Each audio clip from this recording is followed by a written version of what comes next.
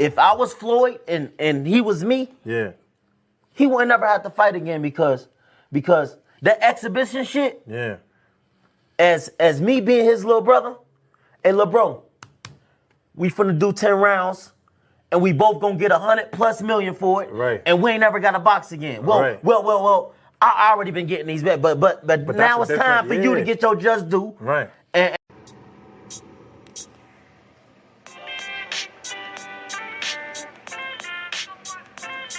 Yo, you know the deal. We back again. We never slacking. Word 'em up. Ladies and guys, whether if you drunk or you high, it's time to pay respects to the illest man alive. If you think you got a point, he'll shrink you down to size. And from there it's downhill like a slinky or a slide. Open your eyes, got a deep connection with the rise, so you might see them jump in whenever they go live. Peep it, this channel blowing up now, it's not a secret. With tons of exclusive interviews to listen to. Them other channels I hate, but yo, they missing clues. They start narratives, sip the goose and twist the truth. It don't take a rocket scientist to get the proof. Just click the live at 4 p.m. Eastern time. But when you chime in, make sure you keep it kind. But if cowards want to debate, then it's feasting time. My man Jusdu shine busy all the time. Grind 24/7, 365. Videos he might have 365. My rhyme's sick, they make you do a 365. You get a rich if you think you fit to survive. It's Jusdueboxing, time to click the live. Ain't no beginners, if you soft, you ain't down to ride. I crush you, respect too, it's Jusdu. He got the illest boxing show on the internet. The boy been a threat and he ain't even had dinner yet. Word 'em up. Yeah. You know what time it is.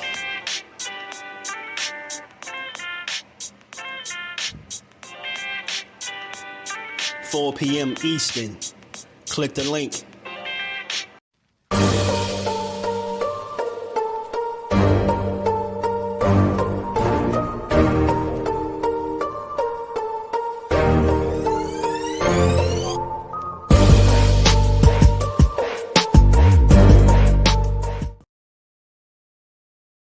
What up, what up? What's good with the family? How y'all feeling today, man, on this good Wednesday, this rainy Wednesday? We back to build on this boxing and give it its just due, man. Y'all already know, smash the like button, sub to the channel, turn the notifications on, support the grind, share the live, all that good stuff. But we gonna talk today, man. We're gonna get into a few things today, man.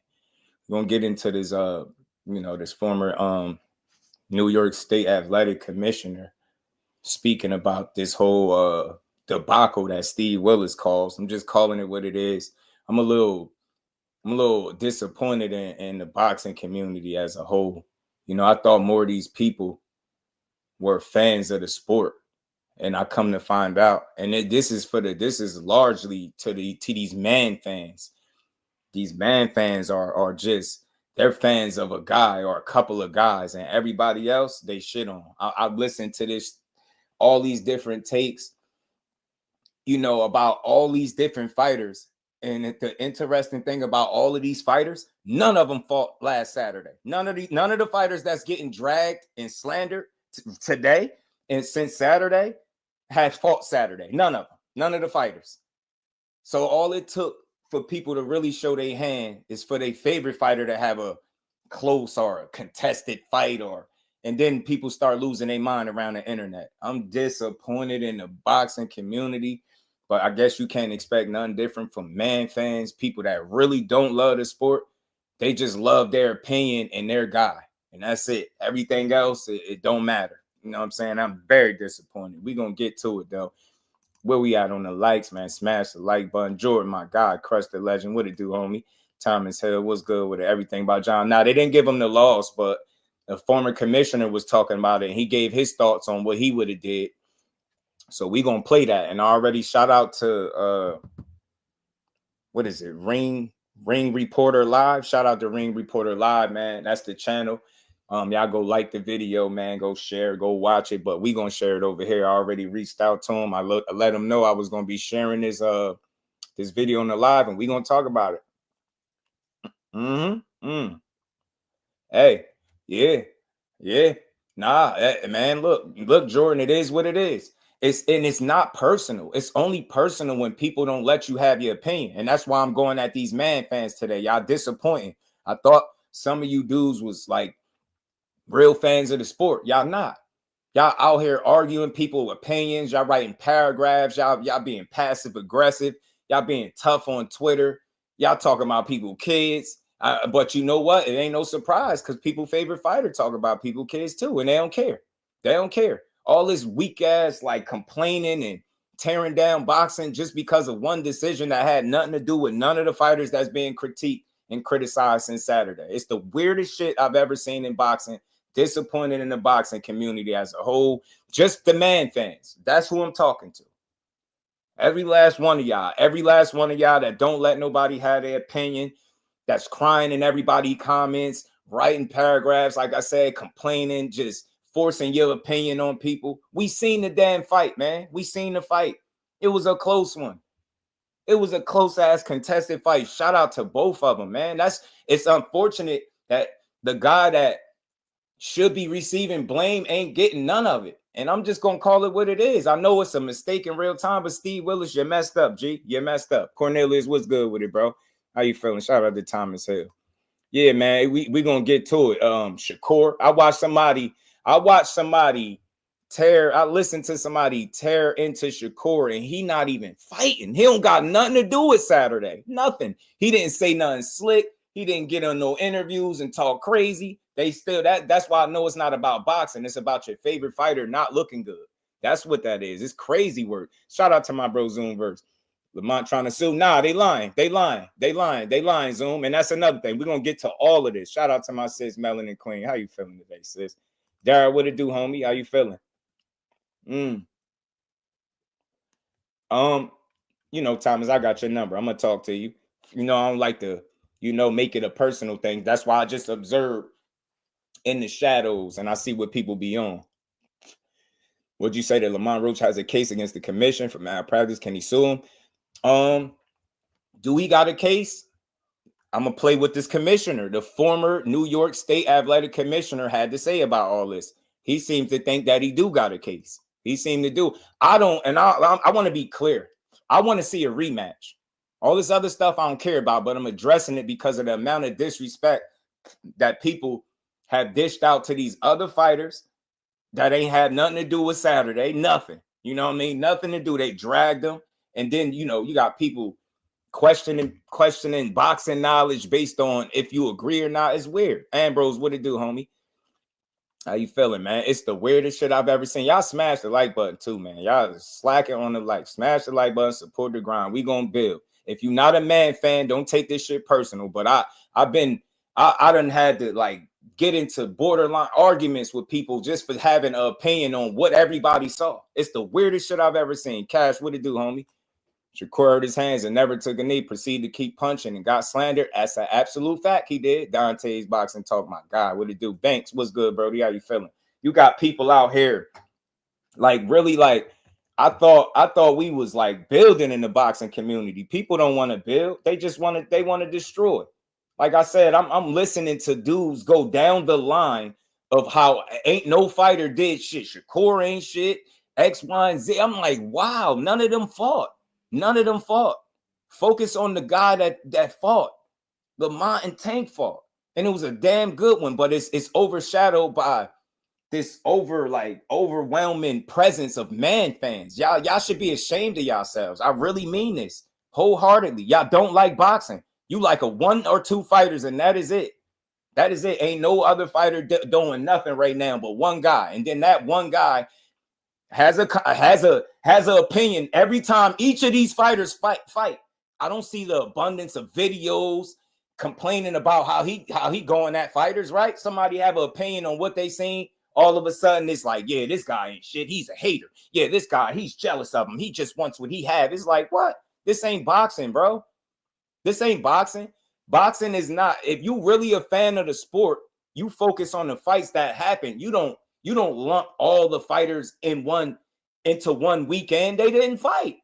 You had 2 people fighting, and y'all really running around here disrespecting people. Y'all talking about people, kids, all this shit over a draw. We didn't do it. We can't affect the fight. I don't give a damn. Like, don't tell me I wanted to see Tank lose if I sat here and I supported the fight since it been announced. I told everybody Lamont Roach was a good fighter. I thought he was going to make it a damn good fight. He surprised me. I was right, but he proved me even wrong. So I enjoyed it. I thought he was going to get stopped by, no later than 10. I was wrong. Now, after seeing the fight, we can't call out what we seen or we're haters. And somehow it's Keyshawn fault. It's Shakur fault. It's Devin Haney fault. It's Ryan fault. It's like, yo, bro, none of them fault. They ain't have nothing to do. Steve Willis was in the ring. He messed up the call. So everybody that's frustrated, direct your energy to Steve Willis. No disrespect to him, but that he was the man in the ring. It wasn't Ryan. It wasn't Devin. It wasn't T.O. It wasn't Shakur. It wasn't none of them. It wasn't none of them. It wasn't Turkey. It wasn't Turkey fixing the cards. Remember this? Remember all this? Oh, you go over there and you don't get the knockout, and then you not gonna get the decision. Remember that shit? Now look, you actually had a fight. Where you from? Where you on your side of things? And this is no shade to the fighter, but everybody that was pushing this, yeah, when they said it, yup, yeah, man, he right. He go over there and he fight for Turkey. Man, he don't get a knockout. They ain't gonna give it to him. So what happened? What happened? Who's his advisor? What side is he on? How come the decision ain't go his way? Did somebody fix the decision for Tank not to get the win? This shit don't be about boxing. Let's enjoy the sport, man. Let's enjoy it. Tank fought his fight. You could argue maybe you don't think he looked his best, but that shit was because of what he was in front of. He was in front of somebody that was fighting back. That's all. There's no shade. This don't make Tank no hype job. This don't make him, a prospect. This don't make him anything other than what he been. He is still that guy to me. But with the overwhelming amount of complaining and the amount of disrespect that's where people are going at each other and going at the other fighters, y'all not confident in your own fighter. Y'all not even confident in what you saw. If you did, you wouldn't be running around everywhere trying to argue for this man. Y'all making the worst arguments in the world. Y'all really actively out here lying. Ellie Setback, got to throw you out there, bro, because you did it. You did it. You misleading people. You misleading the people, bro. You're misleading the people. This is what you said. I don't know personally. Not a fan of fighters lawyering up. It's a slippery slope. Take care of business in the ring. So many examples of fighters who could have sued, legit reasons, but never did. You get what I'm saying? And then he goes on and names some fighters and many more and makes fighters look soft. This is the shit that I'm talking about. Y'all cannot do this. This is some emotional shit. Because this is inaccurate. How do I know it's inaccurate? Well, let me guess. Boom. Well, what do we have right here? You get me? What do you got right here? You got Lamont Roach responding directly to this guy that's putting out the misinformation, talking about he lawyering up. And in people's mind, you're basically the one that's saying he's suing. Man, he said, I did take care of this shit in the ring, Ellie. You about to make me get on your ass with this bias shit. I know he your people's and shit, but leave it be. I ain't sue nobody. You get what I'm saying? I'm getting a clear knockdown situated that they robbed me of. Get it right. MF, report that. These are the facts. Stop whining. Did anybody think about what Lamont Roach is going through and how well he performed and if he really got a fair shake? I ain't hear nobody making that case. Y'all out here making it seem like they robbed somebody outside of him. If it was anybody that got an opportunity taken from him, it was him. That's my opinion. That's what I seen. That's what I seen. You got people spreading misinformation, man, about this fight because they boyfriend had a close fight. Y'all really act like y'all in a relationship with this fighter, bro. It's the weakest shit in the world. Yeah, you get in the ring, like talking about handling in the ring. He did handle it in the ring. He did handle in the ring, and we had a couple of questionable situations that happened due to how the ref chose to handle the situation. There's no fault of Tank's. There's no fault of Lamont Roach's. That is strictly respect to this guy, and I mean it, as bug-eyed, crazy-eyed Steve Willis. Be mad at him for starting a count. Be mad at him for stopping the count and then explaining the guy that you could be disqualified for sticking your head outside the ring and getting help from your corner. He mishandled that. Why the hell are we mad at Lamont Roach for doing what a fighter in his shoes should be doing? Right? You're not, Tank ain't even, it ain't even him. He ain't part of this. He didn't take the knee that was in question. Like, no need to be mad at him. He did what he felt was necessary. He reacted. The ref handled it. They continued to fight. We got to see a great 12-round fight. That's what we got. But all this like the disrespect and, you don't know boxing and I expect you to know better. Like, y'all saying some of the wildest shit to people, man. You telling me I could watch a fight that's highly contested, close rounds all the way throughout, where both guys is getting off and it's like an ebbs and flows and nip and tuck type of fight. And after the fight is over, I could see the guy on the other side that, landed the more punches slightly. I can also see the power puncher that landed more power punches. But I could also see the other guy that won the jab battle and he made a good case for himself winning the fight. That should not result into an argument or we questioning each other's boxing knowledge based off what we felt like we seen. Now, I can see if I'm out here talking about he won 5 of his first 6 rounds, then maybe you could question that because I didn't see that. But at the end of the day, no matter what your opinion is, when y'all come here, just know I'm going to rock with you. Even if I don't see it that way, I don't disagree with people. I let them have their opinion and we build. But all this, you don't know boxing, he won, this many rounds for sure. Bro, nobody was dominating that fight. Because at any point, if I went 5 of any 6 rounds, I was dominating at one point, and nobody was doing that, in my humble opinion. I didn't see that. I seen a back and forth fight. Guys giving, taking, thinking in there, trying to, force the other guy to make mistakes. That was truly a high-level, fun fight, bro. And I always say this. You learn more about fighters when they go the distance than you will ever do in a knockout. And we learned that them dudes really got it, man. They got it. For 12 rounds, they brought it. They gave us the kind of fight that you would want. How people ain't respecting Lamont Roach and the work he put out. You get what I'm saying? You just overlooking it. He worked his ass off. He seen a referee start a count and stop. You don't think he should pursue that if he feel like somebody made a mistake? You damn right he should. What are you talking about? Oh, no, he's trying to sue. Bullshit. That's false, fake news. He ain't suing nobody. No, don't lump him in the respect to Devin Haney, but this ain't that. Don't lump him in there with that. It makes fighters look soft. Nah, man, y'all soft. Y'all soft because you seen a close fight and you won't let nobody else have an opinion on what they saw. Everybody forcing their opinions. Nah, yo, he did this. He dominated. He won this many rounds. I had him winning 1, 2, 3, 6, 7, 8. Like, man, that wasn't that kind of fight, bro. Nobody was dominating the fight. Nobody. That shit was nip and tuck. If it was being dominated, right?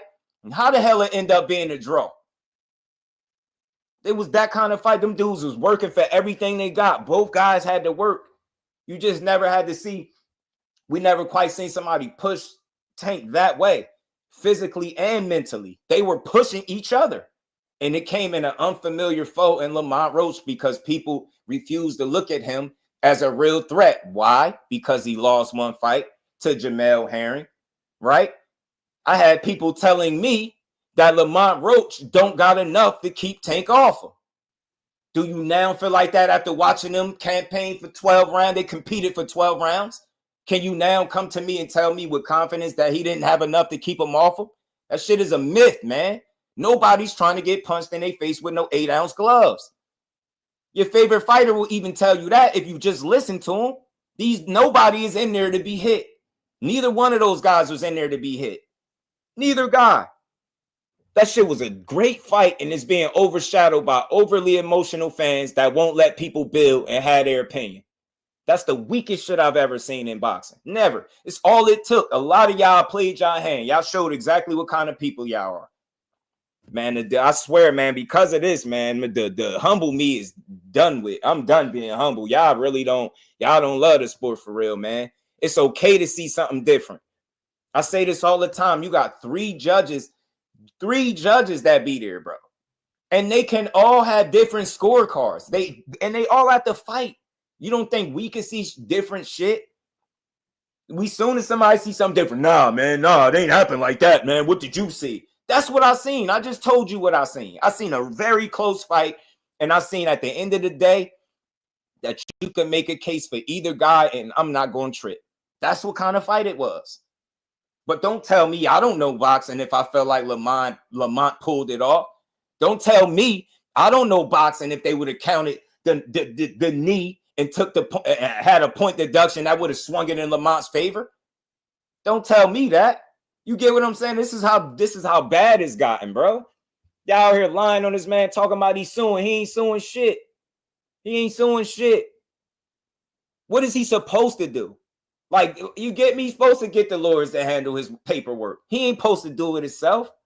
He never said he wasn't going to run it back. You heard them on the internet going back and forth. You heard Tank say, or you read Tank say, I'm pushing for the rematch. Stop tripping, man. Be mad at Steve Willis. I ain't even saying be mad at Steve Willis, but if you're going to direct your energy, that man had control of what we see as a mishap, misstep. I don't know what you want to call it. A missed call, whatever, but he messed up. So like I said, man, shout out to Ringside Live reporter. I'm about to play this video. We're going to get into it. Let this, the New York, the former New York State Athletic Commissioner talked about this situation. And he gave a lot of some key details as to what actually happened after that situation. He gave his opinion on it. And I figure it's good info and insight for us. We don't got to argue about it. We can hear about somebody that got experience right directly in that field. And he's going to tell you what he experienced after that call was missed and the fight was over and what he observed. You get what I'm saying? They screwed up, man. That's okay. That's not on Tank Davis. He didn't do shit wrong. He went out there and fought his ass off. Grease got in his eye, took a knee, got it wiped out. The ref explained it to him. The fight was back on. So what? Let it go. You get what I'm saying? But at the same time, don't tell people they don't know boxing because they seen them miss a knee. How many fighters did y'all see take a knee and then not get counted and y'all make excuses for it? You've never done it. You've never done that. It happens, bro. It's a part of boxing. It's not nobody's fault. Shit is shit. That's what happened. He took a knee. Is Lamont Roach lying? Is he making something out of nothing? Did the referee start counting and stop? Have you ever seen that in boxing? If so, tell me another time you seen the referee start a count and then stop. And then go right into an explanation and let the fight continue. It's not a good look. That's not no shot at Tank. That don't have nothing to do with him. He's the fighter. But the way the situation was handled is not a good look. They had a couple mishaps. The knee, then you started counting, then you stopped. He stuck his head out the ring, got help from the corner. You can't do that. That's a DQ. Did I want to see a DQ? Hell no. Was I glad that they let the fight continue? Absolutely, because we got a great one that I had no idea was going to be overshadowed by some nonsense. I ain't going for it, man. I ain't tolerating no boxing disrespect, man, over my opinion. I want to build, man. This is why I had this kind of energy, because nobody should have to get disrespected for trying to talk and have a conversation. We seen what happened. They screwed up. Steve Willis screwed up. They screwed up, bro. They screwed up. But nah, man, y'all need to, man, a lot of y'all dudes need to check yourselves, man. Stop being man fans, bro. Stop tearing down other fighters that make your favorite fighter look good, bro. Keyshawn didn't fight Saturday. Shakur didn't fight Saturday. Devin Haney didn't fight Saturday. None of them dudes fought Saturday. None of them had a draw Saturday. Shakur fought. Y'all didn't like his performance. Y'all shitted on him for it. You said he took too long. He didn't lose a single round. Didn't have a draw. Got a knockout. And you still shitted on that. It's not about boxing with some of y'all. It's about tearing down fighters that you don't like. And I don't do that. You will never hear no Tank Davis slander coming from over here because he had a close fight, because he took a knee. I don't care. It's part of boxing. It's part of boxing. It happened, bro. I seen that dude go in there and smoke 30 people. That's what I know. 28 of them may make the distance. That's how I look at him.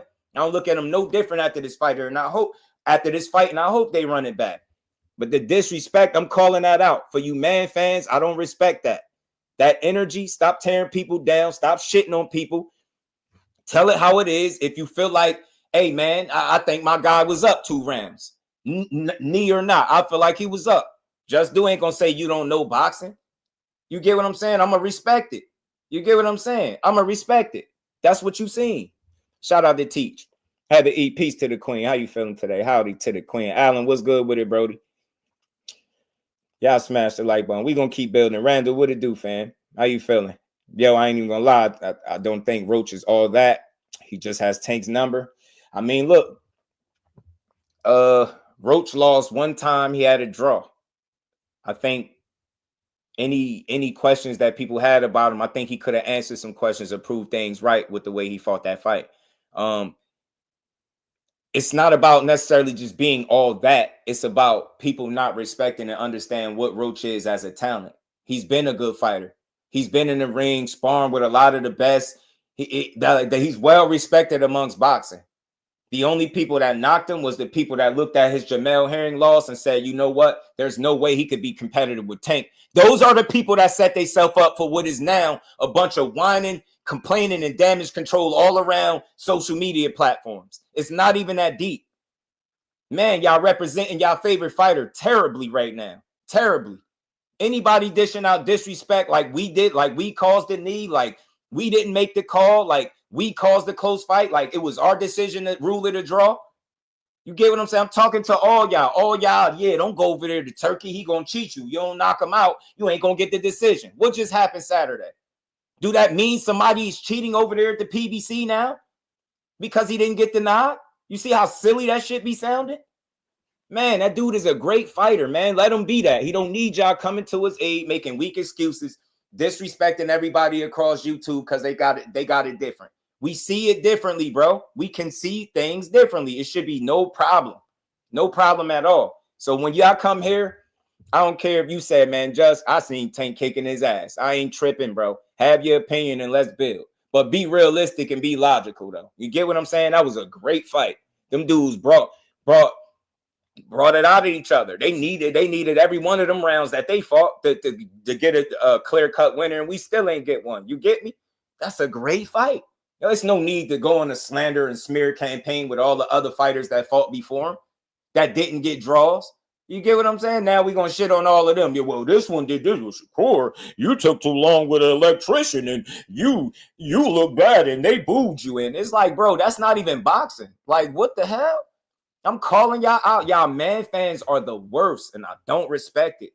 Don't respect the energy. Anybody disrespecting people because their opinion is different, I don't rock with that. Stop tearing down the sport because your favorite fighter had a close fight with somebody that was familiar with him. Where's the surprise? They familiar with each other, bro. Lamont fought with a lot of heart. You get what I'm saying? He was very disciplined. Those dudes wasn't trying to make mistakes. Neither guy. I appreciated what both of them brought to the ring. That was 12 rounds of high-level chess in boxing. Some of the best you're going to see. So maybe Roach ain't your cup of tea. Maybe you don't think he's all of that, per se, like bro was saying. That's cool. Maybe you just think he got Tank number. But make no mistake, he raised his level on that night and gave us a great fight with Tank. You get what I'm saying? And because of it, we might get a rematch where they could settle it, which would be great for boxing. You get me? Shout out to everybody that rocking with your boy that understands I just try to build on boxing. Y'all have never once heard me come up here and disrespect people because their opinions are different than mine, or, maybe, they're it's Shakur's performance, so let me minimize Tank. Let me tell you how, Tank ain't get a TKO. Like, imagine me getting up here doing that. What people do, and they don't call it out because it seemed like it's popular to run with these narratives that people running with out here. Support boxing, not just your favorite fighter, bro. If you really love the sport and you want to see it grow, support all these dudes. I said this to everybody and y'all was here. If you ain't supporting this fight because you think Tank is cherry picking or just, fighting somebody that's not deserving, support Lamont Roach for getting in there against a lot of people's favorite fighter and one of the most dangerous fighters in boxing, and support the fight because of that. And now, if you really heard me and you actually bought the fight, because we did over here and we called it, we enjoyed it. You get what I'm saying? Lamont Roach gave you every reason to spend your money that night. Every reason.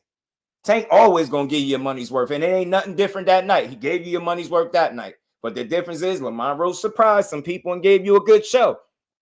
I expect to hear people saying, like, that's a guy I rock with. I could support Lamont Roach. Hell yeah, I want to see the rematch. Yeah, I would want to see if the rematch don't happen. Yeah, Shakur get in there and fight him. We should be pushing for good fights. It's a lot of good fights that could come out of this, but people don't see it because they didn't get their desired result last Saturday. So what? Close fights happen. You know how hard it is to keep getting in there doing what Tank doing? That's a lot of pressure to perform, to keep going out there knocking those guys out. And God forbid you get in there with a guy that's familiar with you, that ain't fighting timid, and he bringing it just how you bringing it, and you get a good fight. You get what I'm saying? That's what we got. That's it. That's all. That's how I look at that. Great fight. Great for boxing. Shout out to both of them dudes, man. Shout out to their teams. I would love to see a rematch. I don't care if Lamont, if they don't rematch, he fights Shakur. I would love to see the matchup. I would love to see all of it. You get what I'm saying? Let these men fight, man. I want to see the fights, and I ain't shitting on no fighter to make another guy look good. That's the weakest kind of boxing fan. That's the weakest shit. Yo, I need people to really hear me on this.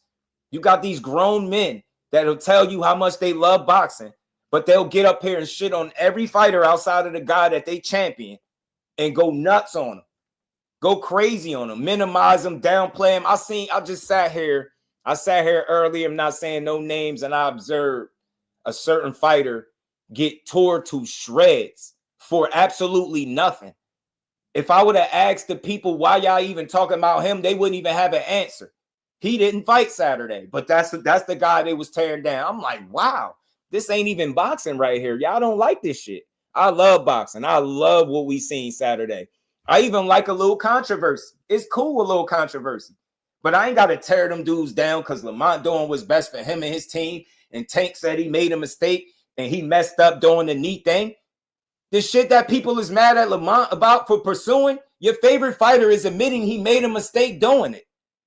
Stop tripping, man. It's boxing.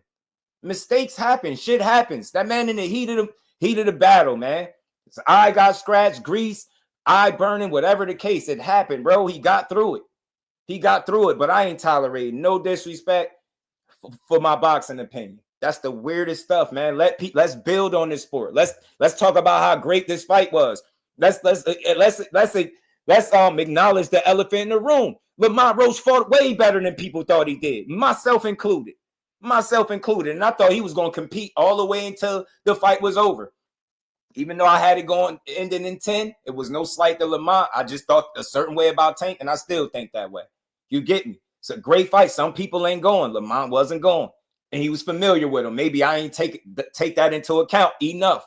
But that's how that fight looked. It looked like two people.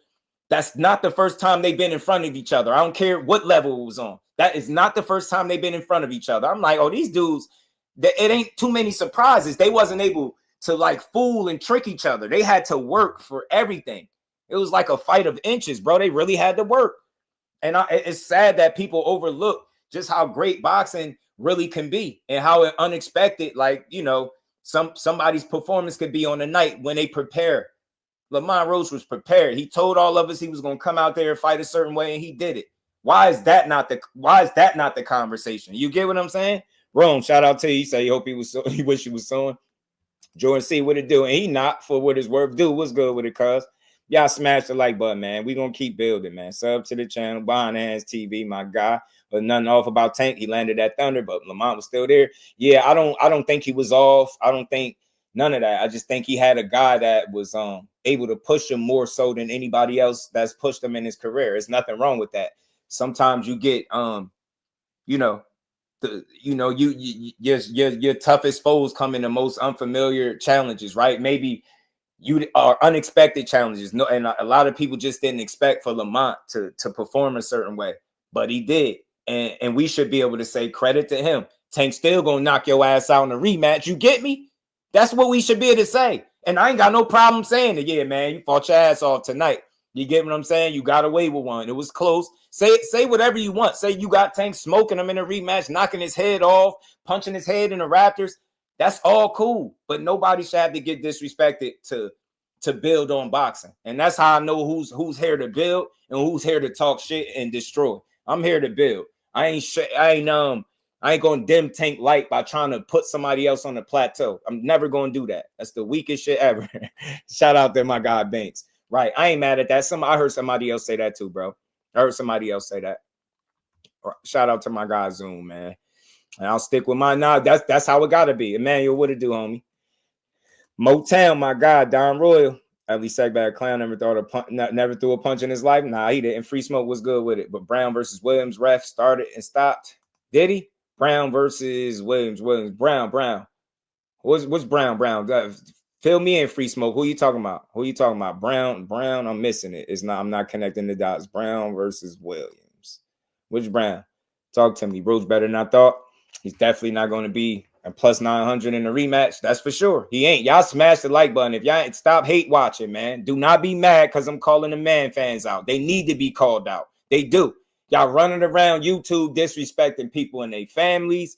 Y'all riding with ignorance. Y'all spreading ignorance, all spewing ignorance and tearing down the sport of boxing just because we had a great fight this past Saturday. A great fight that deserves a rematch. That's where we should be at. Talk your shit about how Tank about to smoke his ass and Lamont got lucky. I don't care if you feel like Tank was off a little bit and that shit ain't gonna happen again. Talk your shit. That's what I want to hear. But not all this senseless whining and tearing down people for seeing it different. Let these people rock, man. Let's build, man. This was a great fight. Stop. Y'all missing it. Where that big power go, it was there. He just stood to it. Shout out to the OG, man. You said facts. Definitely for now. Shout out to the OG. That's my guy. Jay Grant was good with it. Technique was good with it. You said you rocking with T.O. That big power was there for Tank, but he fought a resilient opponent who wasn't going. That's all it was. His power was there. Ain't nothing different about his power. His power is still the same. Jay Grant, what it do? His power is still the same, but I've had it with the amount of disrespect that I'm seeing, bro. It's sad. It's not cool. That's not it, bro. That's not boxing. You don't like boxing. If you see a close decision and you don't allow a person to have their opinion, you want to argue everything. God, sensitive, emotional. Like, I'm seeing people talk about families. I'm seeing multiple handfuls of fighters getting dragged into a fight that they never was in Saturday. Why? What? That's not a real boxing supporter. What, your Keyshawn catching strays because he talking shit? Yo, it's boxing, bro. Let them young men eat. Let them have fun. Support him. Keyshawn is a breath of fresh air. I don't give a damn what nobody say. I love what he doing. Talk all of the shit you want. And you know why I say that? Because when he get in the ring, he fights the way he talks. Do he not? I don't care if he take a loss because he talking shit. Talk your shit, man. I'm loving it. Man, y'all making boxing corny. Let's make boxing great again by stop bitching. Stop tearing down the sport. Stop praising these fighters. There's no Supermans in boxing. A lot of y'all pride and egos is hurt because y'all learned that Saturday. Some of y'all really needed to be reminded that none of these guys are Superman and they all human. That man's still great, bro. That man is still great. And I think he's going to continue to be great till he hang him up. I have nothing negative to say about him. I just want to see another fight.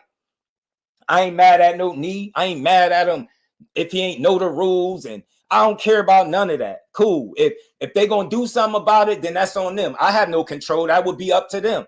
Do something about it. But all the whining and stuff and, Lamont Roach slander, like there's no way you could diss a man that went 12 with y'all boyfriends. Because that's how y'all acting like y'all in relationships, bro. That was a great fight. Y'all should be looking at Lamont Roach like, man, that's how you do it. That's how you go out there and push somebody. That's how you go out there and push somebody. You get what I'm saying? ETB was good, my guy. How you feeling, bro? Tank took a knee due to a punch from Roach, or it was perhaps a wardrobe or equipment malfunction. Should the referee have called it a knockdown? And Mr. Empire, it's to his discretion. I'm not tripping about him not calling it. My only, I think issue with him would be that he started something and then stopped. And that was odd. I haven't seen it before. Shout out to bro. He said he's seen it in Brown and Williams fight. I'm not for sure which two he talking about. But if so, I'll go back and look. Maybe that I add that one to the list. But for me, I've never seen that. So I was confused. Like, what the hell going on? Dub J, what it do? And shout out. I can't put everybody in the same boat. I acknowledge everybody. Shout out to the real supporters of Tank Davis. Shout out to y'all.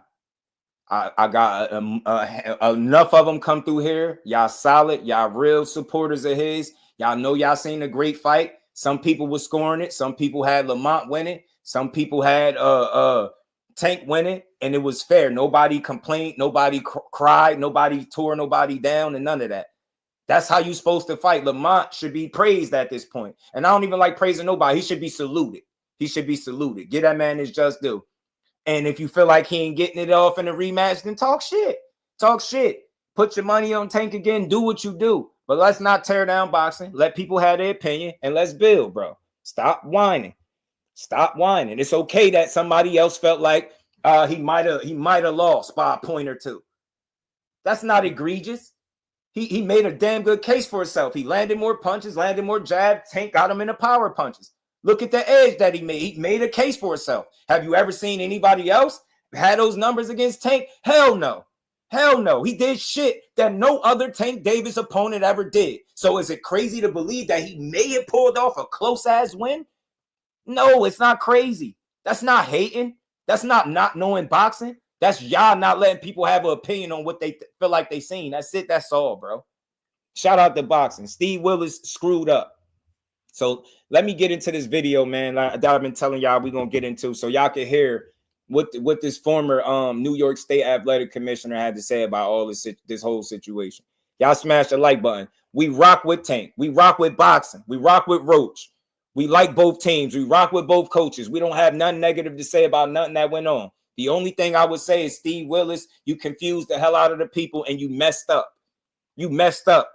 And it's okay. I wish he would come out and make some kind of statement and get on top of it. That no accountability. That's what he could probably get to go home and don't got to worry about it. And I'm getting cursed out and getting my boxing knowledge getting questioned because this guy started counting his stop. It's the weirdest shit I've ever seen, bro. Oh man, for sure, Reef. For sure. Y'all smash the like button. Lee, what's good with it, man? Shout out to everybody in the building. Don't stop smashing the like button. Let's build. Who this? Shout out to my brother Skills, man. Pardon me if I missed anybody. We gotta get to this. Visions from Another Planet. Boxing Hacker. What it do? Yeah, the Tankamaniacs and his supporters, I know are two different people. That I learned that. I learned that. I know which ones is which. Like the real ones, we come through here all the time and build. And y'all see me give Tank his just due anytime that it makes sense to. Y'all see it. Y'all don't see me come up here and dim somebody light just to make another fighter look good and then tell y'all how much I love boxing. That's bullshit. That's fraud behavior, bro.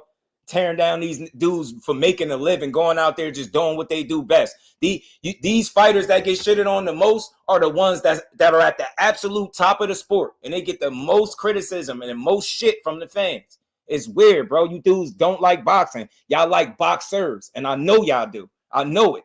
Everybody, y'all in everybody comments, y'all arguing every little thing. Nobody can have an opinion. Chill out, man. Relax. Take a chill pill. Enjoy boxing. This shit's supposed to be fun. This shit supposed to be fun, dude. Supposed to be fun. Shout out to BJ. What's good with it, bro? Fight Sports Talk. What's good? Elliot, he says, a cretin. Man, he just, you can't expect nothing else from that guy. Flyer Frequency, what it do?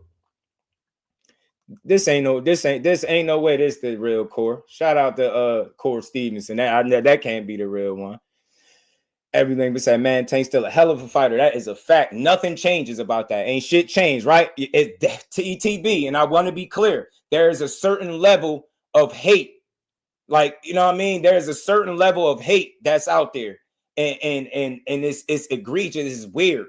But shout out, and I got to separate because I got to acknowledge the ones that I know are real supporters. And y'all in here right now. Shout out to y'all for being able to have conversations, call that shit down the middle. I rock with y'all. But for them ones that's running around dishing out disrespect and all that is weird, bro. Anybody could be beat. I say this all the time. That's why I tell people resumes do not win fights, bro. Resumes do not win fights. Resumes do not win fights. I don't think that's the real Core. Core would have just probably DM me or something if that was him. Shout out to my dog, my homie D1, man, in the cash. That salutation, bro. They're not overturning nothing. Nah, I I don't think they will, D1. I don't think they'll overturn nothing either. I don't think they'll overturn it. But I'm gonna still play this video with what the former athletic commissioner had to say about it. 2 cents was good with it, man. Tank not like that he's soft. Nah, I don't think he's soft. I don't think he's soft at all. I think you gotta be a hell of a fighter to get in that ring. I think you gotta be a hell of a fighter to get in the ring to begin with. Shout out to D1. Appreciate that support, homie. And we ain't never got to box again. Well, Right. well. I already been getting these bets, but now it's time for you to get your just due. Shout out to everybody. Y'all smash that like button. We gonna get into this video too, man. Yeah, don't time nobody out. Everybody all good. Unless anybody disrespecting, that's the only way I want to see people timed out. Shout out to my dog. Let's Talk Fashion, my guy Remo. What's this? What's going on? Let me see this, man. Let me see. Oh yeah. Yeah, this is, I don't know what this is, but let's keep going, man. Let's keep going. Well, let's get to this video, y'all. But yeah, Lamont Roach for anybody. Shout out to my dog. Let's Talk Fashion. ASAP. Low dog. What's good with it? Tank could have lost. You know what I mean? Like, you know, it was a close fight. Lisa, peace to the queen. How you feeling? Always good to see you. Shout out to the queens in the chat, man. Yeah, y'all quick. Y'all ain't gotta block them though. It's all good. Y'all don't block nobody unless they being, you know, unnecessary. Let everybody make it. Let's build, y'all. Let's keep going. I don't care about nobody's opinion. I don't care if they in here disagreeing. Who cares? Let's keep building, man. Let's get to this video though, man. Shout out to Reporter Live. I hope I'm saying it right. Pardon me. Forgive me if. Let me make sure. Yeah, Ringside Reporter Live, man. Shout out to my guy, man. I'm gonna share this video. We gonna get to this, man. Hear what he had to say. Let's hear what the OG had to say. All right, y'all, let's get to this, man. I've been running my jibs. I had to set the table, man. We got to learn to build boxing up, and I mean that. I know everybody ain't got to see it, gonna see it like me, but I don't respect no disrespect over a boxing opinion. That's the weirdest shit ever. Let people rock. Let people feel how they want, and just keep building. If you feel like somebody ain't educated, educate them. Know what I mean? Fill them in. Let's get to it, man.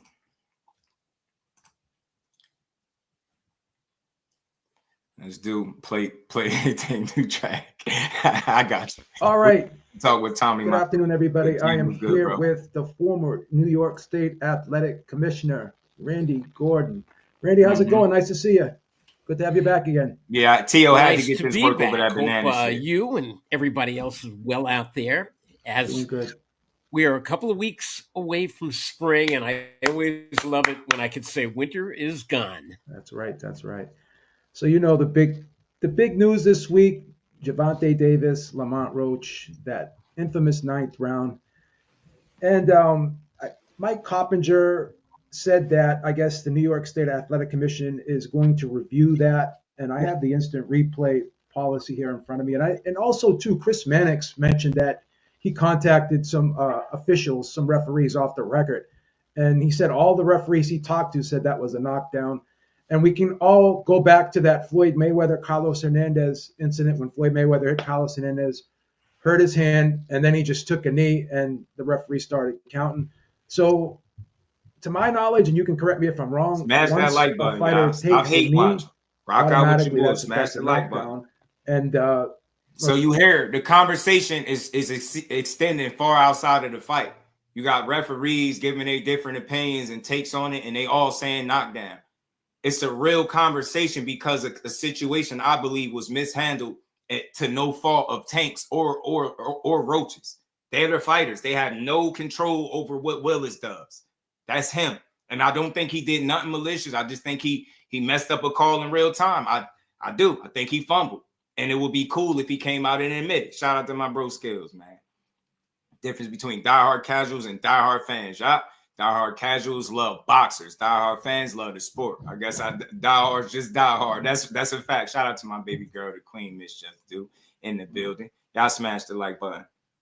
The referee just starts counting. So what are your thoughts on what you saw? And give me your interpretation on what you think should happen. What it do, homie? Okay, I happened to be there that night. I was ringside. Listen to him. And the moment that Gervonta Davis took a knee, you heard the shouts from all of my colleagues. What's he doing? I wasn't asking that. I was basically out of my seat yelling, knockdown, knockdown. And then it was like, count, Steve, to the referee, Willis, count. The moment that happens, the rule is if any part of a fighter's body other than the soles of his. All right, real quick, just so I could fill everybody in, smash that like button. If you new, sub to the channel, holla at me, let me know if you new, if it's your first time in here. Ref missed calls in the playoffs. That's all true. That's all true. That's all true. Boxing owns, that's all true, bro. All true.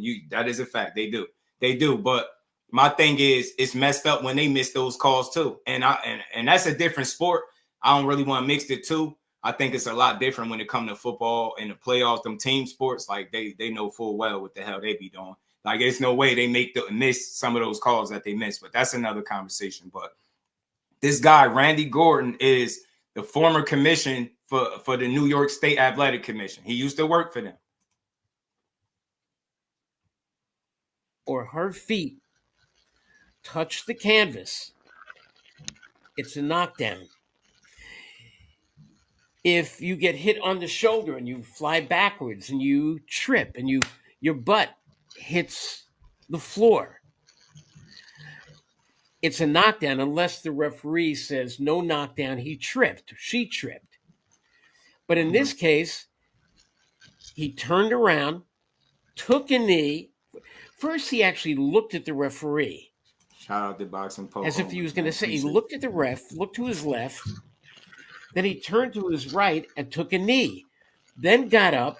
But by the time as soon as he hit the knee, the referee appeared to make a down. The referee is supposed to point to the floor, down, knockdown. And at that point, the referee is supposed to pick up the count and from the knockdown timekeeper, who is taught that whenever somebody goes down, you watch the person who goes down, and the second they hit the floor, you begin. They hit the floor, 1, 2. The referee will direct the other person to a neutral corner, look at the timekeeper, who's now 3, 4, and they pick up that count. I don't remember hearing anything from a knockdown timekeeper, but I kind of recall, and I think the films will show Steve Willis making a call of a knockdown, but then he didn't count. He should have taken it upon himself to start counting and then stay right with Gervonta Davis, tell the guy from the corner, get down, which, by the way, again is against the rules because no corner person is allowed to step up on the ring, get into the ring, or even reach through the ropes, which they did. That is a disqualification. You see that? And people got a problem with the rules. Y'all mad at the people that's calling out the fact that they feel like the situation was mishandled. That's all. There's no hate on Tank or Lamont. It's no hate. It shouldn't be. You just seen what happened. You like, bro, if you me, I've never seen that before. That was different. It was a lot that happened. It looked like he started counting and then stopped. And then, he went over there, got the towel wiped on his head or eye or whatever, and came back to action. That was a lot going on. It looked like 2 mistakes he made. Exactly. It do look crazy. And I don't think it was malicious. But the thing is, it just doesn't look bad because it was in favor of the guy that's popular, the more popular guy. So people going to make a big fuss. I don't know why everybody the ones that's acting surprised are so surprised that people are making this a big deal. You never seen this shit before. I'm still waiting. Shout out to bro. He said he's seen it in a fight before. Williams and Brown, he mentioned. I haven't seen this though. I haven't seen it. I ain't saying it never happened. I just never seen it. The arena got quiet. I rewatched the fight yesterday right before my live. They was kind of quiet. They didn't even know what to say. So that's what it's a matter of. If the rules were broken, that's not, you get what I'm saying? Nobody's at fault for that. Like for pointing out the fact that shit look crazy. It did. That's all. So any way you want to look at this, if you don't want to use the DQ, because I got to tell you, if I was head of the commission again, I would get rid of that rule. I see no reason that a fighter should be punished so badly that they lose on a DQ just because their corner person jumped up on their ring apron or whatever. Let's say you're winning the fight, and now, for whatever reason, one of your corner people jump up in the ring. You can't lose the fight for that, and I would have wiped that out. And do you see what he's saying? For the people that think, oh, he's just speaking out against Tank and he wanted them to lose. He's sitting here telling y'all that rule that they got with somebody corner step up onto the apron or the step and interfere, that rule should be removed. He don't feel like nobody should be disqualified, and I'm right there with him. I know it's a rule, but it's one that was broken, but I ain't a fan of it either, because at that point, truthfully, who in the arena or at home watching the fight would have wanted to see it stop because of that? Nobody. So I agree with him. He said, yo, that if he was still working, he would have got rid of that. I like it.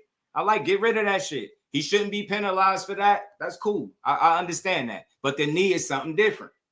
And again, because it's the rule, it is what it is. Means there is aim. Yeah. Still there. But the fact is, it should have been a knockdown. It should have been a 10-8 round. You don't know how the judges would have scored it, because quite frankly, I thought that Gervonta Davis might have been winning that round. You know, they might have made it 10-9, but chances are they would have made it 10-8. And look, two of the judges had it 114-114. So just one more point towards Lamont Roach would have given him the fight. He should be champion. And yeah, the commission is reviewing it. And I have a feeling before this week comes to an end, they are going to have a result. And I don't think the result is going to stay a draw. Now, look, he used to work for them. This is a former commissioner for New York. They fought at the Barclays in New York. I ain't saying that his word is law and everything. He's saying that's the way it's going to happen. But you heard what he said. I feel like in a situation like this, it's good to bring y'all information that I don't have. I didn't work for them. I wasn't no former commissioner. So I let y'all hear it from this guy and what he think about the situation, right? He feel like, yo, at the end of the week, it's going to be a decision made, and he don't think it's going to stay a draw. JC was good with it. ABZ was good with it, fam. And that's a great point you made, because I scoured the internet trying to look for an example when a fight was changed from a loss or a draw to a win. Now, I see them change to no contests, but I've never seen, even when Juan Manuel Marquez fought Pacquiao, the judge admitted he made a mistake in the round. And if he scored it the way he wanted to score it, Pacquiao would have won the fight, but that fight still wasn't overturned. Can you name an example? Because I can't, where actual decision from a loss or a draw was turned to a win, because I can't recall if that ever happened. I think it has, but like you, I've been scouring the internet trying to find that one fight, and I just can't think of will solve it where it may have happened. Look, there are instances where guys went down, and you could go to the internet and see this. I believe the boxing match was in about 1969, something like that. Wow. Two heavyweights, contenders Jerry Quarry was fighting contender George Savallo. And Jerry was basically winning the fight, and then gets tagged around the 6th, 7th round with a left hook. He gets dropped. He jumps up, and the referee is counting, giving him the mandatory 8. Oh, my God. 6. And then Jerry, he was so frustrated that he got knocked down that out of frustration, he stupidly went back down to one knee. And he's thinking to himself, boy, what a dummy I was. I agree. Dropped my hand like that. I got hit. And as he's thinking this, the referee's going 7, 8, 9, 10, you're out. Jerry jumped up and said, "What do you mean I'm out?" I went down, but I got back up. But the referee said, "But you went back down again." I continue counting. You cannot take a timeout during a round. I do believe that Gervonta Davis was being blinded by something. But the fact is, you can't call a timeout because, what if he was blinded and they let the guy come up and wipe his eyes? He got away with real quick, Remo. Mayweather did get away with one when Zab caught him pulling out and that white glove touched the ground. That was legit a knockdown. I've always said that no matter how much I love Floyd, still to this day, as the fighter, you got to love him, man. That was a legit knockdown. And then the brawl that happened, that could have been a DQ as well. But to me, I feel like in these both of these fights, the DQ would have been one of the last things that happened because they're high-profile fights, right? That was Mayweather, obviously. Zab drew the big high-profile fight. Tank is the big fight. So I seriously thought I would have seen any DQs. But he did say he felt like something was in Tank eye. So he not against them. He's sitting here calling it down the middle. He's just saying, yo, you can't call a timeout in the middle of the fight. What if a towel was thrown to the referee and he wiped the eyes, which he can't do? I mean, it really makes no sense. Because 10 seconds later, his eyes might have been burning and he would have had a cold time again. It makes no sense whatsoever. So if you go back to 1964, February 25th, 1964, Muhammad Ali, Cassius Clay won the heavyweight championship from Sonny Liston.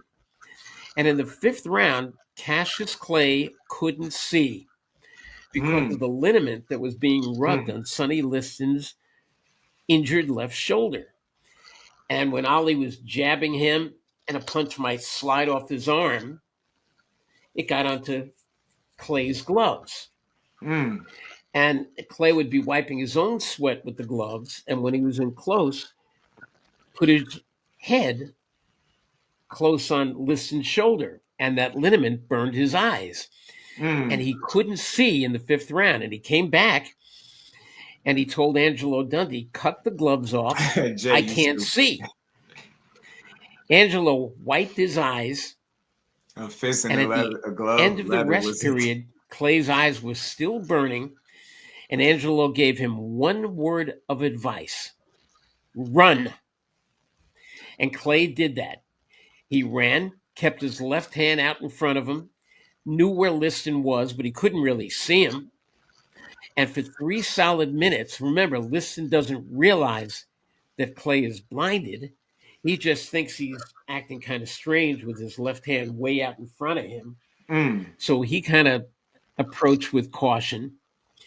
And then Clay's eyes cleared up by the very end of the round. He came back.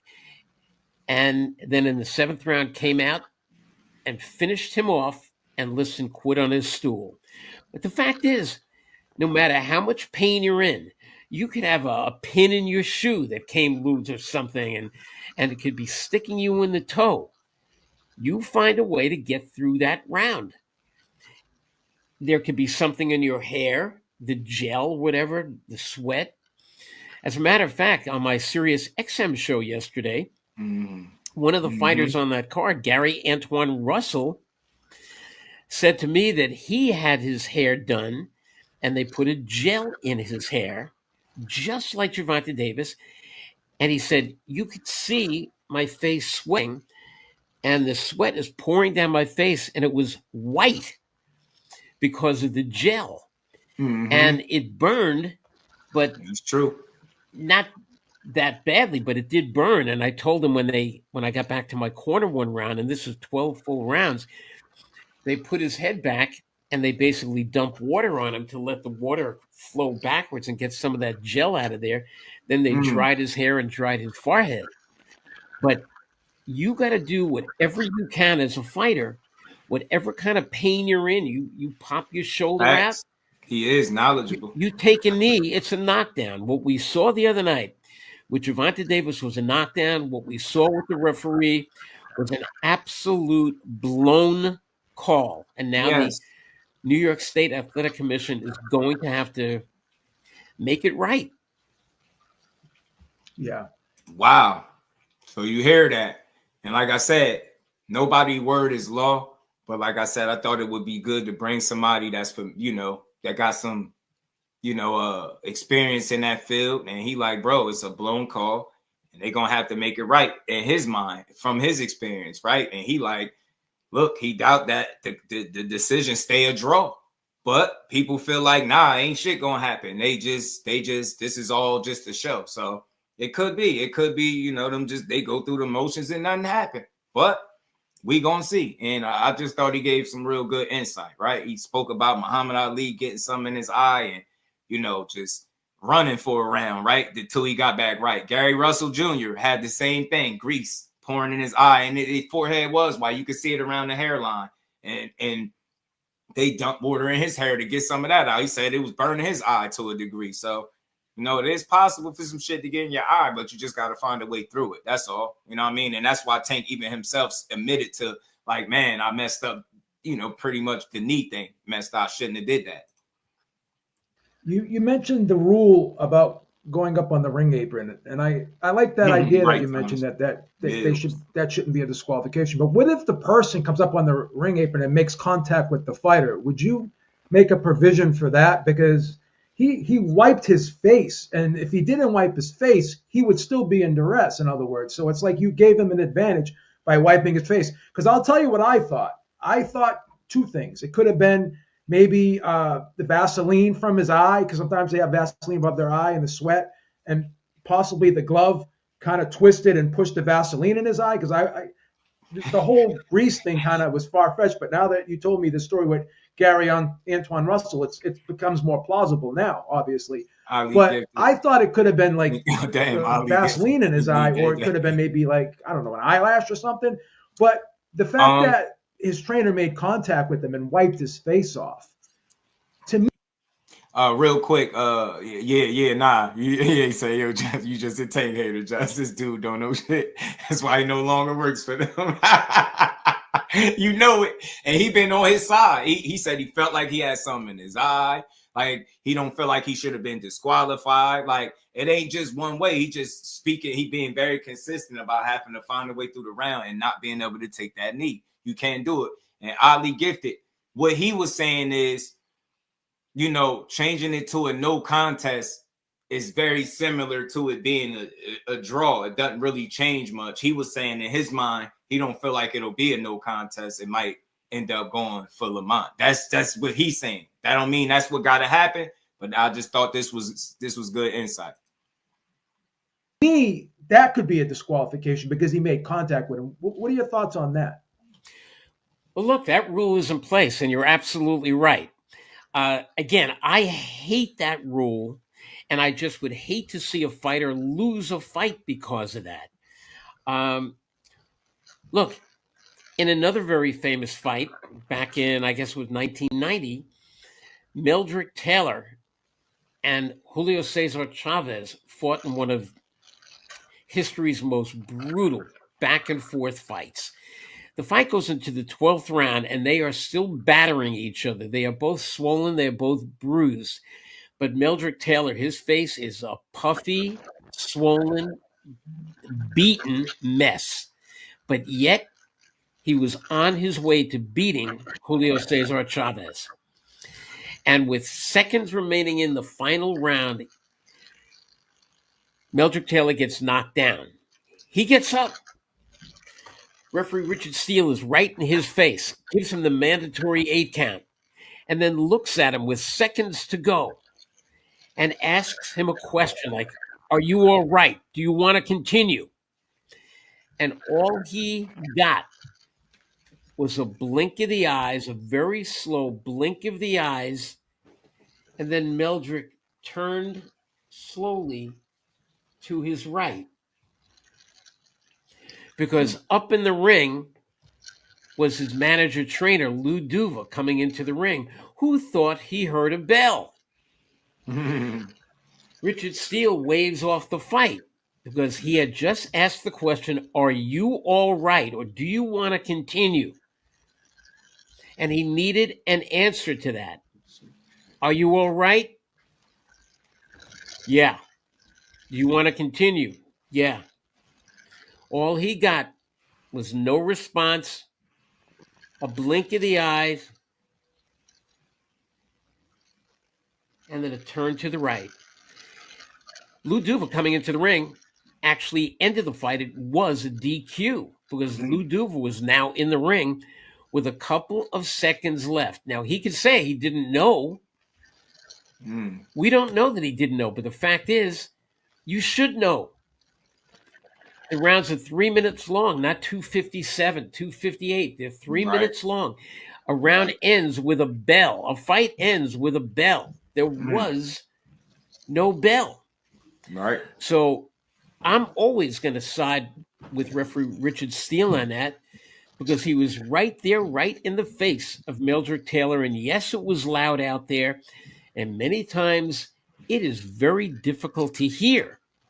Look, I've been in the ring interviewing guys when the crowd is still roaring and I'm standing right next to the guy with a microphone. I ask him the question, and in my earpieces, the IFB, I'm hearing myself talk. So I ask him, that final round, you had to really dig down, and whatever the question is, when that bell rang, did you think you had it? And then when he's answering, I still hear his answer in my ear, but the crowd is so loud, you really can't hear them. So maybe Richard Steele asked him the question and got an answer like, but he needed to see it. Yes. He saw nothing and he had to stop the fight. But this was quite clear what happened the other night at the Barclays Center. No. My bad. Shout out to Boxing Poe Owens, man. Much love for the super chat. He said, I want the rematch regardless. Leave it a draw and let me get my tickets for the next one. I like that, man. Support the boxing. I'm with it too. I want to see the rematch regardless of whatever happened out of this. I'm not calling for DQ or switch the ruling. I'm not calling for anything. I'm just reporting what's going on. And I had an opinion on the fight. Thought it was a great fight, very close for both guys. You know what I mean? I think it warrants a rematch. I love to see it. You know what I mean? Whatever. I don't have no dog in this race. Whatever the commission decide to do or don't do, that's on them. I don't care. I'm not wishing them to change it and give them a loss and none of that. Didn't want to be confused like that. And then I know some mistakes was made, which is why it led to all of us being confused Saturday.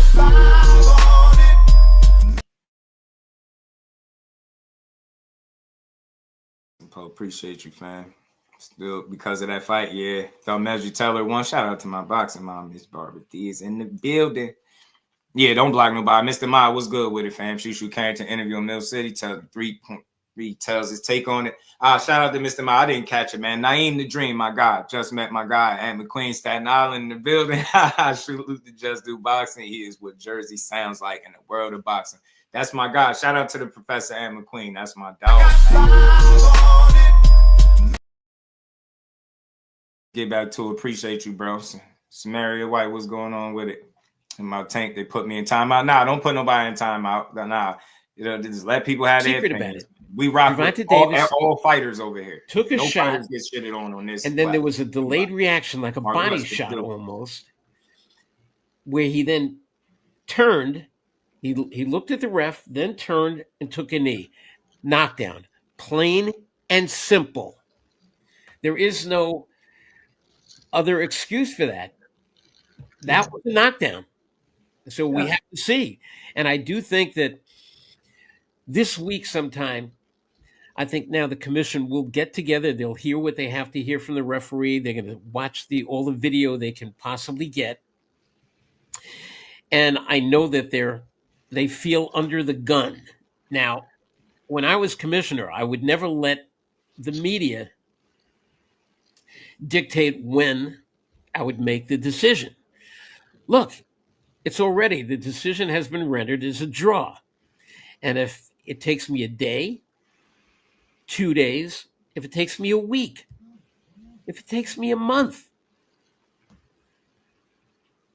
what's the big deal if I look at every possible angle here before I make a decision? But I think that in this case, because I think it's I so didn't know that, black and bro. white, that I do think that a Shout out to decision will John be Wick. rendered this week by the New York State Athletic Commission. And why I say confused, bro, me understanding and being familiar with rules that's why I was confused. Because like I said, it was like a start and then a stop, and then some more stuff happened, and it was like, huh, what the hell? You know what I'm saying? Just it happens. Shit happens in boxing, man. I ain't like stuck on it. I ain't crying about it. Tell you what's good with why nobody talking about Ray Ford versus Albert Bell. Because this dominating dominating that, but. And you could best believe I'm gonna talk about it. You know Ray Ford from Jersey, from Camden. I rock with Ford. I'm gonna try to get him up here as well. Maybe he'll want to come up here and talk about that fight. I think it's a great fight, by the way. But let's keep rolling. Smash the like button, sub to the channel, support the grind. Let's keep building. Here's the $1 million question, though, Randy. Because the scorecards were already submitted, can the official scorecards be changed? See, I never had that happen. Damien, what it do, homie? And I would say that the commission does have the power to do that because there was a huge error committed. Right. So the question is, how was that round scored anyway? And I believe the round was scored 10-9 for Lamont Roach. But so that's the confusion as well. Some people saying he won the 9th round. He's saying like they had it 10-9 for Lamont. And if you give him an extra point or two for a knee, and you telling me how don't he win the fight? That's what the confusion was. I don't see how you could be mad at anybody that logically thinks that way. You see what I'm saying? So I get it. This whole notion that he got ruled for a knockdown. He would have got up and just turned it up and done so much more. Yeah, that's possible. He could have turned it up. It could have worked in his favor. It could have worked against him. Lamont could have turned it up. It could have worked for Lamont or worked against him. We just never know. But shit is shit. It was a mistake made, and that's not no slight to either one of the fighters. You know what I'm saying? Yeah, I'm from Jersey, bro. Jay Howard, what it do? 2 judges had a 10-9 tank, 2. And what about the other one? So that's why I think he talking about the other guy. I don't know. But I'm going to just keep listening. I really wonder, and is it... So Tank won the 9th round? Ain't nothing wrong with that. They've obviously, the judges have read everything and seen everything. They realize it is a knockdown. Would they say, yes, I would make it 10-8? Is that fair to do? 10-9 for Tank. Cool. They are 3 world-class judges. And I have a feeling that had that been a knockdown, it would have been a 10-8 round for Correct. Roach. But I only, that's me. I don't. And I'm with him. I don't know, but my thoughts was if it would have ended up being a knockdown, I think, I can't say for sure, I thought they would have made it a 10-8 round because of it. I thought so. He said the same thing. He said that's just me. So it's up to them. I'm not tripping either way. I know what the hell I seen, and I know it was confusing as hell to see it play out in real time and watch the referee make not 1 but 2 mistakes back to back. Shout out to Trent, man. Shout out to Trent. Know how the judges would have scored it. Yeah. I wonder if they're going to take that into account because I think even a 10-9 round for Lamont Roach, which I do believe if that was a 10-9 round for Lamont Roach, a 10-8 round would have turned the score. Correct. So we have to see what they're going to do with that because you have to interview all 3 judges. Yeah. And then if you interview all 3 judges, again, is it really fair after the fact when they know the scores and they know that what they do, what they say is definitely going to make a difference? We'll just have to watch it and see. Now, if they decide you can't do that, then I think what they're going to do, and this is probably what's going to happen, the fight will become a no contest. No decision kind of. But to me, it's almost the same thing as a draw. Correct. All I know is that Lamont Roach should have won that fight. Lamont Roach should be world champion. Lamont Roach should be getting the big payday, the one that every fighter Yep. wants in his very next fight. That's correct. And I think that the referee took that from him, and the referee should feel very badly about his actions that night. Yeah. So that's what he's saying, right? He's saying, yeah, like a no contest in his mind is similar to it being a draw. There's no real significant change. So, you know, there's always the option for the latter. So we'll see. I'm not rooting on it either way. I'm just sitting back, reporting what these guys are talking about. Like I said, I thought he gave really good insight. It's, you know, good conversation, man. It was a fair conversation. I don't think he got a dog in the race. I think he's just calling that shit straight down the middle. So if you're a commissioner, Randy, we're going to put you on the spot. You got your old job back, right?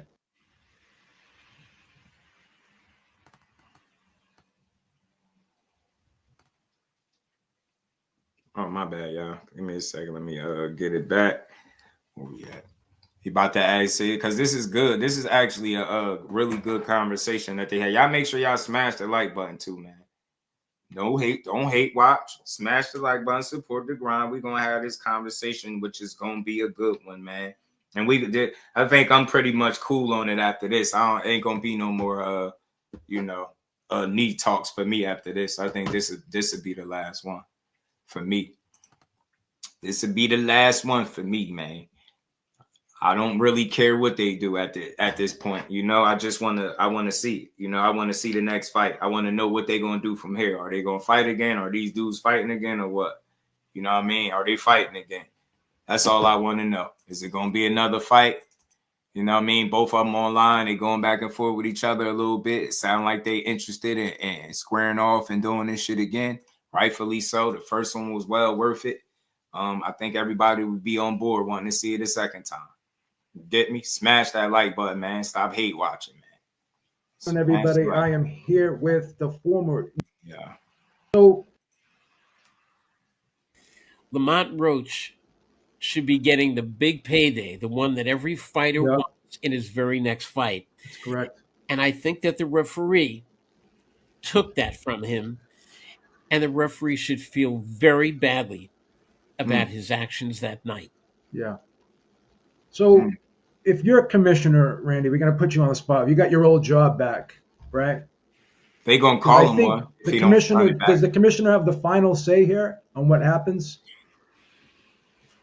in terms of how they want to proceed forward? Would the commissioner be the person that has the final decision, or is there any protocol that has to be followed with other people involved in order for anything to be changed? Well, it's funny. I would make my decision and have my answer in my head. And then just to see, because it was for a sanctioning body title, I would call the WBC, Mauricio Solomon, or whoever that particular sanctioning body's head is, and I'd say, here's how I view it, because my decision could affect your championship. Now, of course, I think Lamont Roach was fighting for that. Was it a WBO title? WBA. It was a WBA. Yeah. Yeah, right. Because the WBC champion is Shakur Stevenson. Yeah. And I would just get a hold of the president of the WBA, and I'd say, here's what we're going to do. It has been ruled a draw, and I am going to, after interviewing the referees, whatever, if I decide that I'm going to overturn the decision, and I'm going to give the decision to Lamont Roach. Yeah. He wins the fight in my book. Are you going to acknowledge him as your champion, or are you going to continue to recognize Gervonta Davis as your champion? Interesting, man. That's interesting. So, dude, shout out to Joe Habib. He put him on the spot, asked him, man, if it was up to you, how would you handle it? Him being a former commissioner himself for New York. He gave his opinion, and it is what it is, man. I think at the end of the day, it's about correcting a mistake. That's what Randy Gordon's whole spiel has been about, like correcting a mistake. It's not about trying to shit on one fighter or the other, tear one down, cheat one or the other. He just clearly acknowledged that mistakes was made, and because of that, he felt like something would have to be done about it. It's just that simple, right? Don't mean they're going to do anything about it, because again, former commissioner, meaning he no longer works for them, said if no contest, Tank will never break bread. And we ain't never got to box again. Well, Right. well. I already been getting these bet, but now it's time for you to get your just due. Far as that, my response to that, Pooh, is, you know what? Respectfully, if anything changes, it would be on the referee, not Lamont, right? And then the whole reason this situation exists is because of the mistake that Tank acknowledged he made by taking the knee. So I don't think he would be able to blame Lamont by the decision. That right there, I would want to see him take accountability, because that's something that you put yourself in. And he said it. He's like, man, I did that whole knee thing basically, and that cost it. So that's how I see it. I don't think you could blame Lamont for that. You get what I'm saying? I think if your shit was on the other foot, I think they should do the same thing Lamont is doing. You know what I mean? Free smoke, what it do, family? I remember feeling like Hector Garcia got robbed when he counted a clear rabbit punch from Roach, a knockdown. Oh yeah, he won yacht as the slippery slope with the overturns. That's a good point. That's a good point. I respect it. I feel you.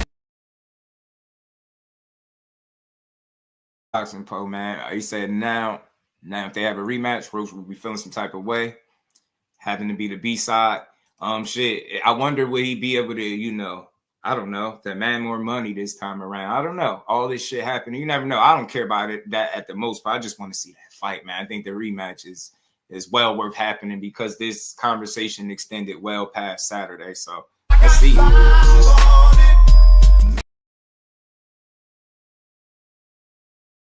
God, man. Super Soda, man, was good. Don't mess with Texas. Was good, homie. How you feeling? So it's something that I would have to make that decision, and I do think it's.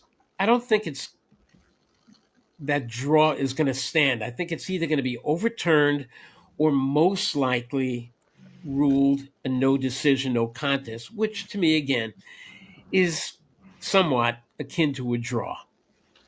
So Randy, say the sanctioning body said, well, we're going to still allow Gervonta Davis to be the champion. Would you still overturn the decision regardless and just make the record straight in your mind? Or if the sanctioning body said, well, he's still going to be champion anyways, because we're not going to recognize that. Or I don't think they would be able to keep them as champion, though, because the commission, I think, would overrule the sanctioning body in terms of the record. So I don't think they could really do anything. They would have to make him not champion again. I think the commission overrules the sanctioning body in this situation. I think so. It wouldn't matter. Yeah. You are absolutely right. On 2 occasions in my career, I had a run-in with sanctioning bodies, and the sanctioning bodies said that they're not going to recognize whatever. And I said, well, then I'm going to the media, and it's going to be the media and me against you. Who do you think is going to win this battle? I mean, don't play this game. Don't come into my backyard and start telling me what the rules are. I know what the rules are in a fight. I've interviewed everybody possible, and here's what I'm going to do, and this will be my decision with or without you. So the WBA, if it does get overturned and Lamont Roach is now recognized as champion, I don't think the WBA has any recourse except to say we are accepting the decision of the New York State Athletic Commission. If they say the decision stands, they'll accept that. And I think if they say the decision is a no contest or no decision, I think they'll accept that too. Yeah.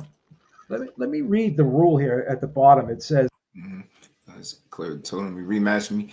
But personally, if you break bread with me and put me in the light, I would just honor that and just raise it. Ain't nothing wrong with it, but I think we gotta acknowledge the fact that if you how nobody expected this kid to win. And the fact that he fought as well as he did, and then some situations happened that could have both played in his favor, and people are treating it as if he shouldn't want the right decision to be made. Like, it's just this simple to me, right? I respect what everybody is saying. I don't have a dog. I don't want the shit to be changed, somebody to be given a win. I'm not there. I'm just reporting on what's going on. I don't really care what they do. I just want to see a rematch, right? But it's this simple. It's a matter of, if you feel like a mistake was done, then you understand what Lamont Roach and his team is doing and why they're doing what they're doing. If you feel like there wasn't a mistake made and it's just water under the bridge, and the fact that somebody took a knee and the ref started counting and stopped, and then you stuck your head out, it's a couple situations. It looked bad. You get what I'm saying? It just looked bad that it was handled that way. So that's all I can say. I ain't saying that it looked bad that they just don't change it or whatever, but I think it looked bad already because it was the way it was handled when it was time to deal with it in live time. So we got to see, man. We got to see the instant replay policy right from the New York State Athletic Commission, and it says nothing in this policy shall restrict the commission's authority to review video evidence to determine the correct outcome after the final official score of a bout has been announced in the ring. So it says they have the ability to determine the correct outcome. Now, that, to me, was good, bro. Indicates that it's possible that they could go above the no contest and reverse the decision and give it to Lamont Roach. That's how I interpret it. How would you interpret that? Am I fair in my assessment after reading that? Yes, I hear it the same way. But again, I think it all comes down to that ninth round and how you deal with that ninth round, and how the judges all viewed that ninth round, and whether they scored a 10-9 for Gervonta Davis, whether they scored a 10-9 for Lamont Roach, or if it was a knockdown, would they have made it 10-8? Can you do that? Yeah. And it's one thing how they scored it. It's another how you would have scored it. But I think it's quite clear that, and not all the time does a fighter who scores a knockdown win at 10-8. Because what if fighter A is winning that round and fighter B then knocks him down and then continues after A gets up and A continues his domination? Is that a 10-8 round? There are judges who will make it a 10-9 round for fighter B, but not a 10-8 round because he was losing most of the round except for that quick knockdown. Yeah. All right. I rock with that. Fresh Baker, what did he say? What did they review it and tank the win? Then what? I think if they reviewed it, I don't think that's a possibility that I'm giving them the win simply because what they would be reviewing is this quote unquote knee or knockdown, whichever one you want to call it, that would have ultimately impacted that ninth round and possibly, the fact that they missed the call is him saying they might turn it to a no contest, but he said a no contest is akin to a draw. But, Joe just read the rule and he said based on his assessment of reading the rule that they would end up changing it. So it's all a matter of what they're going to do. They're just giving what they think based on, Randy's experience and then Joe reading the rules and being familiar with what's going on. Yeah, I thought this was a good conversation from these guys, man. And so it's how they would have scored it. And I think that's where the problem can come in, that it's not a given that they would have made it 10-8. And I think as they get interviewed, and I'm sure they will be interviewed, I think that's going to be a key issue here. Yeah. Well, since you said you were there, I would like to know the supervisor that was there for the commission. I'm sure there's a supervisor there for the commission, representing the commission. What was their reaction? I mean, were you able to see what was going on around the ring in terms of the supervisor, any people working for the commission? What was their reaction, and did they do anything? during that incident? I was with the ringside media. I was with Okay. my partner Jerry Cooney, Hit, man. and so many of today's great writers, Keith Idek and Ryan Sangalia, and just a Yeah. bunch of really great writers. And there was bedlam. There was bedlam going on. Everybody seemed to be running around at ringside. Um, it did seem that there was a lot of confusion. I didn't notice anything with either supervisor, no supervisor for the New York State Athletic Commission, because um, Matt Delaglio, who's doing a great job, he runs the commission. He is like their executive director and doing a great job. But the WBO would have had a supervisor. They would have had to come over and talk with him. And I'm sure after the fight, there was an in the back kind of meeting with them, because they knew. And see, I couldn't stay around because I would have loved to have gotten in there, but I realized, it was a closed door thing. And they You talking about what happened after and where they was at congregating, talking about this fight and that mistake. Todd, appreciate you in the super chat. He said, "But I had the nerve to talk. I can't get dropped by Kavalauskas and that rule it as a slip." I get it, but I just don't think it's the same as voluntarily taking a knee and then somebody start counting. The difference is you could say the ref might have missed the call there, right? He say he missed the call. No argument there, but I think that's the difference. It ain't like he started counting it and then ruled it a slip, or just, the bud, that could have been a knockdown. Like, he ain't give him no wild explanation. It just probably was a missed call for the people that feel like it was a knockdown.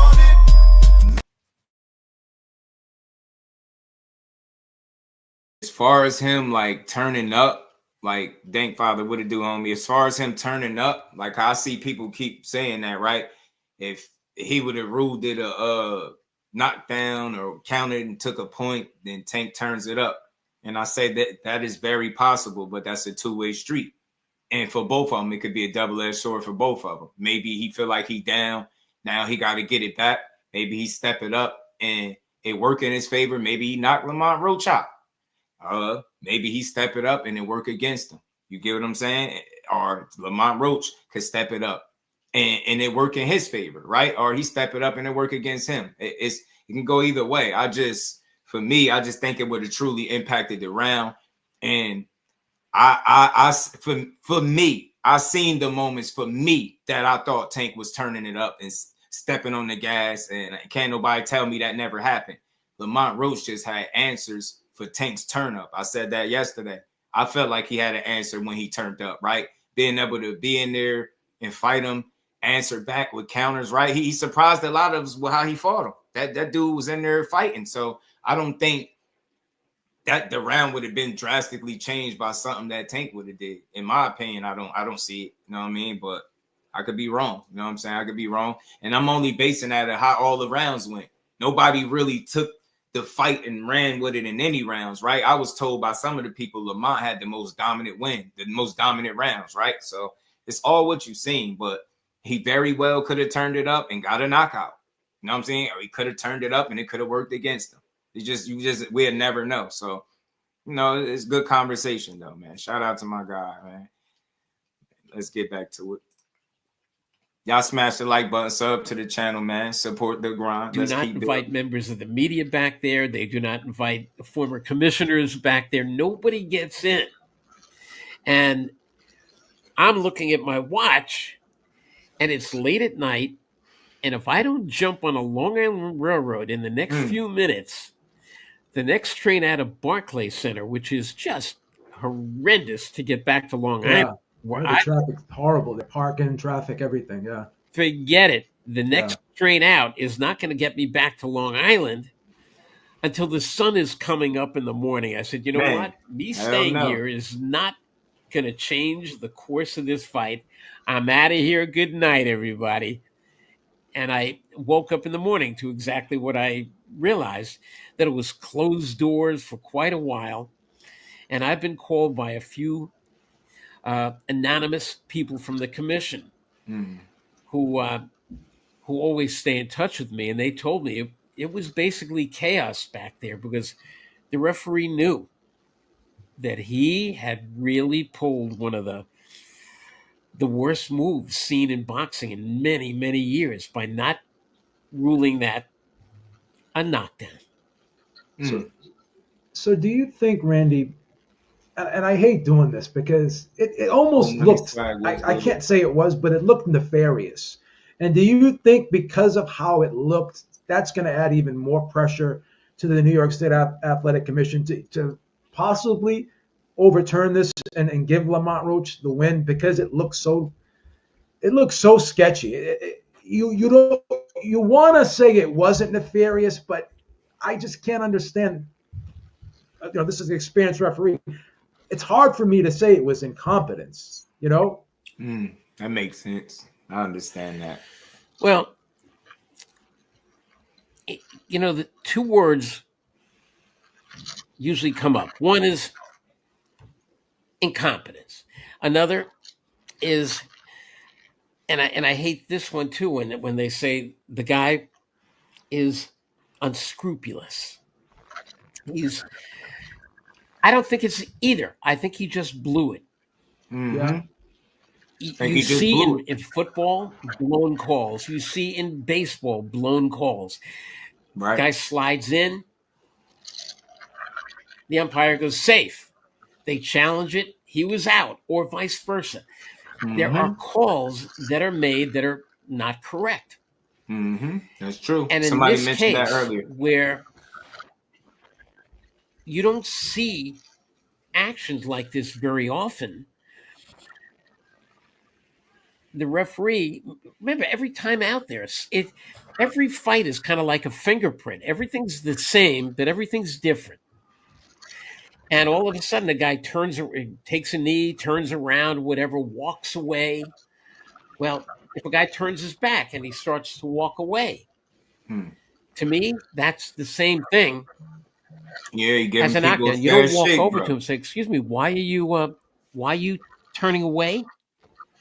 As soon as he turns away, one, you start counting. There are causes for calling a knockdown. Either the two guys are fighting or they're not. There is no time out in boxing during a round. Right. Well, there is if the referee calls. He will then say, time, and make it very clear that it's time. Stop the watch. And he looks right over at the timekeeper. He knows where they're sitting. Looks at them, points to them, time. They hit their watch. Then he could go over and begin his questioning. If the guy is starting to come up, he looks at him. Do not come up on these steps again. Don't put your foot there. You stay down. Then he goes over to the fighter. What's wrong? After he administers his count. Man, this is a random question, bro. Do y'all think the referees enjoy the fight? Because they got like the front row seat to the classics. Do y'all think they got are they able to do the job and enjoy the fight at the same time? Because Steve Willis be enjoying the fight. That's why we could have seen a mistake happen in the way that man be enjoying the fights. Man, he be into it, bro. He be having a front row seat, best seat in the house, and he be having fun, man. He can't ask him what's wrong, but my eyes are burning. Can you continue? Yes, but I need my eyes wiped. They cannot be wiped until after the round. Right, bro. You ready to continue? Right now, yes or no? I can't see. Can you continue? I can't see. Fight's over. Yeah. See? The referee has to take charge. And okay. See? And that's another element that people are overlooking. I'm not saying I want them to press the issue, but think about that. All right, let's skip past the knee. Let's say he take the knee and he about to run to the corner, and maybe his corner tell him, "Hey, man, turn around. I can't help you." And he turn back around, and the ref do exactly what this guy Randy's saying. Go right to him and say, "Hey, think about it. If you didn't get the face wipe, then your eyes still would be burning, right? You ain't gonna get the help from the corner. So now that's a whole nother element, right? That you ain't think about. So you'll go over there and people making it personal because it's a fighter that they like. No, it's just about doing this shit the right way. You can't get help in the middle of the round. You can't. You never seen nobody do it. You can't do it. So if he'd have stopped him from doing it, you know what I mean? And say he would have asked him exactly what he asked him. Like, can you see? And he say, oh, I can't see. Can you continue? I can't see. And he would wave the fight off. Then we'd have had a whole nother problem on our hands. So I just, when I see this, man, it's just a blown call, man, and a bad look overall. Rude exposure. Shout out to my guy. Martin was good with it, fam. CJ was good with it, bro. Y'all smash the like button, sub to the channel, man. Okay, well, let me go over and bring up your corner man and have him wipe your eyes. I mean, yeah, very indecisive, looks very, very bad. And I thought it looked bad for the New York State Athletic Commission, for the referee, for the sport of boxing. The fans were screaming. Like, even Gervonta Davis's own fans realized they were getting some kind of break. Yeah. We haven't heard the end of this. And, you know, I think we are going to hear the end within a couple of days, maybe even by the end of today. That's right. That's right.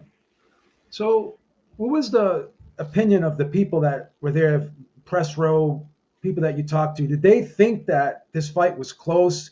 Could they fathom the draw at the end of it? What was the feeling before those scorecards were announced? Who did people think won, and who did they think was actually going to be announced the winner? God, crazy, bro. Most of us at ringside, we keep our own scores. I always bring scorecards with me, and I sit there, and we try not to talk to each other during the fight. We just sit there basically like this and watch the fight. I will have a pen in my hand. I have loose leaf paper and everything, and I just sit there, and I will keep watching the fight as I'm writing notes. RT, I'll put right by GD. And then I look at my scratch later, and I know it's right by Gervonta Davis. And if I look at the clock and I see 1 minute, and I just keep my notes like that. And then later I fix up the notes. And then, but as soon as the round ends, I just watch 180 seconds of the round. And then I take that pen and I put it down on my scorecard. 10. It's just a former commissioner for New York that's just giving his take on what he think about the situation.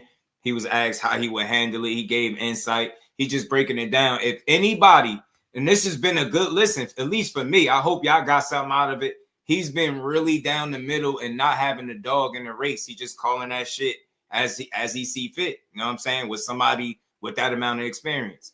9 Roach.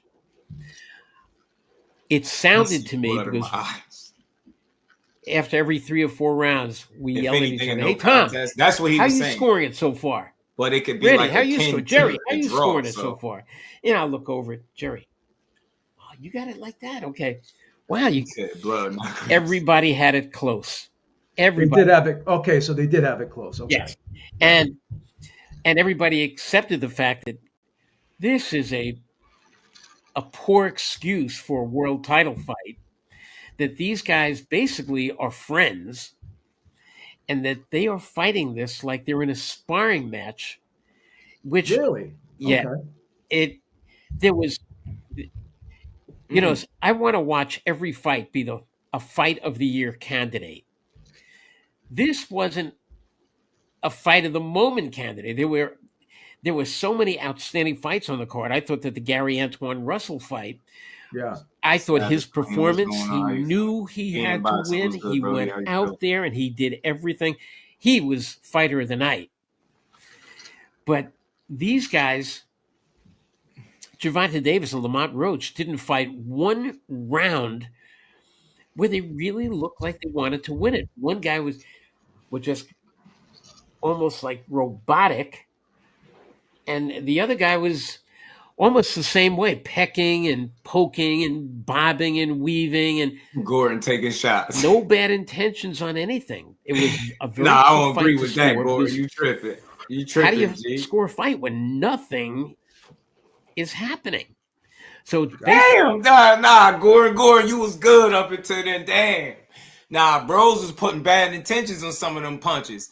You ain't see that punch? You ain't see that? You ain't see them shots that Tank was catching Lamont with and some of the counters he returned with? Now, them dudes was trying to hurt each other to me. Nah, it did seem like some, I don't want to say they weren't trying to hurt each other. I just think that it seemed like neither guy wanted to make a mistake. I can't say they wasn't trying to beat each other and shit like that. He has to mean 1 through 6. Nah, not that 1 through 6 that Tank dominated behind that. And J-Boxing, what it do, homie? He said they wasn't really doing. everybody there had it close, but I think most people had Lamont Roach slightly in the lead, as did I.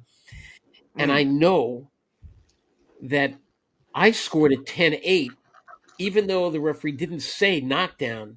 Wow. I scored how I see it.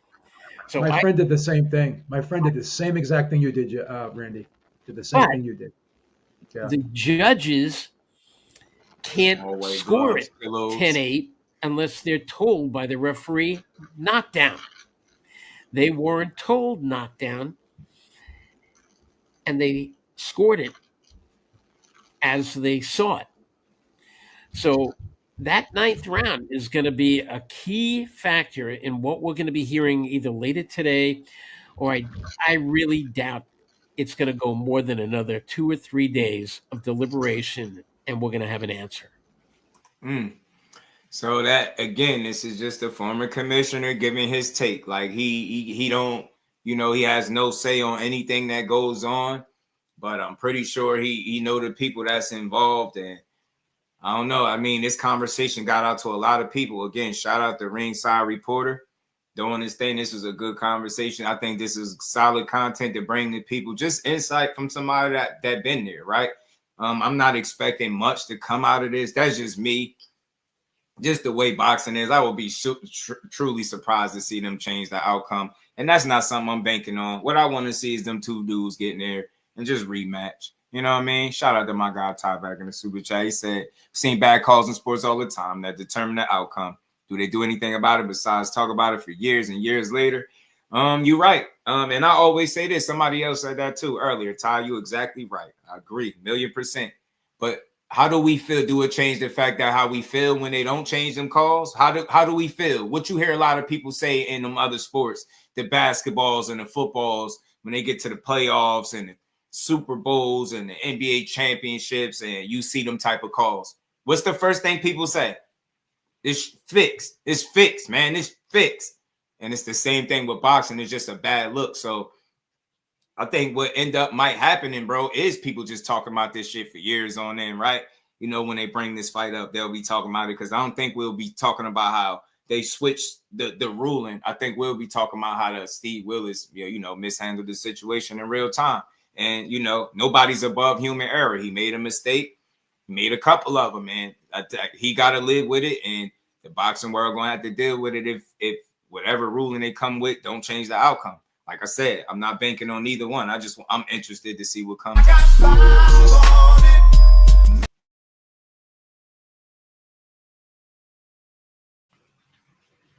Shout out to my guy Ty, man. Dez caught that ball. You know he did it, Kello. You know Dez caught it.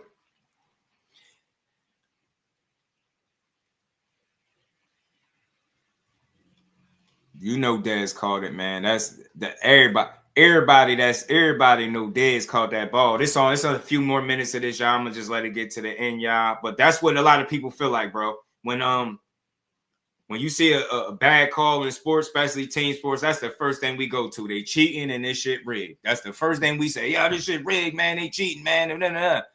And could you blame us? So it's the same thing for boxing. So I think that's what'll happen. It'll be a similar effect. People, bummed about what they seen, and they'll just do a bunch of complaining and talk about how this looked bad for boxing and yada yada yada, stuff we've all heard and seen before. So it's no different. But and we still watch. We be right there, Ty. So, and that's another thing we say, man, I ain't watching it, no more, man. I ain't. As soon as our team play, we right there. All right.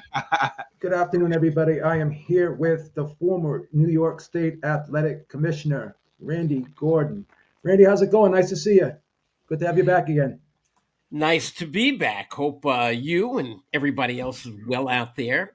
As Doing good. My bad, John. we are performance, he knew he almost the same way, pecking and poking and bobbing and weaving, and no bad intentions on anything. It was a very tough fight to score, because how do you score a fight when nothing is happening? So basically everybody there had it close, but I think most people had Lamont Roach slightly in the lead, as did I. I ain't trying to hear that. Ain't nobody trying to hear that, Varif. And I know that I scored a 10-8, even though the referee didn't say knockdown. I scored how I see it. So my friend did the same thing. My friend did the same exact thing you did, Randy. Did the same thing you did. Yeah. The judges can't score it 10-8 unless they're told by the referee knockdown. They weren't told knockdown, and they scored it as they saw it. So that ninth round is going to be a key factor in what we're going to be hearing either later today, or I really doubt it's going to go more than another 2 or 3 days of deliberation, and we're going to have an answer. What is your final prediction on what the outcome is going to be? I'm curious. Do you think that they'll give Lamont Roach the win here? I'd like to see that, and I do think I would go that far as to do it if I was commissioner. Yes, that's true. I think they're going to call it a no contest, or you'll see an NC or an ND there, which again is the same thing as the draw. So they're just going through the motions. I will be shocked if it is given to Lamont Roach, although he definitely deserves the win. Me, I would definitely give it to him. So you would just do it. You would. I would do. That's a great statement right there. Randy That's say a he soundbite, Randy. That's a soundbite for the ages right there. I would give it. No question about it. He went out there, didn't fight the fight of his life, didn't fight the fight that he really wanted to show us that he was going to take the title, but Gervonta Davis never went out there and showed us that he wanted to defend the title. He fought very apprehensively, almost looking scared of Lamont Roach, and never showed us the fire that we know he really has. I thought that in the course of the fight, looking at my scorecard, breaking it down into 12 separate wars, I thought that Lamont Roach won the greater amount of those wars, scored the greater amount of points. Lamont Roach should be the world lightweight champion. 2 cents. I'll tell you this, Randy, and I'll give you my impression watching. No more free, Randy. I thought the fight started to pick up, like maybe in round 8, and I thought the last 4 rounds were pretty decent, if I'm being honest. Did you didn't get the sense that they were picking it up a little bit towards the end, or no? Yes, very good observation. The Bruce Gas. But then after the first 7 rounds, nothing was happening. So I'm saying even if it's reversed, the WBA doesn't have to follow suit. It has happened before. I don't know when you got in here, Bruce, but they was talking about that too. And they was saying that the commission, based on what they were saying, now I'm only telling you what they were saying. They, and this guy was a former commissioner. He said the commission overrides the WBA. They could move without them. You get what I'm saying? And they could kind of overrule the, whether they want to do it or not. Something to that effect. They were talking about that. They did touch on that. And if the WBA would be in line with them. So he gave a whole breakdown, a whole spiel. I like this insight. It was good insight. Shout out to the OG, because Bruce Gas is a boxing historian, man. He knows his boxing for sure. Shout out to the OG, man. Shout out there, Bruce. Yeah, everyone clipping this right now. Shout out to Joe Habib, man, ringside reporter, man, doing this thing over there. I went over there, hit the like button. I let him know I was going to share this on the live. Even if they threw 2 more jabs apiece, his it was information picking in up. the description. I think both guys realize as they're coming down the stretch, this still could be anybody's fight, but neither guy fought it with this all-out determination. Lamont never really fought it that he really wanted to win the title, and Gervonta didn't fight it that he wants to defend the title. It went from a snail's pace, my God, to just Brody. a little bit more than a snail, maybe an ant's pace. Yeah. It wasn't this What fight all-out was trash, blitz. Kello? There was never, and I've seen Gervonta Davis fight at an amazing pace where he comes in and guys can't stand up to his punches. This one, they truly fought it like friends and sparring partners. It was awful.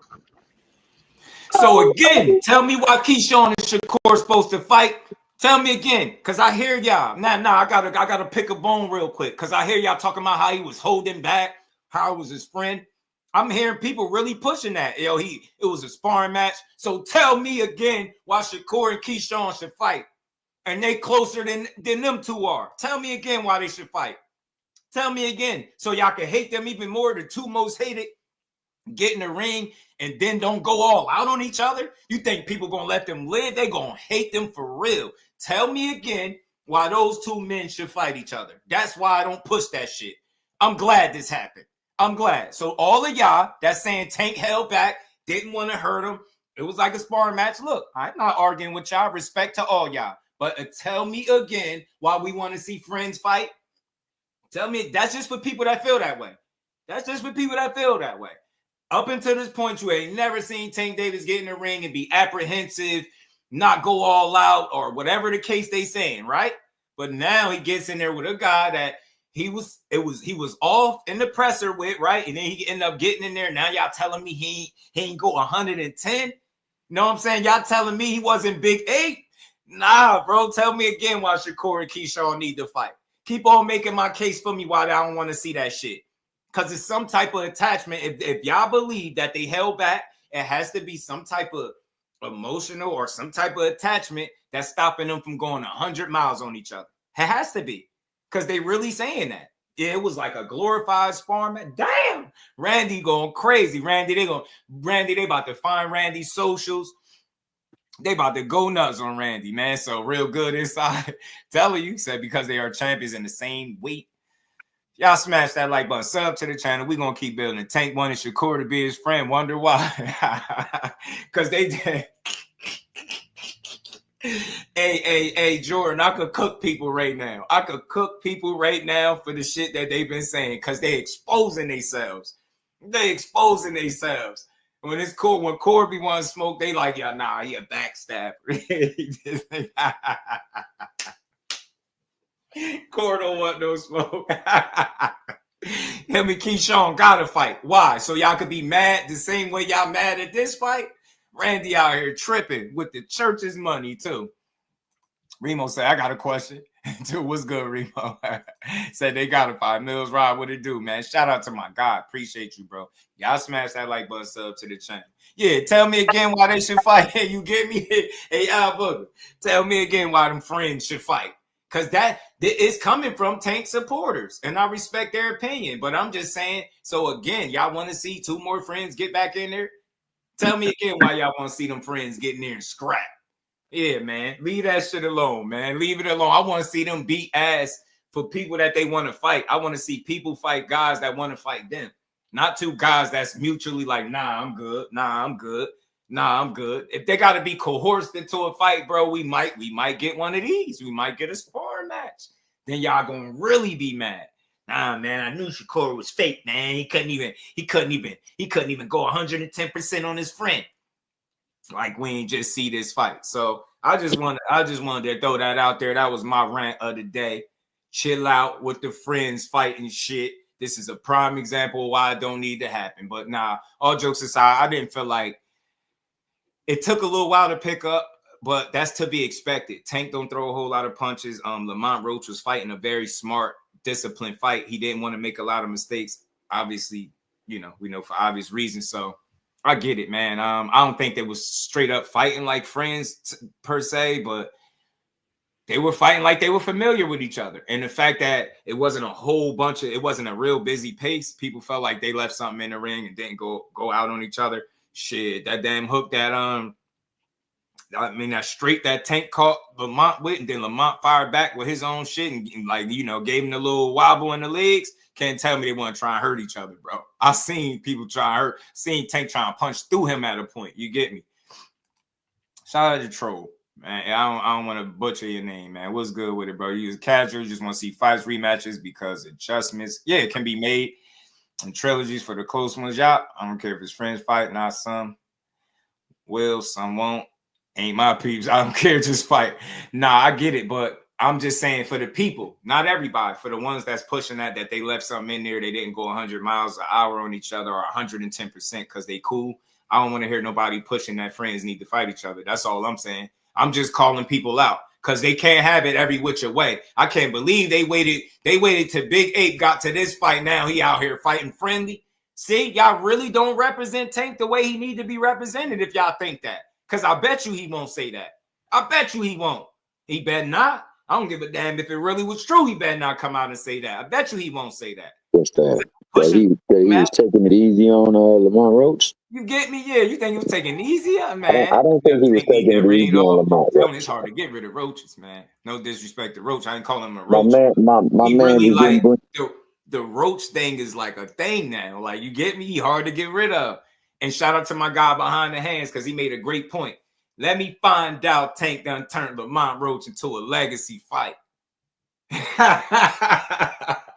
Low key turned this shit into a legacy fight because he hung around, bro. And if you double back, that's a legacy fight because people saying if you don't fight him again, it's going to look bad. Floyd rematched his guys and did this and that. Let me find out, man. Behind that, say he turned this joint to a legacy fight. And I think it's a good point. It's definitely a significant fight. It makes sense now. It's a fight of importance because nobody ever fought good enough to earn a rematch. And Lamont Roach made the case for itself. So I'm all on board, man. I'm all on board. What I will say is I think Tank Davis can do several things better. I think he could be locked in more, a bit busier. Obviously, he knows that. He got plenty of room for improvement. I think Lamont Roach's window for improvement is not as significant as Tank's, respectfully. I think he really fought a very, very good fight. He was on his ish. You get what I'm saying? It's like, it's going to be hard to top that. And maybe I could be wrong again. Maybe he could show something different again. But I think it'll be really hard to top that performance. And I think most people feel like Tank definitely can perform better. But in all honesty, I want him to have a better performance, bro. And I want him to be, if he truly is that one that got his number, I want him to definitively prove it. You know what I'm saying? I mean, I want the rematch. If it ain't happening, if for any reason tell him again what that fight looked like. They're gonna be a spar match. They're gonna be complaining, boy. The two most hated get in there and fight each other right now, right in this climate, off the rematch, and they say right now, yeah, we fighting next. Y'all gonna be souped up till y'all go see a sparring match. Y'all gonna be pissed off, man. I knew they was fake. Damn Olympians, 2 silver medalists, 2 fake is 2 in the game. Y'all gonna act like we ain't just see this fight though. Hell nah. Core, Keyshawn, stand on y'all squares, man. Don't let them sell y'all out for no dollars. Nah. We ain't trying to see no damn friends fight. Hell out of here. Nah, I want to see my friends fight. That's because people don't got real friends. And I learned this. Most of y'all on the internet don't got real friends. I know what time it is. That's why y'all don't tell me you'll just want to punch your friend in the face because somebody throws some money in your face. Because if you were like go against your morals or principles for $1, you could be manipulated very easily. And I'm being serious when I say I truly respect that both of them stand on their square and they like, nah, we ain't got to do that. We gonna make this money fighting everybody else though. Or Tank could say give him 150 M's, to fight Ryan in the rematch. He need 3 Ferraris from Turkey. Big homie Core say, hey man, oh, they want us to fight. Send us 200 million. I should clip that. Y'all gotta clip that. Every time somebody tell me they want to see Shakur Keyshawn fight, I'm gonna play the clip. Yo, You gotta pay. Yeah, tell him to pay us $200 million. I gotta go get that from my guy Cigar Talk. You gotta pay us $200 million. You got to pay that $200 million. Turkey there though. Of course, they need 200 of them things. Turkey got that $200 million. And if y'all don't got it, don't even worry about the fight. Don't worry about no fight, G. All right, unless y'all talking that bagament in my J hardcore voice. You know what I'm saying? That bagament. I ain't talking that bagament. Leave big homie Core and Killer Key alone. They chilling. They chilling. Nah, for real. No, but for real, man. Aside, like I do mean that because I heard it from a lot of people. I heard people, the biggest supporters of his, saying, "Yo, he was holding back. He wasn't going 100 miles an hour, or not so much 100. He wasn't going 100%." I heard people say he could have knocked Lamont Roach out in the third round. I heard people say he hurt Lamont Roach like 3 or 4 times in the fight and could have finished him, but he kept pulling back. I never seen that. So I think just people they walking it back, and again, it don't sound right because those are the same. All of the same people that was saying that, almost all of the same people that was saying that Keyshawn and Shakur shit is now saying that these two fought like friends, and one guy didn't he didn't let it go in there. I'm like, nah.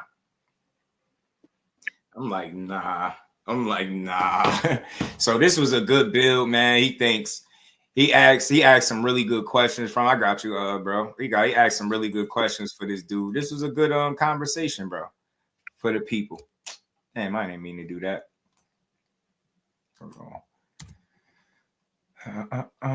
This was a good conversation. Randy was on point, man. He said some good things. I think he called it down the middle. He said he felt like it was something in Tank's eye. He was against him being disqualified for the coach stepping up there, wiping his head off, face off, or whatever the case. So I think he gave you several reasons why he ain't sound like he got a dog in the race, but ultimately he did say that he would have gave it to Lamont Roach if it was up to him. Well, good thing for the fans of boxing or the Tank fans, it ain't up to him. So we're gonna see what the commission gonna end up doing and what call they're gonna make. Tank is recording our friends, and Tank want to be friends instead of fighting. That's how they be talking, like he doing something wrong by saying he want to fight. It's just weird, man. Boxing fans they be more fans. Certain dudes, man, they pretend real well. A lot of these dudes, man, but they be really fans of the fighters more than the sport. And I don't give a damn what they say. I hear enough people talk to know what I be hearing. Anytime you make it your business to try to make sure everybody that'll listen to you know that this guy is not a good fighter, or this guy is not this type of fighter, or this guy looks like this guy's soft, this guy ain't shit, this guy with 12, 13 fights, he ain't did shit yet in boxing. Whole world champion, but we'll tear down all of them and then go back to your favorite fighter and he's king. I don't like that. I don't like people that operate that way. Shout out to my guy Remo. What's good with it, bro? Talk to me. What's good, man? What's up, Thomas? What's up with you, Remo? Man, listen, it's so much different angles and positions with this fight we could talk about. And the crazy thing is, like, I interviewed the dude in like November or something like that. And he was super confident. Like, you know what I'm saying? Like, yo, it's not like he was handpicking. He's really a decorated amateur. He didn't have the tooth and nail fights. He didn't learn how to lose, how to come back from a loss and become, you know what I'm saying? Like, he wasn't worried about that. And that sense talk, of, man. All that facts. sense of being familiar with somebody is also it's like it's no element of surprise. You know, they might have fought when they were younger. The power might have got bigger, but like, you know, strategically, like what the dude don't like, what he enjoys, what to take away from somebody. Just like in any sport, like basketball, you know, somebody like to go left, so you force them right. Like, you know what I'm saying? You strategically. But what I seen in that fight was a lot of confusion in the corner. And and it's too many voices that was going on at the same time. Right. And if we look back at that point where, you know, Tank was looking kind of questionable in a couple other fights, but when Calvin turned around and said, you know what I mean, put that knife in him, and it arose a different feeling, a different temperament in him. And our man was good, man. Not all people could get that reaction out of you. Like, you know what I'm saying? So now it's time to turn up. So he's listening to his coach, that was the head coach for that fight, tell him, I need 3 rounds. There's 3 more left. For him to come out of there and thinking it's the 12th is the 8th, something is not connecting there. Exactly. Exactly. I said that too, but I try not to like point out this shit. It's crazy. They made it so that people don't feel comfortable speaking the full truth of what you've seen because you're gonna be deemed some type of hater. It's weird. That's why I drew the line today, man. I'm like, hey, ain't no more of this, man. I can't take it no more with the weird fanned outness. Like nobody can see anything different. If we ain't see it your way, we don't know no boxing, huh? I hate that. And we got to stop doing that, man. I'm a student of this shit, man. A lot of this shit we be arguing back and forth. It be opinions. I don't like arguing opinions. I think that's foolish. Boxing with 2-4 was good. 2-4. Even to the point where Tank seems super distracted in a lot of moments. You know, Lamont might have pushed his head down and he's talking to the ref.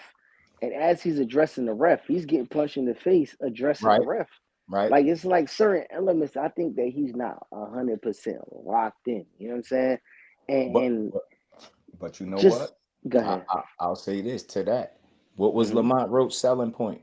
What was he saying to him? Belt to ass. For the Yeah, but no, when in that presser, he when said he wasn't locked in, he wasn't focused too. He was like, my ear to the street. Focused. I kept telling people that. I said that stood out to me when he said that. And it wasn't that he just said that because you hear shit like that all the time. But it's the way Tank responded. He didn't respond like, yo, you don't know what you talking about. He responded like, yeah, I know what you talking about, but I handled that. That's what it was like. Whatever problem that was that he was referring to, he was like, yo, I handled that basically. Like, that's why you see me up here and by myself. It just was off. It was very off. And like I said, it's a video that I see. And I know people be reaching. I know people don't like it. That's why I don't over it. Like, I played it once. And, you know, it just people overanalyze the end of the fight and how he always, you know, how they always embrace. And they ain't even do that. Kind of walk past them, put his coat up, whisper something to the guy right in front. It was awkward. It was weird. So it definitely some distractions going on for sure. And then when you got 4 different people talking at the same time, it was weird. So it's tough. It's definitely some distractions going on for sure. And then when you got 4 different people talking at the same time, it was crazy. It was weird. So it's tough. Oh, Yo, P, I think you got your YouTube on. Yeah, Poe, you gotta turn your YouTube off. Pause your YouTube. What's crazy is though, like looking at it, cause I mean, I know this channel crazy. I'm a fan of sports and I enjoy boxing. So let me make that be clear for everybody listening. I'm not you know what I mean? I don't know fight from 1925 and all of that.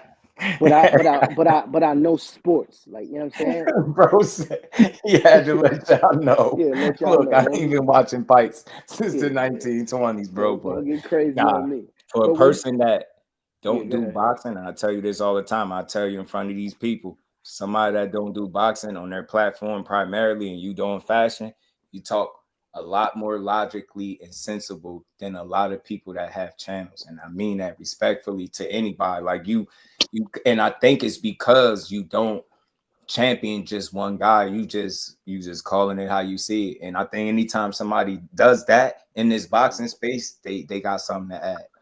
Bro, I've been playing ball since I was about 6 years old, right? I go one area, I think I'm that dude, right? Right. And then you go line up with somebody who is an absolute dog. There's a difference. So I've been smoked in my life. So I understand what these dudes go through, right? Right. But what I could see is it's very clear that Lamont fought a fight for Tank. It's still a crazy background, but he fought a crazy fight for Tank. He was focused on his opposition in front of him. He strategically was trying to detonate what he was great at. What it looked like was Tank was floating out there off of talent. It didn't look like he went in there and he fought a fight for Lamont. He might have took what he was familiar and what he knew about him, yes. But was it strategically and you know, I don't want to be the one to say nothing, but we know Coach Kenny is like the mad scientist. He takes away somebody's best attributes And a lot of the shit that we done seen them drop sparring or training video, that was the same punch that knocked somebody out, or you know what I'm saying? The same thing they worked on in the gym, and that element not being there from day one could have took away from that. You know what I'm saying? Because I didn't hear a lot of strategic, take away this or do this for Lamont. Like Lamont corner was like, all he got is the left hand. Yeah, he was saying that, and now I had to watch it over and with my volume, obviously, to hear him. Yeah, he was saying he ain't got nothing but that left hand. And then what you seen him do? He pinned that left hand onto the side and then countered him. Yes. You know what I'm saying? That's how I said the fight played out the way it did. People because they were friends. I'm like, okay, I have no argument because I don't argue opinions. I respect it, right? For me, I feel like he had an answer for Tank counters. He had an answer for Tank answers, right? And he had an answer for his turn up. Most people that he fight don't have that answer. They don't. Lamont had those answers. And why I think to a degree he was able to have them answers? Because they're familiar with each other. Get what I'm saying? He wasn't scared. We took that into account enough. 1,000%. No surprises for either guy, right? Like when you see it, you like, nobody was surprised by what was in front of him. It wasn't like no oh shit moments and you got hit like this. And they was earning their keep respectfully. That's what I seen. And maybe that's why people feel like Tank didn't go 100% because they never seen nobody kind of be able to match him in wits, right? And just push him mentally and physically. Lamont was able to do both. You seen him land some shots that kind of, got Tank attention, if you want to say it. I ain't gonna say he was all hurt, but he damn sure felt them in there, felt them shots. He was moving way more than people thought he would have moved in that fight too. So crazy. Ace, what's good, family? How you feeling? Y'all smash that like button, sub to the channel, man. Let's keep rocking. We're gonna keep building, but this is a fun fight to talk about, man. People just was been too emotional, man. Let people live, man. We see different shit. I ain't see nobody get their ass whooped though. Cecil, what it do, homie? I do got an opinion on this whole Tank got his ass whooped. Right. The way that they would handle it, right? Right. What up, fellas? What's up, baby? What's good, If you overturn it to a victory, I don't know what he would have fought like after the 9th round. Being that, he does have the power to, you know what? Enough with the play. I'm gonna go detonate something. I don't know what it would look like, right? So if you want to no contest it, everybody get scratched that 1-0 for the shit. But I personally would make it a mandatory that they fight the next fight, and if Tank declines it, then we strip him. That's how I would handle it. It's crazy because, like I was saying, sounds good. Agree. Behind the hands, like he was talking like how this shit turned into a legacy fight. It's crazy. All this talk about legacy, go fight that one, and it came in an unfamiliar foe. I love this shit for boxing because everybody don't know everything. Yeah, look at kind of sad underdog too. The guy was. I heard people saying distinctively to me, he ain't got enough to keep him off of him. Don't ever tell me that again. I don't want to hear that no more in boxing. It's more than just power. Them dudes was fighting in there. They had to figure that shit out. Neither guy was trying to make no crazy mistake and get counted. That's why that fight was great. I don't think they was. What happens when? I think that played a factor, but it didn't ruin the fight. I don't think. What happens when you know him, bro? Hey, Coach, was good with it. What's going on, bro? Just like you've been saying, they know each other. So Tank knows that Lamont can punch already. He's not trying to figure out if he can punch. He knows he can punch. That's why he looked apprehensive, because when you're in there with a puncher, you're not gonna let your hands go like you normally do. Because he apprehensive with a puncher, not like that scared dude from North. No, you got to be careful. You have to think about it. But when you in there with a guy who can punch, tell me that. Don't tell me with all the power was apprehensive. No, I'm just joking to them people. I remember keeping 100 though. If you in there with a guy who's a good counter puncher and can punch, you can't just be willy nilly with your punches like that because he's sharp. You know what I'm saying? That would be dumb for you to open up, because you're gonna open yourself up to get countered.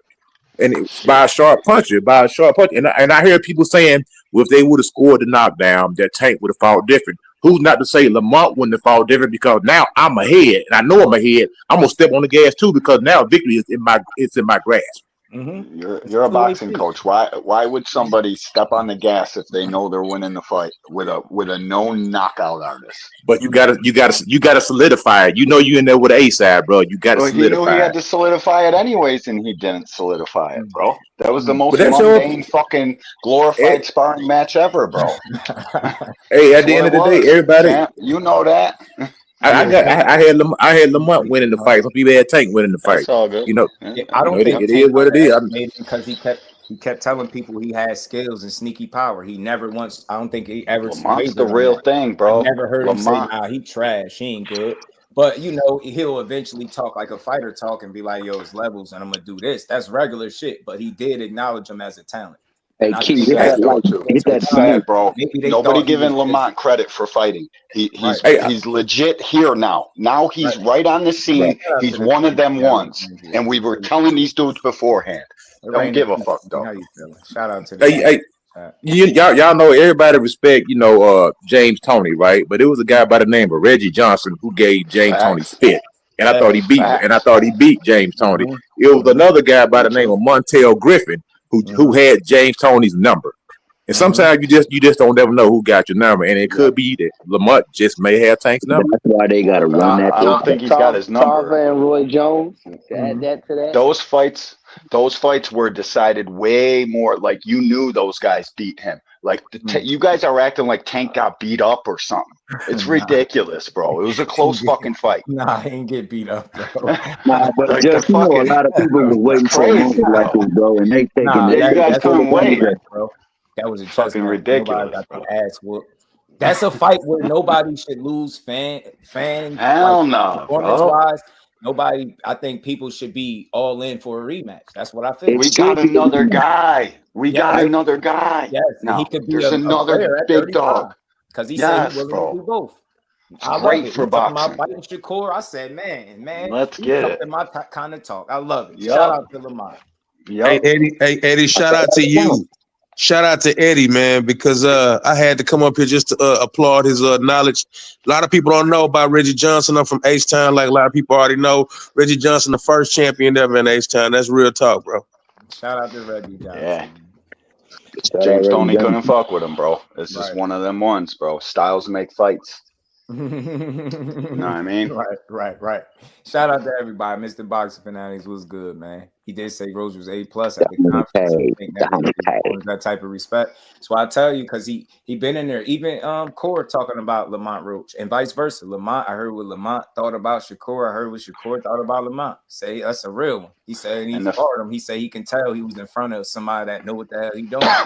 The fans aren't giving it credit, though. They're acting like Lamont Roach is still a C-level fighter, and Tank just got exposed. I guess they knew what he was talking about, huh? Giving Lamont Roach credit. They thought it was just, he only saying that because he hating on Tank. The real thing that got exposed. Now y'all see why he gave him credit. Damn. The real thing that got exposed was that now you know who the hell Lamont Roach Jr. is. Yes, I kept saying he got better since his loss. I wasn't joking. I wasn't playing. But you not the average fan of these days. Niggas is like really like fanboys nowadays. Like they look for moments to big up one person, even at the discredit of somebody else, and they wait for the demise of another one. And that's what we got right now. A lot of people waited for this for Tank so they could talk like shit. Like they've been talking on Devin, like they've been talking on Shakur, like they will never talk on Loma, like they will never talk on Fury. Stuff like this is just you know what I'm saying? It's just wild. And most of the Negroes that's doing talking are Negroes. Right. And that's the sad fact of the thing. I still gotta stop tearing the fighters down. Like, listen to this real quick. Watch this. I don't want to put it up there for obvious reasons, but I'm gonna play the audio. I feel like Tank is who I've been saying he is for the longest time, and a lot of people in the community have been saying who he is. He's just a one-trick pony, man. And fuck out of here. All this credit and say he's that great of a fighter just because he beat Tank. I feel like if Tank gets how is this a real boxing fan? Names in seriously, this division, anywhere you're taking credit from both of them. 135 and clearly at 130 now, he's gonna lose. Goofy. He don't have a tool bag. All that shit that y'all be saying he do this, that, and the third, it's a myth. He do it against certain type of competition, but if you put him in the ring with somebody that's patient, somebody that's going to give him angles, that's going to keep him from being able to plant his foot and get his best shot off and just avoid that. He win the fight. He lost the jab battle. He lost the body shot battle. I'm not just going to say, oh, Lamont Roach is some A+ fighter. And Shakur, just because you say that shit. Show you the levels, show you how much higher he is in levels than Tank Davis. I feel like Tank I agree with that last part. Now I'm talking shit, y'all. That's some buster shit. I play that to show y'all. Look, one trick pony. Like that's not a boxing supporter to me.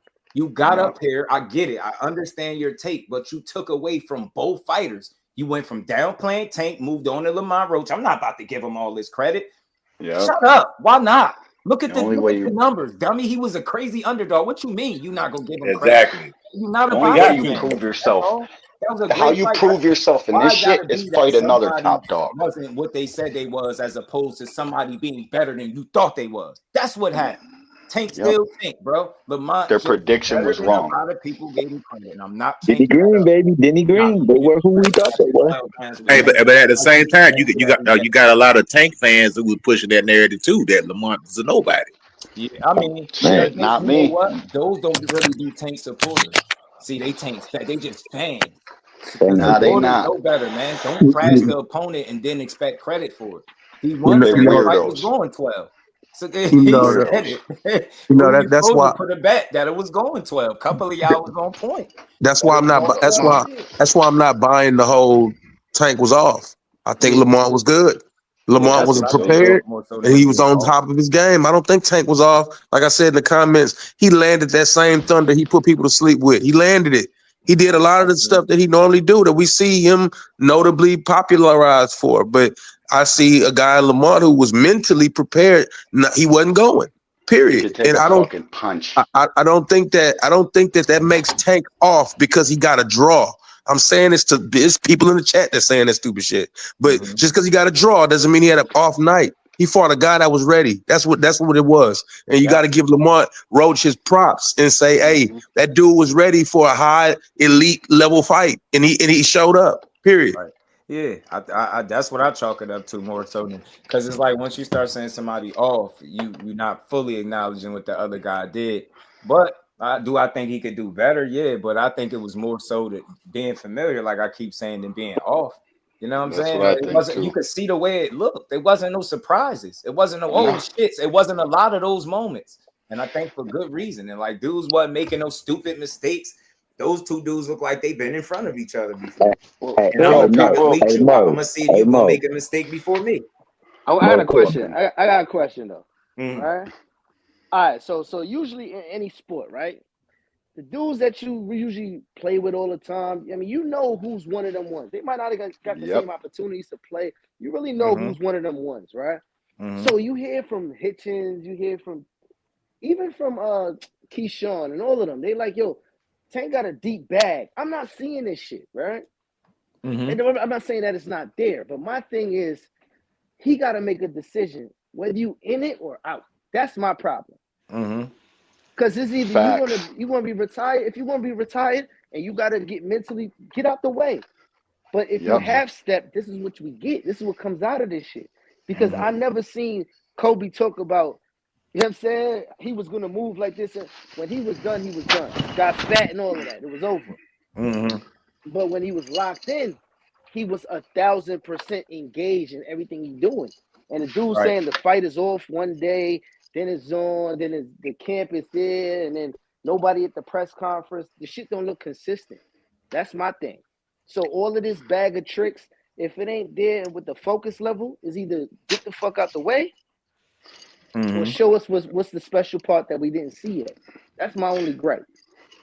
Oh, and I ain't like that shit anyways, bro. Talking about retiring and shit. You got mad fucking work left to do. Fuck is you talking about, I'm not mad at the retirement talk because I don't think that was for a fan or for a fighter.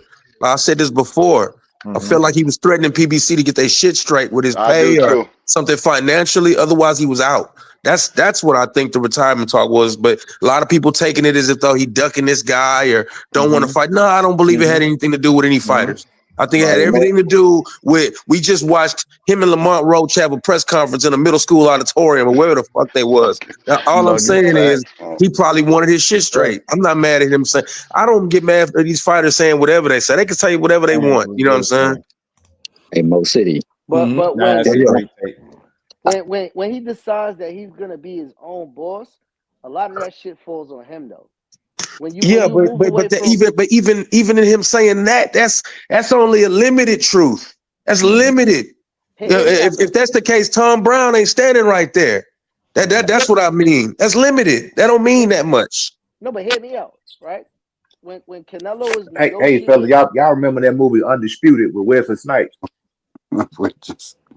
Yeah, Ving Rhames.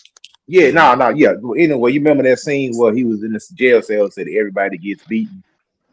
Wasn't your night. Too old. Whatever the case may be. Head wasn't in it. At the end of the day, you hang around long enough, you're gonna take a L. And that's what people got to realize. We got to stop putting capes on these guys' back. I seen everybody lose. I seen Roy Jones lose. I thought he would never lose. I seen the Superman original when he left Four the building. Kings. Remember how people's heart dropped when you seen Roy drop? It broke my heart. It broke my heart. At the end of the day, happening right now. Everybody will lose. That's part of boxing. I said this. If you look at the bit ahead, and a lot of these dudes ain't gonna retire undefeated. A lot of guys gonna lose before it's all said and done. You just better get ready for it. Yeah, my problem is with all of this, and I don't care. I know this is pro tank area, but I'm gonna say regardless. No, the hell it ain't. No, hear the issue. No, the hell it ain't. Hear the issue. Hear the issue. Pro boxing. Tank is never. He's never pro tank area. Stop. Okay, I got you. Cool. Right. Tank has never challenged himself. He's never taken on the best people out there. Stop it. No, there is no stopping it. He's never fought a number one fighter in any division he's been in. Name one number one fighter he's ever fought. These were the people we were discussing. Name one number one fighter he's ever fought. He fought with not Floyd. The very number one guy, but that's due to fucking in-house fights and PBC needing to make the fucking money off of Tank. You come up here saying that dumbass shit. You make yourself sound like a fucking boxer fan rather than boxing, dog. I'm out, KB. Be good and safe, man. You Thanks can for talk having me. about everything you want to. You could deflect. You can move the goalpost. You can stay off the field and ride the fucking bench. You want to respond, D1? You can respond to him. Go ahead, Tony. So at the end of the day, Buddy want to talk over me because he don't have an answer. The fact of the matter is, and you cannot change facts, Tank has never fought a number one fighter. Here's the fact of the matter. Nobody before this fight was giving Lamont Roach a chance. Why? Because he's looked at as the weakest champion at 130. Nobody, I don't know a lot of people that believe that, but before the Tank fight, that believe that he could beat Navarrete. I don't know. Oshaki Foster. I don't know many people who think he could beat Oshaki Foster. These are the people I was talking about, Jess. The fact of the matter is he was the weakest guy at 130 that was a champion. That's who Tank chose to fight. Now people are big up in this dude like he's an elite, like he's a killer because of how good he looked against Tank. Yes, he looked good against Tank, but I also watched him get whooped, dog walked by Jamel Herring. I watched Shakur get in there with Herring and make him look like he didn't even belong in the ring. There are levels. Triangle theory does not exist. Just because one guy beats another guy doesn't mean that other guy can beat that guy. However, you can see levels in boxing, and Herring didn't even belong in the ring with Shakur. So when you look at Tank Davis, if he ever chooses to fight a number one fighter, if he ever chooses to actually not bring people up from other weight classes or weight drain people and fight them at their best, you're going to get the same result you just got with Roach. He's going to lose. Hey, salute to everybody. Hey, Just. What's good, bro? Hey, no disrespect, but Tony, bro, you go from panel to panel on some hating shit, bro. Like, what's your issue, dog? Like, you did this same shit last night, my nigga. He was waiting for this moment. He popping bottles and having his parade. I'm going to answer it. You go from panel to panel with your panties on for Tank. Like, so goddamn, my nigga, did he hurt your feelings or something? Well, what's the difference? Did he not give you an autograph? What's the difference? You go over here fangirling for him everywhere you go. It ain't even that, my nigga, but you just purely hating though, bro. Like, what's your how is the fact? See, this is what I love about people like you. What I love about people like you is you ignore facts. Hey, bro. You ignore facts. I bullshit you not. You go to 2 Cent. Anybody go to 2 Cent channel, bro. You will hear this nigga saying the same shit he was saying last night. Got you. I am Just the do. last eight. Just Nah, do. hell nah, Heron. Just Don't do. do no Let me damn ask you a Man, that shit is question. crazy, my Let, nigga. let's kill Paid in Full real fast. Like, okay? Just do. How many years have you known who I am? For the whole time I had this channel, pretty much. Paid in Full. 2 Cents just came on the scene. Mm-hmm. In fact, What- 2 Cents just. In fact, 2 what do Cents that just mean? started. Hold on, let me finish. In fact, 2 Cents just started her channel. She actually used to co-host with another content creator. Bro, you just here. I've been here. Shut the fuck up. What do that mean? That means you don't know what you're talking about. No, nigga, that means you're a hater. No, what it means. Hey, Tony, you ain't got to come in turning the table over every time you come in the house, brother. Just wipe your feet and come in and take a seat, Hey, brother. Coach Eddie, You- Coach that- Eddie, that- that's the thing with you, know man. what's up, Coach You Eddie. come Like, in, you stop want to playing. turn the table over. Coach Just come Eddie, in and you was we on can the have a same shit conversation. last night Yeah, too. we can build. I just know how. Yes, I was. Yes, I was. But I was speaking facts. Yes. We was having the spirited debate. There's nothing wrong with that. Here we go again. There's nothing wrong with having a spirited debate. Paid in Full. Answer my question. How many Hey, number one hey, fighters has Just. Tank ever fought? So How many listen number here. one Hey, fighters has he ever I fought? asked Coach Eddie last night. I said, Coach Eddie, what rounds did you give? I said, what rounds did you give Roach? He said, I don't know. I didn't score the fight. But 6, 7, 8, 9, 10, 11, 12. Like, what the fuck are you on, bro? I did score the fight. I did score Bro, the fight. are we gonna litigate the fight? I mean, everybody got their own opinion. I thought Lamont won the fight. You thought Tate won the fight. What does it matter? It doesn't matter. Only thing that matters is the judges got it a draw. It doesn't matter what I think. Coach Eddie, you know what I find funny about this dude? He's over here mad at you because you watched the fight. And because you why would look, I be mad, let me my finish nigga? talking because I let you finish talking. Yeah, He's over here mad at you. Use the right terminology, though, bro. I'm You never see that? You mad. see that? He keep wanting to chime behind me like a little chihuahua. Anyway, You got anger problems, man. no, you got shut the fuck up problems. Yeah, that's your problem. You can't stop talking when other people talk. That's a feminine trait. You're like a female in the background. Hey, Yeah, I do this. I'll steer it in a different direction. Let's do this. What y'all think about the what y'all able to hear any of it? What this former commissioner was talking about? Hey, I think he was spot on, man. Mm-hmm. He gave a lot of good insight, and he did a hell of a job, like not sounding like he had a dog in the race. He just was strictly talking about what he's seen, how it happened, if he thought they made a mistake or not, and he leveled with Tank with something being in his eye. He definitely just qualification, but he was like, the knee happened.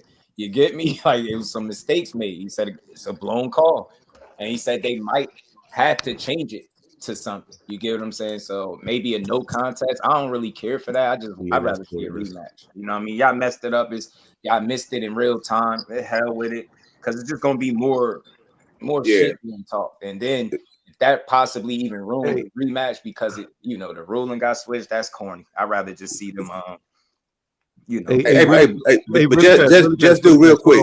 Just real quick. Go ahead, brother. Yeah, I just want to say this really fast, and then we can change it up to whatever. Since Buddy's gone and he can't talk over me, I can get his out. This is what I find funny, Coach Eddie, right? You gave your opinion from watching the fight on who you thought won the fight. And because you didn't have a piece of paper and a pencil writing down every round, that negates who you thought won the fight. That's how dumb these people are. They get pissed off over your opinion. And because you can't recall every single round because you didn't write it down, which one's Tank won, which one Roach won, now all of a sudden you don't have an opinion. These people are jokes to me. And to the dude in the chat, where is your name? Sly YT. Yes, Shakur did beat a number one. At 130, he beat Oscar Valdez when Oscar Valdez was globally ranked number one over all champions. You don't know what you're talking about. That's a fact. Yo, just to make a quick point, then I'll turn it back over to you, brother. Good. Even with the great Roy Jones, he was one of my favorite fighters, man. But he even couldn't supersede what the rules said. When Montel Griffin was on that knee and he hit him with the shot when it was down, they disqualified Roy. True. That was the rules. You know what I'm saying? So nobody is above the rules of boxing because fighters retire, but the sport of boxing goes on. I think Steve Willis hurt his credibility because he really should have stood on business and not get swayed by the moment, not get swayed by Tank, not get swayed by the crowd and say, look, I have to uphold my integrity, because now people gonna look at him sideways because he's not getting another assignment, a big assignment, because he blew it.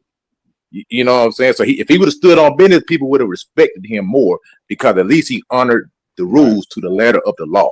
Yeah, I, that's I the got fact, I and got a question on that, that's Coach what Eddie. Randy was talking about. That's what his whole spiel was about, just honoring the rules and things like that. And real quick, Sly, you can't fight the number one when you are the number one guy. Go ahead, Remo. Hey, just do we not equate the human factor of what's going on emotionally, like in the action? Like we genuinely was confused. That motherfucker was looking at it like, yo, what's going on at the same time? So I get it, like he has a job to uphold at the moment, but when you in the midst of this shit, it's just like it's a knee-jerk reaction with this shit. And to the point of the guy on the video from the commission, it's hard to say I'm gonna just overturn it and give a victory to somebody, because if I rewrite the 9th round, I can't rewrite the rest of the rounds from 9 to see how it will play out. To change that, No, but it was a conclusive moment, though. I know I It's either understand, what you're saying, but like from that point, if you change it from a 10-8, right? If I'm in the fight, I'm in the game, whatever, I got a field goal, whatever, I know how to approach it moving forward. You can't change it at that moment. But I understand what you're saying. But see, a lot of people are saying if they would have scored the knockdown, that Tank would have turned up. Well, how you don't know that Lamont would have turned up if he would have scored a knockdown? I got one better. But we I making got you know one what I'm better. I saying? got one better for you, Now Eddie. he feels like victory is in grasp because now I'm up. Hey, Eddie, I got one better. I got one better for you. Hold on. We saying the same point then. Like Nah. you don't know what comes from that point either. Lamar could have dropped him, Tank knocked him out. We don't know after that. So to Hey, change look. While we there though, so to change the end of that fight because of a round in between 9 to 12, I don't see how they do that. No contest, yeah, but all right, Eddie. What I was saying, bro, is the Randy Gordon, the former commissioner, brought this point up too. Everybody keeps saying, well, if Tank would have got that knockdown, he would have changed how he would have fought. Okay, but Randy made a good point that said, how do you know to where whatever was in his eye and had him bothered, had he just took the knockdown, right, and not gotten any aid from the corner, who says he was able to continue? So it's a whole bunch of what ifs when you start speculating like that. That's why I said we saying the same thing. The whole thing from 9 to 12, the whole thing from 9 to 12 becomes a big what if. Yeah, so I'm talking about the fight in itself becomes a what if he said he couldn't see. So how do you award it to one and not the Hey, other? Remo, listen to me real fast. We've seen this happen before. A fighter take a knee without being, Tank was actually hit before he took the knee, but we've seen a fighter take a knee without even being touched. Floyd Mayweather, when he fought Hernandez, I think he broke his hand, took a knee, and the referee called it and counted it as if it was a knockdown. Because the rules of boxing are plain and simple. If you take a knee, it's a knockdown. It don't matter. I think John Pascal did the same thing when he dislocated his shoulder. But John Pascal did the same thing when the shoulder popped out. Boxing I think you're right, Coach Eddie. Yeah, you are right now. Yeah, I forgot all about that. But y'all be trying to tell me every rule in the book, if it was not called in that moment, you can't change history. That's what I'm saying. But the thing about it, he did start the count though. That was the messed up part about it. This dude counted to 4, so his initial reaction was it was a knockdown. He sent Lamont to a neutral corner and got all the way up to the count of 4. But I think the magnitude of the moment, knowing that it was a close fight, he stopped the count because of who it was. It was Tank Davis. Punishment be? I don't think the referee gonna get punished. His biggest punishment might not be getting a high-profile fight for a little bit or something like that. But I don't be on the bench for a while. Nah, he won't get. I doubt that because look at Tony Weeks with Rolly and Barroso. Took a month off. What is a month? I'm not saying what is a month. I'm not describing what a month is. What I'm saying is, for some odd reason, he didn't ref no fights. I'm not saying he was suspended. I'm not saying he just decided to chill. I don't know. But I got you. But that's my whole thing. Like when Canelo got popped on clenbuterol, they gave him 6 months out the ring. Well, the dude normally fights every 6 months. So how is that a punishment? It wasn't really slap on the wrist. That's what I'm saying. That's what I'm saying. Really slap on the wrist. Yeah, there was no punishment there. Like that's his normal wait time. Right. But at the end of the day, like I said, they could call it hate, but I say this: Tank Davis has never fought a number 1 fighter. All right. We don't know how good Lamont is. Lamont could turn out to be that guy. I doubt it. I think he just had a good fight against Tank. I don't think he's the best 130 champion, and I don't think he could beat Lil Kiki, and I don't think he could beat Shakur. But I could be wrong. He might Right. There's a possibility that he could wash them all, and then we're like, okay, Tank just lost to the greatest guy there is right now. But I doubt it. All right. He shit. That's why I say that rematch is all worth it, man. The rematch, whatever Lamont do right here, he playing White House money. You know what I mean? No rematch, cool. He go fight somebody else and still be good. But I think the rematch got to happen now, though. If I'm him, I take this. I leverage the Shakur fight with Tank as use it as a bargaining tool. You know what I'm saying? Because he'll probably get a bigger guarantee fighting Shakur than he would with Tank. Yeah, I think so too, though. I got you, Big Supreme. I think so too. I mean, because he said he was good with it. He said he could have made more fighting his mandatory, a bit more fighting his mandatory. Than And not only that, I think the Shakur fight is a safer fight. You don't run the risk of getting knocked out fighting him. I fight Shakur, then come back, circle back and fight Tank. Yeah, you just run the risk. You got to beat Shakur though to get back to Tank though. Yeah, you get in with Tank, you run the risk of getting knocked out. I'm just keeping it 100. Well, he didn't, but he just fought Tank and he didn't get knocked out. You run the risk. I'm saying though, it's funny. I think funny things happen. I mean, Montiel Griffin, he fought Roy Jones competitively, and then in the second fight, he got cooked in the second round. He was done. All I'm saying is that he'd have to beat Shakur to make it to another Tank fight. I think that's a good. I think that's a 50-50 fight. I think it's a good fight. I don't think so. I think the 45-55 fight. 45-55 fight. I got Shakur washing Roach easily. I think that's I got him washing Lamont Roach. Yeah, I think it's gonna be an easy fight. Had we already made the mistake already, guys? Did we just make the mistake last week? Different style, bro. Different style. Yeah, that's the thing, Coach Eddie. Here's what I say. When you pick enough cherries, eventually you'll prick your finger. So that's what happened to Tank. He got pricked on the cherry. Damn, that's I don't see Shakur washing Lamont Roach. I don't see that. I see a competitive fight. I see a competitive fight. I think Kiki will knock him out, and I think Shakur will dance around him. It'll be a convincing win, I think, for Shakur. I think it's convincing easily. It won't be no controversy and none of that. I think he'll show you the difference, and it'll be a style thing. I think it's not he's that'll prove he better than Tank. Not at all. I just think it's styles. And again, I don't like triangle theories, but seeing them have a common opponent, and I get one guy got him a bit later. That shit was night and day. Night and day. Like that shit would have never happened. Jamel would have never beat Shakur at any point in his career. And I really truly believe that. I just don't never think I've seen Jamel Herring as a better fighter than what I'm seeing Shakur as. Todd Drakeford, I think they asked him that on the Breakfast Club. And he said, who said that? Was it one of them interviews? It was the Breakfast Club, bro. Was it the Breakfast Club? Yeah. He said, but you get something pay-per-view by percentage or something. He said, who said that? Like, nah, like that wasn't the case. I mean, he was joking. He said, "Who said that? Like, who told y'all that? Like that wasn't." And I think Tank owed that man $250,000 either. I'm Lamont Roach. I'm saying, run my money, brother. Where my bread at? I need my $250. Yeah, he bet the man on stage $250,000. Run my bread, brother. Hey, really fast. I want to touch on something Teach said. He fight him style wise. I got him beating him convincingly. I'm not gonna lie. I promise you. I promise you I do. He gonna have to show me that you gonna make the fight that competitive. I see competitive fight, but because Lamont Roach is good, man, and I think he got better since the loss, and I know he got some confidence after going 12 with Tank. He proved he could stand in there and fight. Price Boy was good, so we can't just give people wins. But in my opinion, if there was the fight, I definitely got Core beat. A rough ass Teach. You said if it was ruled a knockdown, then you think Tank would have turned up. Well, I don't think it would have mattered because in round eight, Tank did turn up. He was swinging for the fences, and Roach wobbled him twice in that round. He was out working him in the pocket. He hurt him twice, and Tank was trying to knock him out in the 8th round.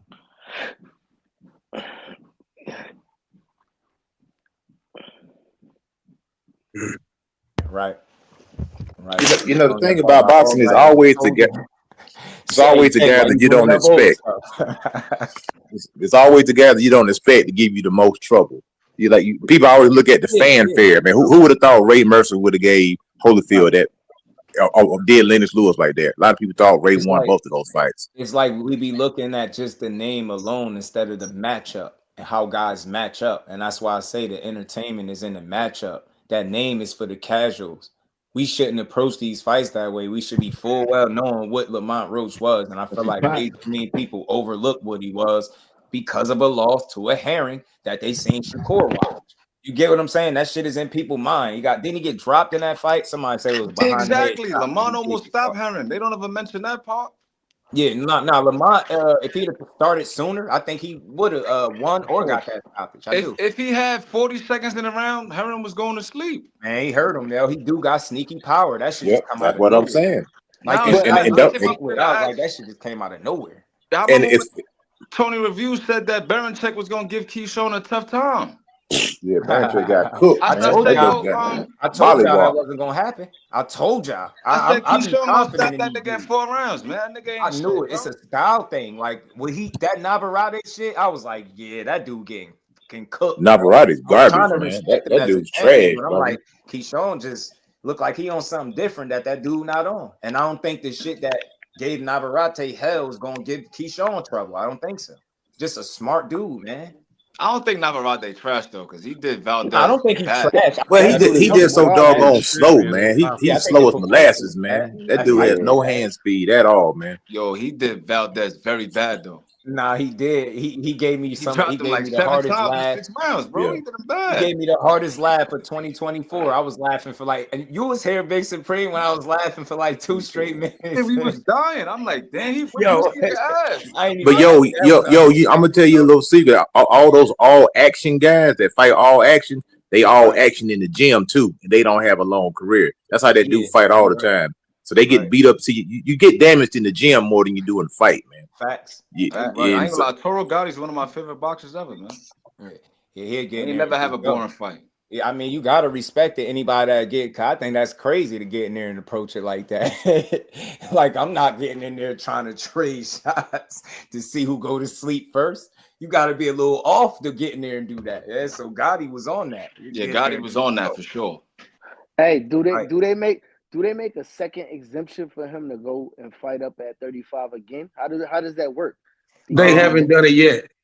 No, I'm just saying because if let's say he would have to appeal a petition to get exempt again, and that puts the mandatory on hold in 130.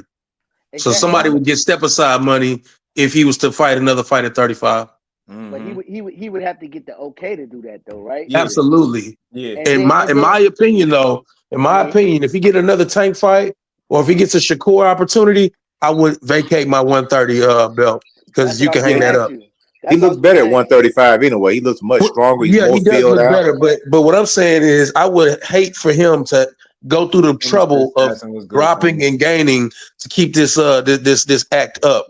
Just go ahead and choose 35 if you get another shot. In my opinion, if you get a Tank rematch, vacate it. Or if you get a Shakur fight, vacate it. All cases at 35, he should vacate 130. So I think. I got a question, right? Let's say, for example, hypothetically, the referee counted the knockdown. Y'all think Tank would have lost? Well, technically he did, but he didn't. But yeah. No, I don't think he would have lost. I don't think he loses. I think the judges would have adjusted the score. I think it would have been a draw with the knockdown. That's what would have happened. They would have adjusted the scorecard. In my opinion, not me trying to be hateful or no bias. I'm just saying, if they would have counted that knockdown, it would have been a draw. Yeah, they would have made it a draw still, except it would have been a 3-way draw instead of a 2-way draw. Yeah, it wouldn't have been a majority draw. Because you would have seen, I'm gonna tell you what happened with them scorecards. Those guys were filling out their cards and they're like, oh, Tank's gonna get him later. But then it rounds around going on there. Oh crap, we got to start moving some numbers around because Tank is losing, or maybe the fight is a little bit closer than we thought it would be. So they start making sure they start dressing them goddamn scorecards up because Tank, everybody figured on the 8 to 9 round knockout. That what the money was on between 7 and 9. So the judge is gonna be okay. Tank, we gonna get whatever. I don't know how they had the scorecards. I hadn't seen it, but I think when the fight started getting real, tight, they oh crap, we got to start adjusting this thing to make sure that our man wins because that's A-side privilege. That's A-side privilege, man. It is what it is. I will say this in defense of the judges, which I normally never ever do. I scored it the same way they did. If you take away the knockdown, I had it a draw. I had it 6 rounds to 6 rounds. The only separation was the knockdown. Sure. So I actually agree. Like, if you remove the knockdown that should have been there, I actually agree with the two judges that had it 114 to 114 because that's what I would have had. I had it 115, 113. I had 7-5. I thought Lamont, but the most of the round were edged. They were edged. It wasn't like a lot of separation in the round. But I think Lamont most times when the ones that I gave Lamont, he outworked Tank in those rounds and landed the more telling blows. Because like I say, Tank wasn't very busy. And that's what I was talking about last night. The dude only threw 279 punches. But be honest with me. How often is Tank busy? I mean, but that is a very low output for Tank. 279, that's a very low output. Yeah, it's a low output for Tank because he don't never really go 12. But I seen him throw more punches than that in an 8-round fight. You know what I'm saying? So that's facts. I'm with you on that. I'm just saying I'm not about to act like he's a volume puncher. He's not. Yeah, but I will say this: I've never seen Tank back up. I've never seen Tank back up this much in any fight he's ever been in. Normally, he stays on the back foot for the first 2 to 3 rounds, and then he's the one going forward. This time, he was on the back foot for damn near the whole fight. Yeah, because he was stalking Frank Martin. He put Frank Martin on that back foot round 3, and it was over with. It was just a matter of time. Frank Martin also looked like he was auditioning for a Thriller part in the video. So, I get it. So, you think Lamont ain't look like that? Bochuck, or you think Bochuck got robbed? Bochuck got robbed. You talking about Ortiz? Yeah, he beat Ortiz. Okay. Hey, I have a really good question for the panel, and I want y'all to get y'all take on this. Now, Tank, he reveals himself when he speaks. He's a very honest guy. He's very candid.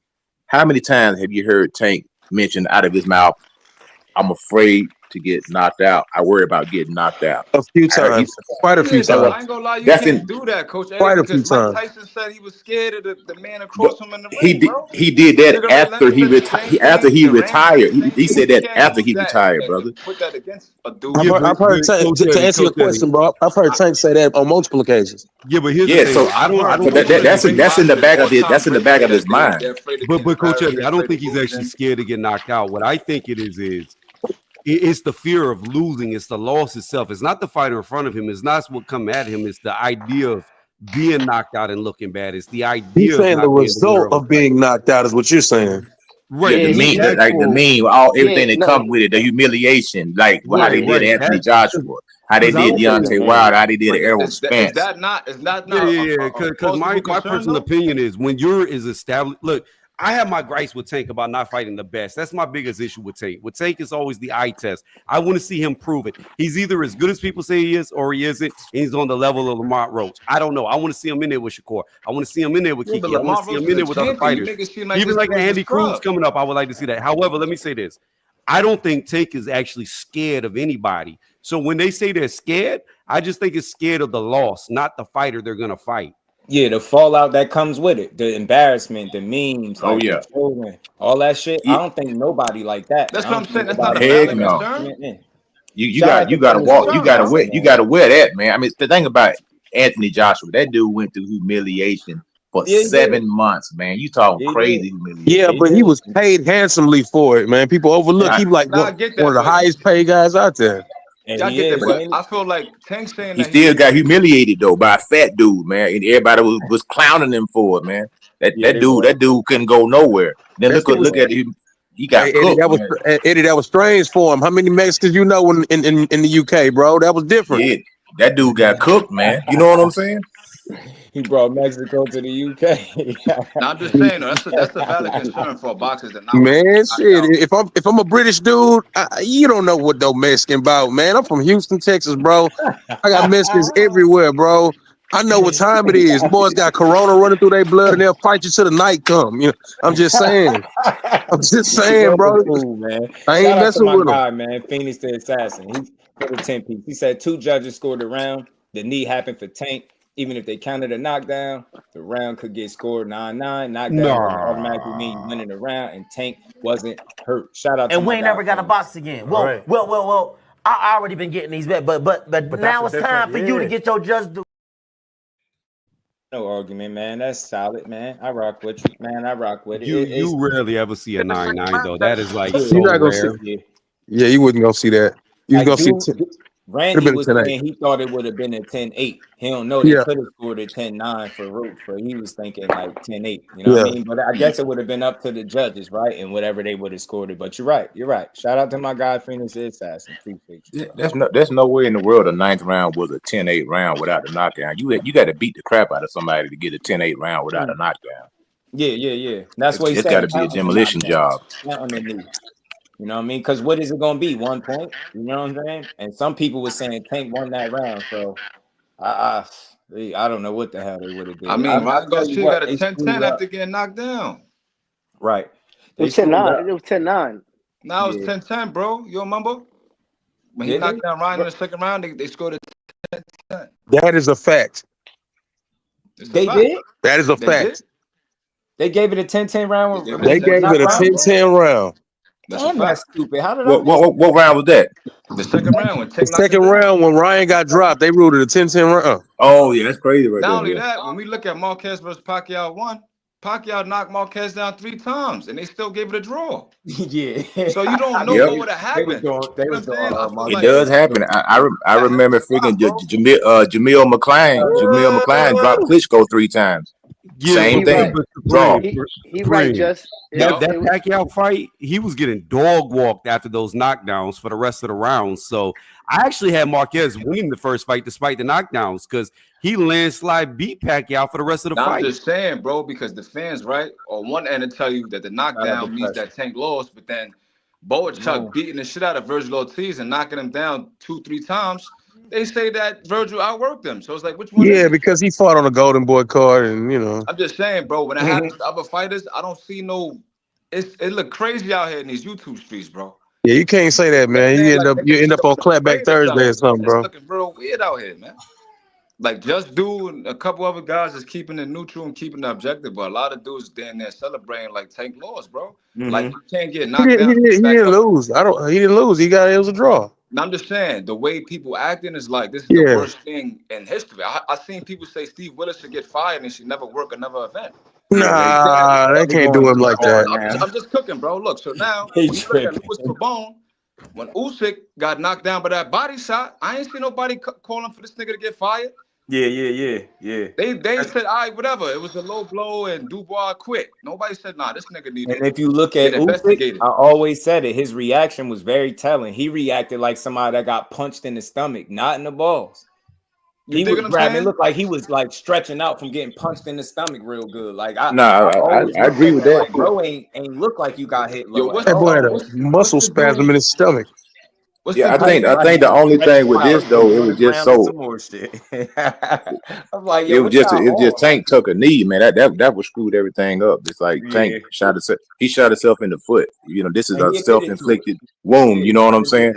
Right. He said he shouldn't have did it. It messed him up. It was a dumb move. I'm pretty sure he could have thought about that and done it over. That's not something he wouldn't have done. And then we wouldn't have this conversation. But like I said, some people was acting like it's not a real conversation. Like nobody missed no call or nothing. Like we ain't just see two things just happen real fast and ain't nothing happen. Yeah, like here's what I was telling people. But ain't nothing happen if you get what I'm saying. So I'm like, what the hell?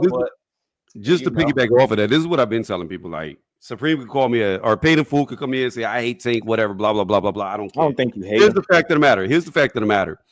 To me, getting this overturned, we've never seen, unless there's cheating, PEDs, etc., we've never seen a decision overturned because at the end of the day, all they're going to lean on is the loophole of all the boxing, referee discretion. All Steve Willis has to do is go over there and say, oh, at first I thought it was a knockdown, but then I realized he had something in his eye. I could tell by the way he was blinking. I could see the grease running into his eye. That's why I didn't rule it a knockdown. And guess what? It's no longer a knockdown. So it's not going to get overturned. Like I don't believe it will. Because of the referee discretion rule. Even though it should have been a knockdown, it's not going to be a knockdown. I think the only thing Steve Willis messed up is that he should have called a timeout and put all the onus on the commission. Let them make the decision right there on the spot. No matter how long it took. If it took 5 minutes, if it took 10 minutes, let them make the decision. Yeah, they put out a statement saying that the replay stuff that they had was broken. Like, and you know what? And halt the time until y'all get it back up. You know, I mean, it is what it is, brother. You know what I'm saying? I mean, they did the same thing when the Fan Man came in, Holyfield and Bo. They stopped that fight for 30 minutes to get this dude out of the ring. So I mean, Tank freaking he pulled this stunt, man, and he knew he screwed up. They teach you that in the amateurs, man. They tell you get in trouble in the amateurs, take a knee. And so Tank knew that. That's why he hopped up so quick, because he knew he screwed up. Mm-hmm. He knew it was a point. He knew it was supposed to be a point. He knew it was supposed to be a point. Oh, he hustled Steve Willis. He hustled him. Hey, but you also gotta. I know people ain't gonna like me saying this. You gotta put some kind of onus on who I know his name, but I'm gonna just say whoever brought him the towel and stood on the thing to give him the towel, you're an idiot, because you could have got disqualified for that. Ain't nobody saying that, but that's what happened. Man, how many times? Yeah, but I would say this, Mo City. I think him. So you're right. He could have been DQ because the corner cannot help you without the referee directing you first. However, being that Tank ran over there, yelled for his face to get wiped, it only builds a better case for him having something in his eye.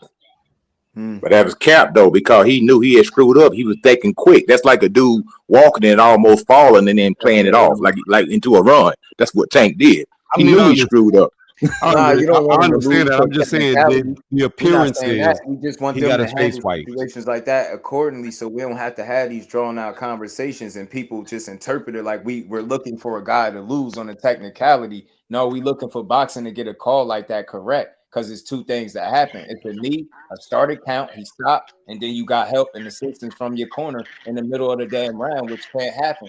So you telling me this guy can do all of that, and he's Tank, the more popular guy, and you don't think nobody gonna have nothing to say about it? Right. It's almost like people want us to ignore that we've seen them fuck up in real time. I'm acknowledging it's a mistake. I don't think it was intended to favor Tank. I think the referee was caught off guard with what the hell he was saying. Like, bro, did he really just take a knee, get up, go up there? Like, hey, he was looking like, bro, what you doing? He's like, yo, I had something in my eye. He like, bro, but you can't do that. You take a knee, gotta count it as a knockdown. He started talking to him, gave him an explanation, and like he accepted it and just let it go.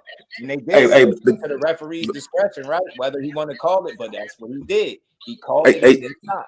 That's all.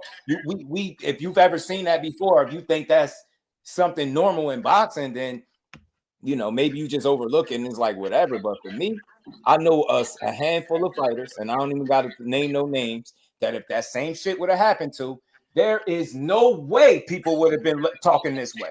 I don't give a damn. I'm calling everybody out on that. I know y'all. Haney take a knee in the middle of a fight. And let Haney do it. What? YouTube and argue that it wasn't a knockdown. Nah, he shouldn't have been DQ. Ain't no way in hell. I see how people reacted when he got hurt in sparring. Nah, man, you can't hurt your hand like that. Look how soft that punch. The dumbest shit you will ever hear. I know Keyshawn with all that shit he talking about being the new face of boxing. He get in a fight and take a voluntary knee. Ain't nobody trying to hear that shit. And they don't count. It's no way nobody going to lead a fight and not say anything. So, no, I want to be clear. I don't want anything to happen. I don't have a dog in the race. They messed it up in real time. I wanted them to get it right in real time, right? They didn't. So I'm cool with it being exactly what it is, a draw, so we could see another fight. But I'm standing on what I'm saying. It's a handful of more fighters, probably any other fighter, not named Tank, that would have took a voluntary knee. Y'all wouldn't have been saying that. Y'all would have been making videos talking about how soft he is, and he quit, and he went over there and got help from his corner. Come on, man. He ain't got no chin, everything. He chinny. You know what I'm saying? So damn, imagine him taking a knee. He take a knee? Man. Bro, he went to a fight sick with a hurt hand. People was like, man, his tummy hurt. So they not giving him no outs. They was like, man, his hand hurt. Where the medical report? That man showed people a medical report. That's how bad it got. Content creators questioning this man till they seen a medical report and had to believe it. Shit is crazy.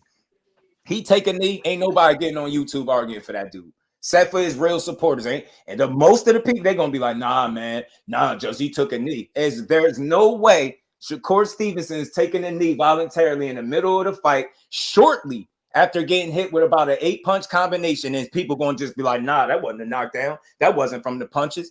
Something in his eye. Guarantee you, y'all won't give him that grace. That I know. Him, Keyshawn, tour boxing most hated. Y'all will not give him that grace. Shout out to Tank. I ain't mad at nobody, but I just want people. I ain't gonna lie, I don't think Keyshawn's hated at all, bro. What we pointing out, we just pointing out what we seen. We don't want anybody to lose. We wanted boxing to get the call right. That's all. That shit is unacceptable on every level to start a count and stop. And then you let them get away with getting help. I mean, but that's happened in boxing before though, bro. That shit just nobody's ever taken a knee and never been countered. I can recall. Starting a count and stopping and y'all ever seen that before? I never seen it. That was my first I never seen it. I mean, educate me. I never seen it. Brown and Williams. Let me pull it up. Let me pull up the fight. Yeah, somebody said that earlier. Brown. Yeah, somebody said. I know you're talking about Marcus Brown and Williams, the guy out of. I know exactly what you're talking about now. They do it? I remember that. They started counting and stop. I can't remember, but I know the names. I remember the fight. I don't remember that incident. I'm very consistent. I didn't see that. I know I didn't. I guess the referee must have. That shit crazy. How you gonna start the count and stop? Anybody that's doing it is bogus. So when people try to say, well, this happened in other sports, let's not justify bullshit because it happened in other sports. When it happened in other sports, we be mad as hell. And don't get, especially in them other sports where everybody always betting their money, they be pissed off. You know how many people I done read tweets, Facebook posts with people mad at athletes for them blowing their parlays and all this shit. Come on, man. They gonna be pissed off. But just dude, you know what makes me the maddest about boxing? Only in boxing do you ever. My bad, I didn't mean to cut you off. Like that. And it's unfortunate that it favors him. It's nothing against him. I don't want to see nobody get that kind of treatment at all. That shit is wild. Don't start no count and stop. Your first mind was your right mind. You knew what you was doing because you was reacting on what you seen and stop. Allow the explanation and then let it continue. That was a lot, but for me, that you missed it. I don't want to hear you overturn anything. Let the fight happen again. Let the men rematch. Settle it there. I'm cool with that. I don't want to see Tank have to lose to a. No, but I don't think nobody's. I mean, it's his fault though. That's the thing. I want to hear people hold him accountable. He shouldn't have took no damn knee. Should have spit his mouthpiece out there. And I heard another fighter say that. I agree.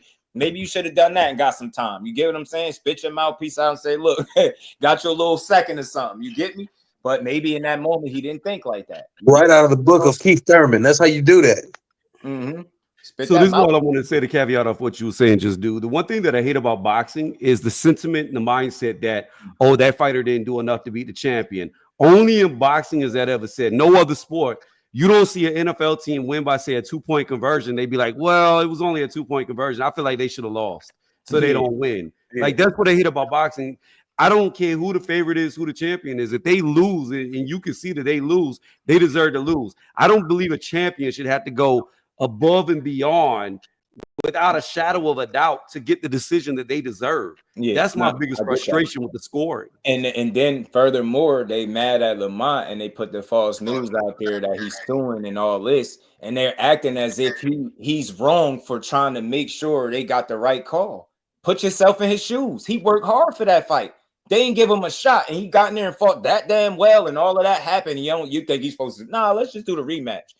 That's that you being a fan of a fighter. You're not putting your shoes. You're not putting yourself in his shoes, bro. That's all he doing. Him and his team, they doing what's right for him. Now I don't think nothing about to come out of it, and I don't care to see it because, like I said, I'd rather see a rematch.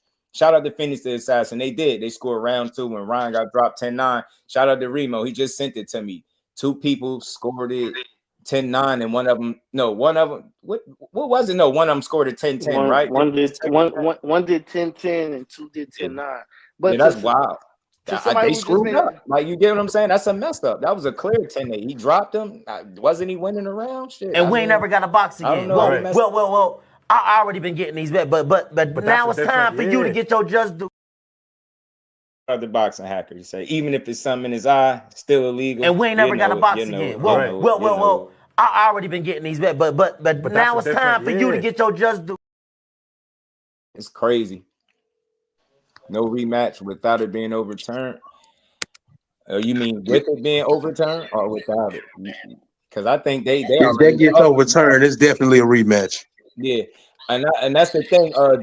Who said all of the Devin, Shakur, and Keyshawn fans on some BS? Nah, the problem is people try to lump everybody into the same category. So I'll put this to the test. Show me the Shakur Stevenson supporter that's shitting on Tank Davis to make Shakur look good. Show me it. Show me it across YouTube. I want to see it. I sat here, like I said, I ain't gonna say. I could point Teach out. Called Shakur Teach is doing all that. types of stuff, and he didn't even fight Saturday. It was Tank. I heard somebody go on a rampage about 4 or 5 different fighters. None of them was Tank. They didn't take the voluntary knee. Shakur get called soft, scary, all types of shit. But your favorite fighter take a knee, and everybody got explanations. I'm just calling out the double standards, bro. Yeah, weird, man. I guarantee you, let that man. You're right. You're right. And I had another thing about Shakur Stevenson saying I'm tired, and they said he quit in sparring, and people ran with it. They ain't see a single punch thrown. That man said, I'm tired. They dapped up and kept it moving. They was like, see, he quit in sparring. And then a little while later, that tape come out with Bill saying, if you ever got anything off on Shakur, it was a good day. See how shit them narratives die? Stop shitting on the fighters to make your favorite fighter look good. I haven't seen one Shakur Stevenson supporter do that. You see Tank Davis fans doing that, and with everybody. And I'm watching this shit in real time.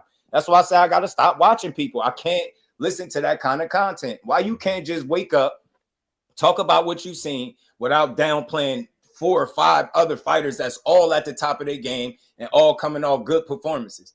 That's how weird y'all are. It's on him. It's his turn. He talks shit after everybody fight. They all do it to each other. All that shit he talk, he a big boy. He can handle it. You heard what he said, man. They hate you and they love you again, man. They love you again, man. Hate you and they love you. I ain't gonna lie. I hear what you're saying, but I ain't gonna call nobody name out on your panel. You know what I mean? No. That's why I say I don't do names, but I just say them. There's a lot of say them names. Around, they doing 11-hour lives. Like how you live for 11 hours talking about one nigga, bro? I know you know what I'm talking about, bro. Nah, say them names. Doing 11, 10, 12, That's 15-hour lives. Talking about hey, one listen. nigga. You saying I want all y'all to hear trash? me. You got exposed. Ever see me tear down any fighter to make another one look good? For you. Call this is me for the out. other people. Call me out the entire live. Don't let me live. And I'm saying, I mean, man. There's a lot of people doing a lot of weird shit. You see me like do that? Said, call me out. That's why they be like, nah, Shakur on this and that. Shakur took I the would high say road. I'm not gonna lie. A lot of Shakur fans is like Tank fans, bro. Like it just be like when people talk about LeBron and Jordan or Magic and Bird, like it's gonna be a back and forth. Some people take it too It's far. a healthy back and forth. Like for example, right? But damn, it be like, bro. Look, for example, look. I've never called Shakur fans bitch ass niggas, this, that, third. Me neither. Teach is on the panel called Tank fans is bitches and this, that, and third. And nah, that's what's going on? Overkill. Then let's not forget when Haney got cheated by Ryan, a lot of these niggas turned into drug test experts. He said, I remember this vividly. Niggas is doing research on niggas talking about he should sue, we should do this. And I was one of the people on your panel that was saying Haney should sue. Haney should go get his money. Haney should go do this. Like, so I just don't like it when they make it seem like if you're a Tank fan, you completely biased. I've been back in Keyshawn. I mean, Supreme, I don't mind somebody suing somebody, like if it's the right context. Yeah, I'll take it if he loses. But if you hold on, if you're suing somebody for doing PEDs, I could ride with you all day. If you're suing somebody because they loaded their gloves, I could ride with you all day. But if you're suing somebody for battery in a fight where you batter each other, I can't ride with that. John Ruiz did that to Tony. I ain't hear none of that shit. He got his ass whooped, and then he sued. Well, here's the problem. When that happened, YouTube wasn't even a thing for people to talk about. I'm just saying, man, it happened in boxing, bro. Like, I'm not saying it hasn't happened in boxing. Like, damn, I should probably sue this nigga. He beat my ass. No, I hear what you're saying, and I'm not saying it's never happened, but you can't bring up fights that predate social media like they are today. I'm just saying it's happened in boxing, though. No, nobody's disagreeing. I'll say this. But my thing is this: you could have just do. Hold on, just do. I've been saying for a long time, way before this fight, that I'm not sold on Tank. That every time Tank fans talk about Tank, it's always the eye test because I believe he ain't fought the right. I ain't gonna lie, Tony. You don't be sold on a lot of people, bro. On the What's that? You don't be sold on a lot of people because you said that Keyshawn was not all that. I remember you saying he was not all that, and Belichick gonna give him a hard time. I was telling you. Yeah, I really did think Belichick would give him a hard time, but he didn't.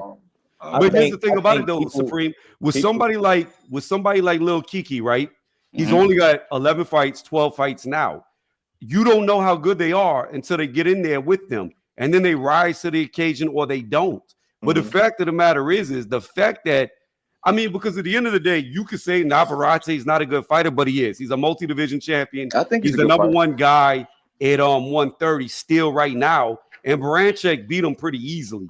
Show the fact that Keyshawn went out there, the fact that hold on, just do the fact that Keyshawn dog walked that dude. It only took him 1 round to figure him out. After 1 round, it was over.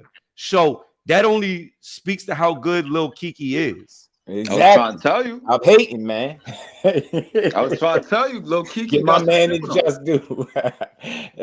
He knocked out Limos. They said he ain't beat. I said he was gonna knock Limos out too. They knocked out Limos. They said he ain't do shit, even though Limos came off that close. I said Africa was gonna beat Paro too. Like, I mean, like. And then he got to Baranchik. He beat his ass, and they say he ain't do nothing. He beat the weakest champion. I'm like, yeah. This is not about boxing. This is about discrediting that man.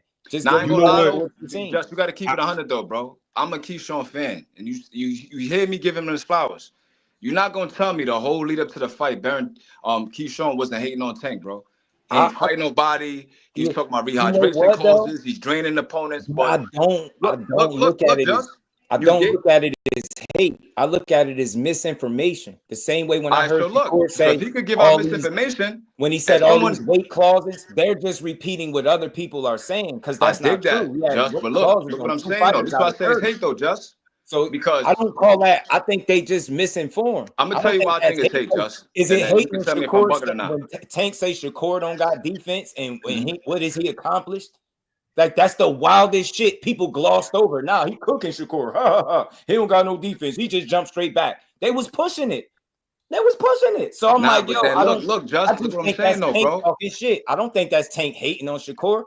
He obviously know what's up, man. Real recognize real. I get that. So now you can't say that he's putting weight clauses on dudes and then you put a weight clause on Limos. You talking about Tank Limos is overweight. I get that, but you still put the rehydration clause in. Now, I don't remember no rehydration clause in that fight. It was. I don't remember. It's the IBF strap. That's why. It wasn't for the IBF though, bro. Well, who are you talking about? He got the WBO. What IBF is? I don't remember. I'll look it up. I don't remember Keyshawn. Nah, it was rehydration clause in there. So my thing is like, I feel like there's certain things that both faces or Keyshawn or whatever. Like they say certain things, and I feel like people just push back and they make it seem like you glazing. So my thing is this, right? If Tank fought Pedraza in 2017, and Pedraza was the 130 champion, had the IBF, how could you say Tank is draining that man? Nah, I just never looked at it as draining, bro. Yeah, I don't think anybody's ever said that though. Yeah, I don't think Keyshawn said it out his mouth. This is what he said out of his mouth, bro. That he drained Pedraza. I missed what you said. Say what you said.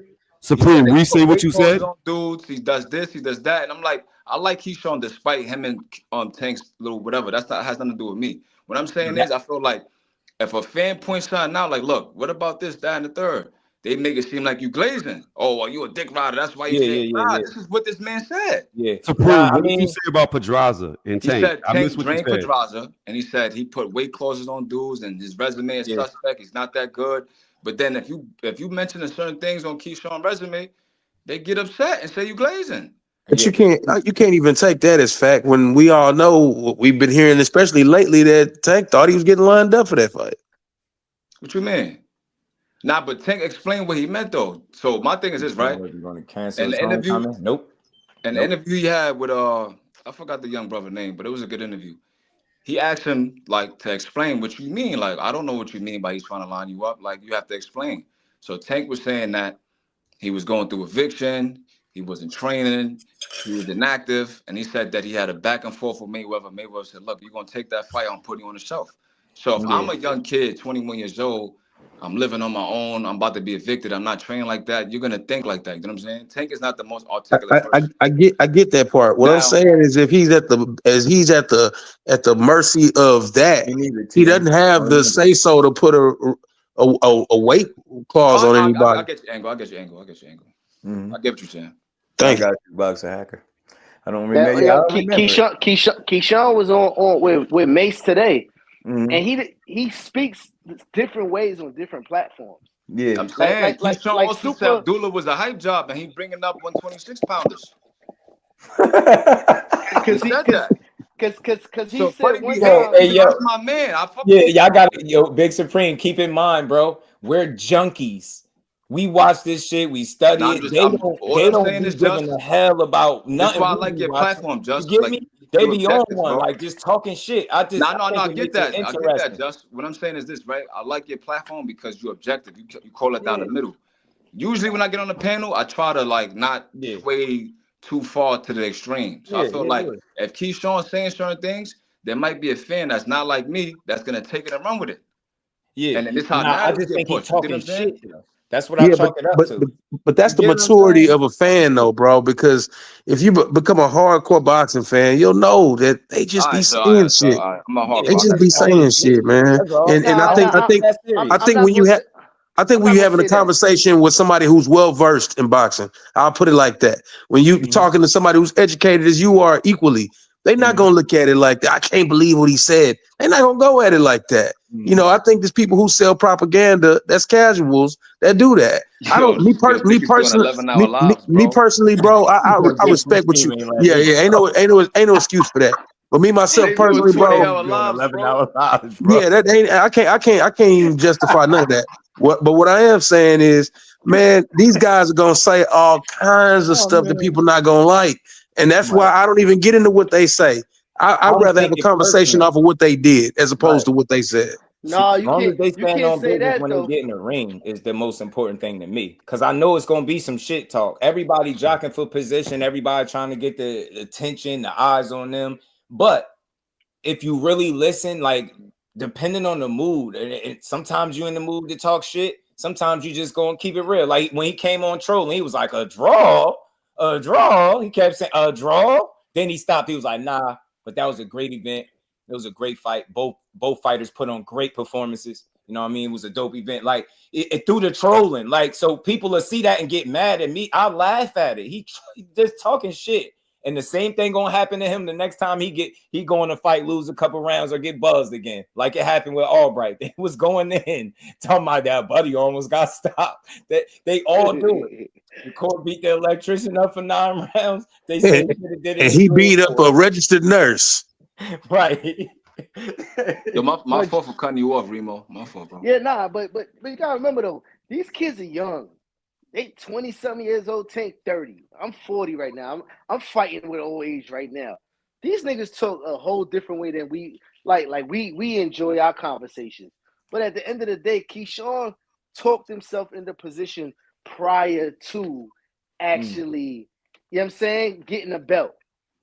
So him knocking off Pedraza damn near 10 years after Tank was now a conversation now. It made him feel good, look good, because he shared an opponent. He went on one platform. He goes, Tank ain't never fight an A-class fighter, yada, yada, yada. Who the fuck any of them fought that was A-class in anybody's book? So the thing is, it's like they talk themselves in position because they over there with slave owners, over there with Bob. He ain't really trying to put him in position because, you know, he don't know how to fuck with black people. And then what you call it? What's the nigga? Eddie Hearn. But you can't think that, bro. He fuck with you when he want to. I'm just saying he rock with you when he want to, until you no longer serviceable then. So these guys got to talk themselves into their money. I understand. I could talk like this because I don't fuck about boxing. I enjoy it. I have no favorite nigga. Whoever beat their brains out, whatever, enjoy it.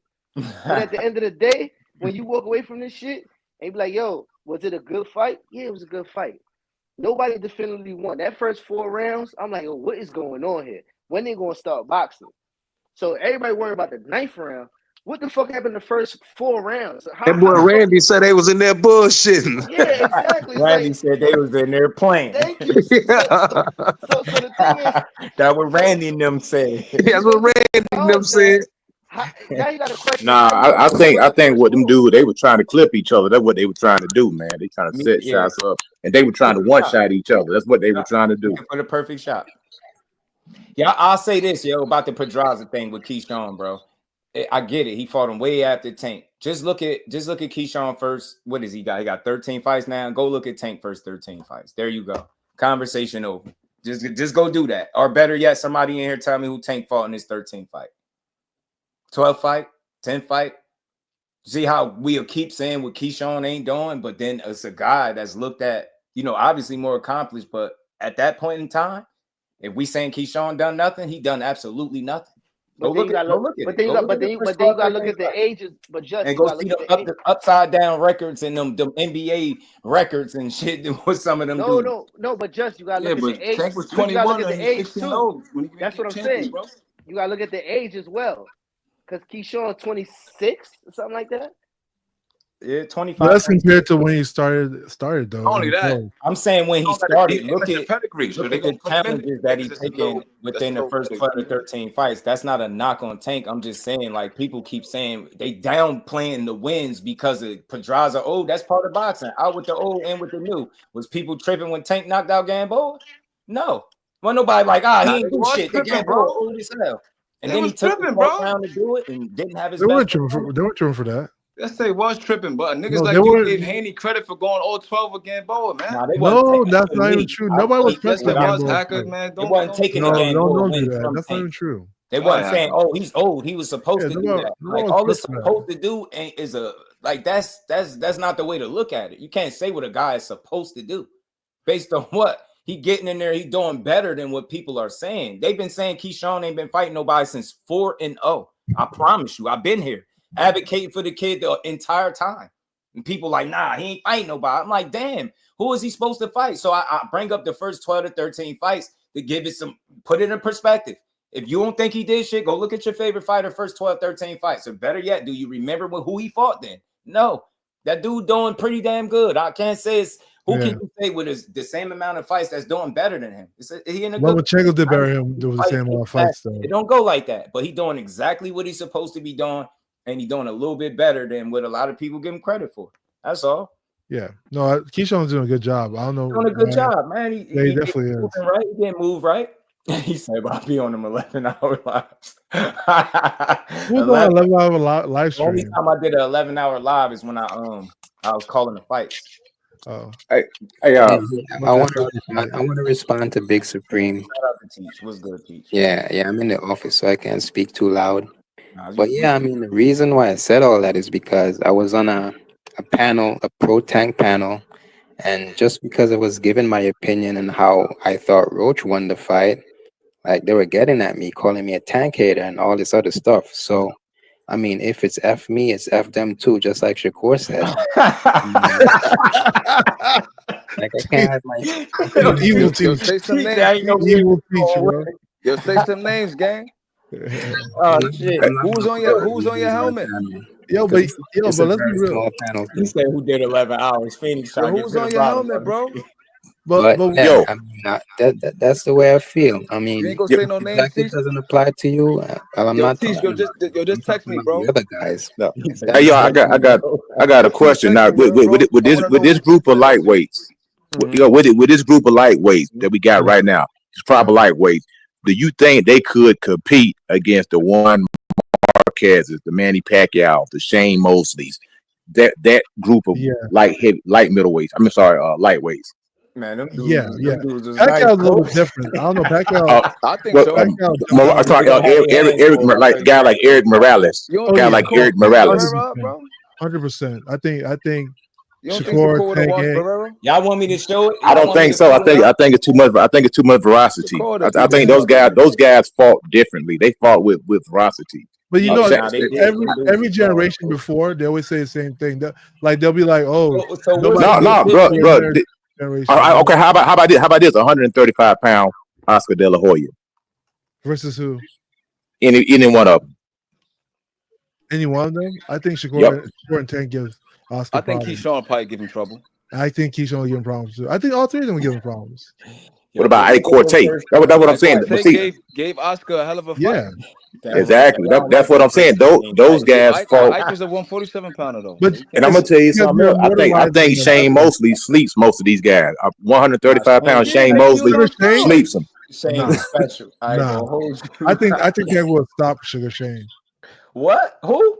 I think Tank will stop Sugar Shane. Shane Mosley, yeah. Hell no. I don't know. Shane was on steroids, folks. I don't know about Shane had his thing, bro. You want to stop Sugar, man. Sugar Shane at lightweight. Nah, Sugar Shane would have kicked. You think Tank will lose to Sugar Shane? I think rough and tough fight for that man. You can't have a really low punch output. Shane Mosley let them shits go. So you're gonna have to knock him out. And he had a hell of a chance. And he was on Balco. Oh my gosh. Big Supreme bringing up old stuff. I'm saying, bro. You say he put it. We in need his stomach. answers. Yeah, my boy, you killing me. He just be coming out of nowhere. Yo, bro, he put the needle in his stomach, bro. I know y'all. Dead serious though, like yo, bros don't bow. He's on Falco. Y'all seen the disposition, right? Shane had concussive knockout power at 135. Yeah, he did, Nuke. He did. You're gonna have that kind of power. And listen, I want to be clear. I know when y'all hear me make the 13 fight comparison, that's not a knock on Tank. That's listen to me. If you're gonna tell me Keyshawn ain't did shit, and Tank is your favorite fighter, go and you don't know what his 13 fights consist of, go look and get back to me and tell me if you feel like he was doing something at that time. That's all I'm saying. It's not a knock on the fighter. It's just it points out people double standards. You look at one guy and the bar is raised differently, and then we start talking about how guys get matched up. Exactly my point. Exactly my point. Everybody get matched up a certain way, but they've been saying he's fighting absolutely nobody. Just look at the record. I'm impressed with the way they moved him. I like the way Top Rank moved Keyshawn so far. Smart matchmaking. I mean, that's a part of boxing. People say that like it's a negative. Hey, you got an investment, you ain't gonna protect it. Damn, I ain't even realized. They think, yo, yeah, nah, I want my fighter the best. I'm gonna put him in all the dangerous fights. Bullshit. These dudes protecting their investments the same way we would if we was in them shoes. Now, Coach Eddie went like that, but nah, man, you gonna make fights that you feel like. You want to hear that shit I said about Mosley. That's all. Oh, somebody said Sugar Shane and Lamont Roach are on the same level or similar. That's wild. Sugar Shane was a dog, bro. Like that was one of my favorite fighters too. Coming up, man, that dude was nice, man. He had Vernon Forrest problems, but other than that, he was nice. My boy got beat up by Vernon. I was looking at the TV like, what the hell is happening, bro? I don't think Roach is on Mosley level. That's crazy. I do think Shakur and Tank will be on Mosley. Because it's crazy because Mosley skipped, I think, 140. He went from 135 straight to 147. Mosley was strong, man. He was a heavy hitting dude. So I don't know. Shakur what? You think Crawford will be on their level too, right? If you thought that. Yeah, Crawford is nice, bro. People I think Crawford's personally ain't never met him, so that always trips me out. But Crawford is nice. Yeah, I'm tired of hearing people say they don't like how he move, and then when you ask them what you mean by that, they start talking about negotiations with Errol Spence, like that's any of our business. Like they're getting the money out of it, right? I hate that. That's the worst conversation about a fight. I know I like how he fight. I like him as a fighter, but I don't like how he move. You be like, what you mean by that? They be like, nah, I mean, he made Errol do the coin toss, and he came out second. He walked away from negotiate. They're gonna get into all of that, bro. That's their business. What is Terrence Crawford doing wrong that you talking about? You don't like him and he moved like this. People calling him BANs and shit like that. I can't get with that.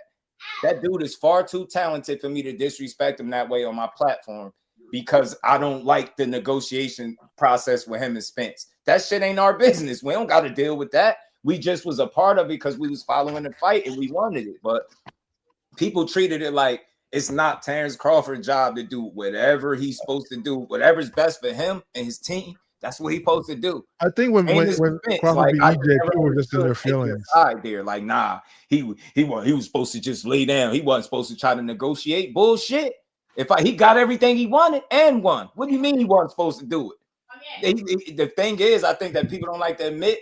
Call it what it is. I can because I ain't emotional about it. He out negotiated Errol Spence and then beat him. That's all. It's no big deal. He was the better man that night, and it's okay. People just have a tough time saying that instead of taking their personal business personal when it's not your business. I don't care how closely you followed it. Like that's not enough reason to dislike a fighter to me. Yeah, he was being difficult to go. You act like you was in them rooms, bro. You listen to Terrence Crawford tell y'all that he was able to make Errol Spence aware of certain aspects of the business that he wasn't aware of. Did people ever understand why Errol Spence gave him what he wanted and wasn't mad at him? The only thing they kept saying, nah, he just wanted to fight that bad. Listen to what Crawford said, man. They had a real conversation. He made him aware of some shit, bro. That's probably why he gave him what he wanted. Like, you know what? Shit ain't that deep. We gotta get this fight going. And it was fun. I'm glad they did it, but you know, I'm never watching that fight again, but whatever. You know what I'm saying? You never gonna watch the Errol Spence Day, Crawford fight again? Popped up. I'm like, yo, I looked at my girl. I was like, look what the YouTube trying to do. That fight pop up. I turned from that shit. I ain't holding you. I ain't watching that all over again. Yeah, that fight I watched it. I don't even think it's that much of a massacre like people make it seem, bro. EJ versus Crawford? It was like one-sided, but I don't think it was that crazy, bro. It was pretty crazy, bro. I'm gonna tell you why it's not crazy, right? Imagine if Tim Tszyu made it to the 9th round against Murtazalia. Huh? Maybe the first round he won, I thought. Imagine if Tim Tszyu made it to the 9th round against Murtazalia. That nigga would have went to the hospital, bro. Yeah, nah, he probably went to. Tim Tszyu to me was the worst beating, in my opinion. It was way worse than Spence vs. Crawford, in my opinion. Yeah. You think so? He dropped him like 7 times in 3 rounds. I guess, but I look at it like this. This the thing, though. Spence and he's unknown. He's nobody. What was it? 9 rounds? Yeah. Like 9 rounds. But Crawford skillfully beat Spence. Was breaking up was concerning. Yeah, but Crawford was the consensus pound for pound #1 for like the last 10 years. But nobody expected that. We thought it was gonna be a close matchup. I mean, nobody expected like a Tim war. Tszyu was gonna knock Murtazalia in two rounds. And what happened? Yeah, that's true too. You ain't see the post-fight interview when he was like, I don't know what happened. You killing me. I don't know what happened. I said, yo, Big Supreme. That dude, Errol had me talking crazy in Flatbush for him. Niggas told me, shut the fuck up moving forward. Yo, I can't talk no more, son. I can't do it. You can't even say that no more. Oh man, Tim Tszyu. They were trolling me too, man. I ain't gonna lie, Tim Tszyu was like, I don't know what happened. I said, damn. Yeah, that was tough, bro. What happened? He said that. He said, what happened? I think that's crazy. Let me tell you why. He had the fight with Fundora. That cut was not something that y'all was gonna get under control. It was unnecessary to let that fight continue. Y'all was supposed to cut your losses, live to fight another day, maybe try to get a rematch at the Hill, whatever the case. Instead, you let it go. He ended up losing. Then you put him right back in there with a puncher, and he got his ass handed to him. Like, I just don't. I believe that he was doing so good until he started bleeding from the top of his head. By his team, I really do. I hope it didn't ruin him, but he got his ass whooped, bro. I was like, panicked, man. He panicked to that point about the cut, Just. He panicked in that fight against Murtazalia. Oh yeah, when they had that little moment, he was touching his head. He touched his head a couple times to see if he was bleeding. He had PTSD in there, bro. Yeah. The ref asked him, not the ref. The interviewer was like, "Oh, what do you think happened in the fight?" And he said, "What happened?" I said, "Yo, that's crazy." He said, "What happened?" I said, "Damn." He got his ass kicked, bro. Whooped, and bro. his pops was there that fight too, I think. The Spence fight was kind of tragic because I seen a couple of lives and I seen a couple people go missing. But I really didn't expect that. I haven't seen since Spence lost. I'm dead serious. Some people became PED investigators, you know. Hey, yo, people changing their names. You the same one that was crying about Ryan beating up Haney, bro. Don't do that. Ryan cheated, though. Ryan cheated, right? Ryan cheated, yeah. Everything, acting like different. I wasn't. when Ryan won the first, I said, okay, you know. Yo, some of my favorite fighters have lost, bro. Like, the worst loss I remember was when Regan Diao lost to Freedom Lomachenko. I was hurt. That was one of my favorite fighters ever. That wasn't that bad though. It wasn't, but I wanted him to beat Loma because he was getting cheated throughout his whole career. Me too. I wanted him to win that. I wanted him to win that. Yo, but look, Hacker, look how nobody bring up that Loma bought Regan Diao up for 118. They gave him full credit for that. I mean, I was on it. I'm saying, but I hated it. Yeah, but I think the other side of that, Big Supreme, is the fact that Loma himself was against the fight initially. He was like, "Nah, I'm not really trying to entertain that." It was Regan that kept pushing the issue because he couldn't get any bigger fights. So they blackballed him. You know? What he asking for? If he and then they stripped him with the lower weight class belt. You know, it was crazy. If you want to challenge him, you go up there, you give him his issue. I never felt like Rigondeaux was gonna beat Loma, not because of skill, but because of size. He's just way too not even size. He's just way too conservative. If you got a guy you got a guy that's that measured and he's throwing like a punch every so often, and the other guy's letting his hands go, I just felt like he was gonna get outworked either way. I think Rigo at his prime would have whooped anyway every single round. I feel like Inoue is good, but I think Rigo in his prime would be Inoue. Yeah. Yeah, Rigo. Anyway, Was something different. I'm not NUA. Rigondeaux had a hell of a one punch. Yeah, Yes, he did. Hell out you, bro. You see the way he beat up Donaire? Yeah, that left hand was serious. Man, he he got dropped in that fight, but he was piecing Donaire ass up, catching him with them streets. Rigo wanted to fight, called out Loma and got embarrassed. Yeah, he did, Jay Will. It was out of his hands up at them 2 weight classes. Yeah, that was heartbreaking for that. That's a tiny man, for real. I'm okay with my favorite fighter losing, like it happens. But the problem was with Ryan, they cheated. When AB lost, I could have swore that was family losing that night. I was pissed off. I couldn't wait. I couldn't wait till somebody beat Maidana. That was personal. I'm like, ain't no way you beat this man up like this in front of me. And I gotta watch it. You were clowning AB so bad. What is happening right now, bro? He got knocked into them ropes. I said, "Oh my God, it's over." AB losing was like Prince Nassim losing almost. The way they started clowning him, Him, I kind of you could see that happening with him because he a damn guys that play a lot. I feel like played a lot always too. Run into somebody that you can't do that with. And not saying he still was a hell of a fighter. I always wonder why the hell he just retired the one loss though. One loss, he was out of there. Yeah, man, I was sick of AB, man. That learned me good. Like that, and I never feel like that about somebody losing. Like I don't care who it is. It didn't. I never. But it has to be fair though. The Ryan situation wasn't fair. That shit was wild. Bro. I can't just say somebody won and you did all this shit. Wilder lost. Oh man. Man, I got the first one was one of the worst for me because I was for sure that he had that dude knocked out, and he Which one was worse, Roy Jones getting knocked out or Spence versus Crawford? You said who getting knocked out? Which one felt worse? Tarver knocking out Jones or Crawford knocking out Spence? Tarver. Tarver and Jones. Yeah, you know why? It's not. The women wasn't worse. That might have been a little more heartbreaking. Yeah, more hard because Tarver was talking so much shit. I really wanted Roy to win. Me too. Any excuses tonight, Roy? Any excuses? He was too confident too, man. Tarver was. I knew it. It was like bad confident. Like Loki gets my nerves. I ain't gonna lie. He was confident as hell talking like that. The refs don't ask questions like that. The refs got to chill too, man. Killing them. Let them talk. Crawford has a really positive attitude. He doesn't really down fighters unless you talk shit to him. Becoming a meme came from seeing AB. I'm telling you, because he had conversation with him personally. He know how that shit feels. They get trolled and dragged through the media like that shit. I could imagine it don't feel good. That's why I don't take that approach. I'll talk about it. I'll laugh. I'll play some joke videos, but it will be no slander. I'm very consistent with that. I'm not gonna be a guy that represents slandering fighters when they lose. Like especially when they take a fight that we wanted to see them take, and then we trash them when they lose. Weird energy. Who's next on Netflix? It's not seem unfulfilled potential. I don't know. I mean, I don't know if that's true. I think he reached his potential. He didn't really have boxing skills. He just was like, you talking about AB? No, he's talking about Prince Nassim. Oh yeah. I think he took a loss and quit, didn't he? Barrera beat him. That was it, right? Was there any reason why he retired? He couldn't take he had him, one man. more fight and then he retired. Did he? Yeah, he had one more fight. I always thought that Barrera was the last fight. Nah. Yo, Coach Eddie, you probably would know. Yeah, right.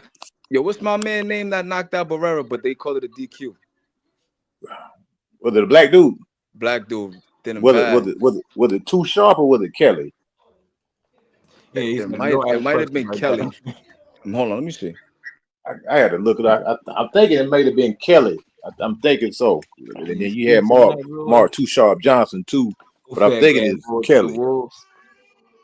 Gamboa, because Gamboa got too much heart for his own good. Like, I got a question. Do y'all think Tank should stay away from 140?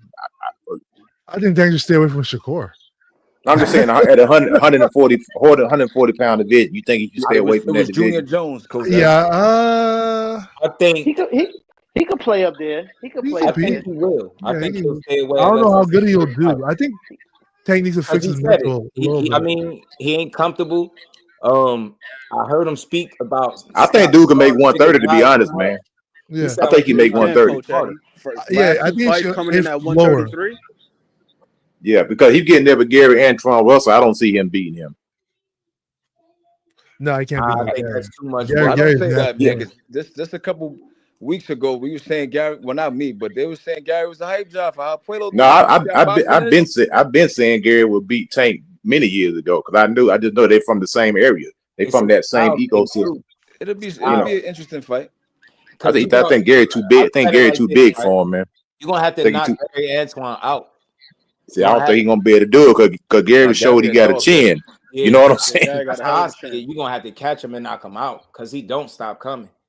That's what I'm Yo, saying. I think under it'd be too much for absolute Tank. To hell be out honest, man. of I think Hey, so. I think hey, Gary hey, versus hey. Matias. Regardless if he's too much for Tank or not, which one of you guys up here think that Tank should stay away from Shakur? I want to know right now because I just heard some hell no. I said that. No, that's a No, I good think fight. Shakur Make gonna that beat fight. Tank. wild is. So I now think I want to know how Shakur many gonna beat people up Tank. here that love boxing think Tank should stay away from He Shakur. probably should. Nope. I think No, Shakur's we gonna got to beat see him. that fight. We got to make We that gotta fight. see it, bro. I wanna Hacker, see it. you be up here on some clown stuff sometimes, bro. Why Yo, would you even yo, say did some y'all stuff like that, wait? dog? After You you got watch me. I'm in Lamont the Roach, are you rain gonna say, driving, dog. I had to go in and click on that itch, dog. You need to stall that yo, itch out, dog. I'm gonna tell Don't you the come fight up that here. Don't happened. come up here saying counting that and Tank fight capping, dog. Shakur. he ain't gonna beat him. That's what boxing. Nothing. I mean, there's a chance. Tank has a knockout chance. Sure. I'll go even one further. I think Yeah. after the Lamont Roach fight, he need to take Shakur next. What kind of you really be on, dog? Tank will You stay really? away from Oh my Shakur. God, Thomas. When this fight Don't let happened, the smooth. It's a when this commercial fight a long happened, time ago that this is said, "Don't what I let the said. smooth taste fool you, nigga." You got fooled by what you saw in that ring, huh? What fool? Just come back with all that energy after the I rematch and when the fights get made. That's all I what do say. you want the Stand rematch? on that same issue saying when you Haven't said it clowning right already. I now, am. Let it That's when what be. you I'm on that, telling you. dog. What kind of boxer fan don't want to see fights, bro? No, That don't make sense, I was dog. just kidding about that, but I think Shakur beats him though. Oh, that's fine, but he should stay away from him. No, I'm just kidding about that. He should fight No, him. he Yeah, is being silly. He should. Yeah, Yeah, he nah, should. I He know should he's get being that. silly, but he be silly a lot though, dog. Yeah, he should definitely fight him. You know, Uh-huh. I kept telling people, people kept telling me Tank was a pressure fighter. Tank is this. I'm like, Tank ain't no damn pressure fighter, man. Nah, You know, I think he OG tired of can. your He shit, has the Hacker. ability to huh? be one and turn up the pressure and be one in He can turn moments. up the pressure, but ain't can turn up the Overall, is pressure. he a pressure OG fighter? tired of your shit, Hacker. Cut it out. Nah, he's not a pressure fighter though. Yeah, he's not a pressure fighter. Nah, And I think Alan. Hacker, my guy. I'm just messing with you, but he be saying some wild stuff Yeah, that I time. told y'all, I think if the Shakur biggest thing turns, with tank opponents is money, it bro. depends who makes Money. I the think fight, it's right? financial. I don't think it's If him Shakur ducking. I makes think the it's fight, makes financial. I could Tank be box, wrong as hell. I think I it's don't think Tank financial. can beat him. If you look at some of the names that we telling them to fight, listen to some of the purses that guys been a part of, and you see how they do business over there, and you can see right off the bat what the issue gonna be. Similar to Bud and EJ, what the issue was. What was the first issue? How dudes do business. Get what I'm saying? He wasn't trying no back end shit. You got guys that ain't got that. Think about it. When they ain't been no pay-per-view guy where they like, yeah, you take this and you gonna get this on that ain't their situation. So if you bring that to them, it might have an issue. Get what I'm saying? Guys out here getting bigger guarantees, man. I think that's really what's stopping fights from happening. I truly do. I'm telling you, and what makes me feel that even more when you start hearing people talk about when it comes to certain opponents, how such and such ain't taking a pay cut. And it just makes me think it will be a financial issue before it will be anything about somebody ducking. Dudes want their money. That's But all just I'm saying. And I'm some tired fighters of don't want to fight saying, fighters, though. if Tank send you this, whatever he send you, you got to take it because no, you don't. Says the guy that never, made a boxing match or had to be in one. You get what I'm saying? Never been a part of no negotiations. You don't got to take whatever somebody give you. That's coming from somebody that I think don't know better. And that's the problem. You can't treat a Shakur how you do Frank Martin and Lamont Roach. I don't think so. I don't think that's the same guy. I don't think you could approach paying him the same way you pay all these other guys and say, yeah, because I'm Tank, take it. Shit ain't gonna go over. You talking about doing business, not straight pissing contest. You take what I give you. Like that shit ain't gonna work. Not talking to him, like not with the team he got. So I'm gonna keep saying it until they show me otherwise. I think that'll be the initial problem. I'm thinking it got nothing to do with nobody ducking, bro. Show me somebody that they paying a guarantee that he get. You heard what he just said when he fought and beat up Padley? Most money he ever made in one fight. You think they give him that shit up front? Hell no. No. Well, So that's the issue. well, That's Jeff, I really do. I want to is prove him wrong. I hope that it's not an issue and they make the fight. But I'm telling you right off the rip, I could see it. I could hear it. I hear too many people making excuses, talking about pay cuts. And I'm like, why would the bigger star take any kind of that shit? Don't even make sense to think of it that way. So I went up, why take a pay cut? And I'm like, this shit don't make sense. And at the same token, if you telling me a guy can't get what he always been getting, are you his biggest fight? Because you're gonna tell a guy to rely on what pay-per-view numbers, something he never been a part of. And how could we be sure that he getting that? Especially after you just heard Lamont Roach when they asked him, "Oh, you getting a percentage of the pay-per-view?" He said, "Who told you that?" Like, that's not the case. But he also didn't deny, though. He also didn't deny. But it just made me think like he could have just said a simple yeah. They ain't got to tell him how much. It's like a simple yeah. But who told you that for me was like, bro, where y'all hear that from? And what made y'all think that? Like, you absolutely right. But all that changed because you want to know why? Tank just got his hair done 2 days ago. That's right. So the price that was yesterday is not the same today, dog. Right. You're the content creator. You're the content creator trying to investigate the hairstylist. Quick thing. Yo, I just want to appreciate you for letting me hop on, man. Always, boys, bro. have a good night. Yo, hey, Big Supreme, sure. man. Yo, New York over everybody, man. That's it. Love you, my nigga. Yo, you know that. Everybody, you know that, gang. buddy. Two of the coolest in the city, man. Big Supreme and Remo. But he also said he getting a big bag. Yeah, he did. But look, Halim, remember, he told you he could have made a bit more fighting his mandatory. But his selling point with this fight or reasoning for taking it was the opportunity is bigger, meaning the upside. If you able to win, what you could your career change as opposed to fighting this mandatory whose name you can't even remember offhand. You get what I'm saying? So it's not a knock. This shit, like sometimes people can't they hear the money and they just connect it to Tank and make it his fault. No, I just think it's business and how people do it. And we seen that shit with Bud and EJ. You know, Bud was like, what the hell is he talking about? Like back in, like you get what I'm saying? Back in, like that shit was foreign to him because that's not something that he's used to. So you just gotta, that's why I say in business, man, you both parties got some type of say. You don't just have to get down and lay down. And I know we be pointing to similar, old situations of, well, he did this. This ain't that. Them two fighters ain't these two fighters. Let them work it out. That's why I say, man, we be trying to negotiate for these guys. We be up here telling fighters what they worth, what they supposed to take, how they supposed to do business, who they should fight next, where they should sign to. Think about that shit. Fans got a lot of nerve, bro, with no education. Not enough, info and game in the sport to be telling these dudes where to move, how to move, who to go to. And for example, I'll say this like I've been saying it before. I remember one of them talking points was, oh, Shakur ain't re-ing up with Top Rank. He better sign to the PBC. He need to go sign to the PBC for 3 fights. Turn around, the PBC didn't even have 3 fights for him. Can't make this shit up. We got to stop doing that. Oh, he want that Tank fight. Got to sign to the PBC. Who the hell signed to the PBC to make a Tank fight? Show me one. Ryan didn't do it. Like, who did it? They be making bad arguments for one of the best fighters in the world. Stop making them weak ass arguments, man. I'm hearing people talking about Shakur know that Tank don't like Turkey. Shakur know he don't like Eddie. How does Shakur know what Tank, who he want to do business with? And why should he give a damn? Why? Seriously. Just the Tank Maniacs to be after you. Buddy. No, he ran to the opportunity. It was Eddie Hearn first, then Turkey got in the mix. Tell the shit right.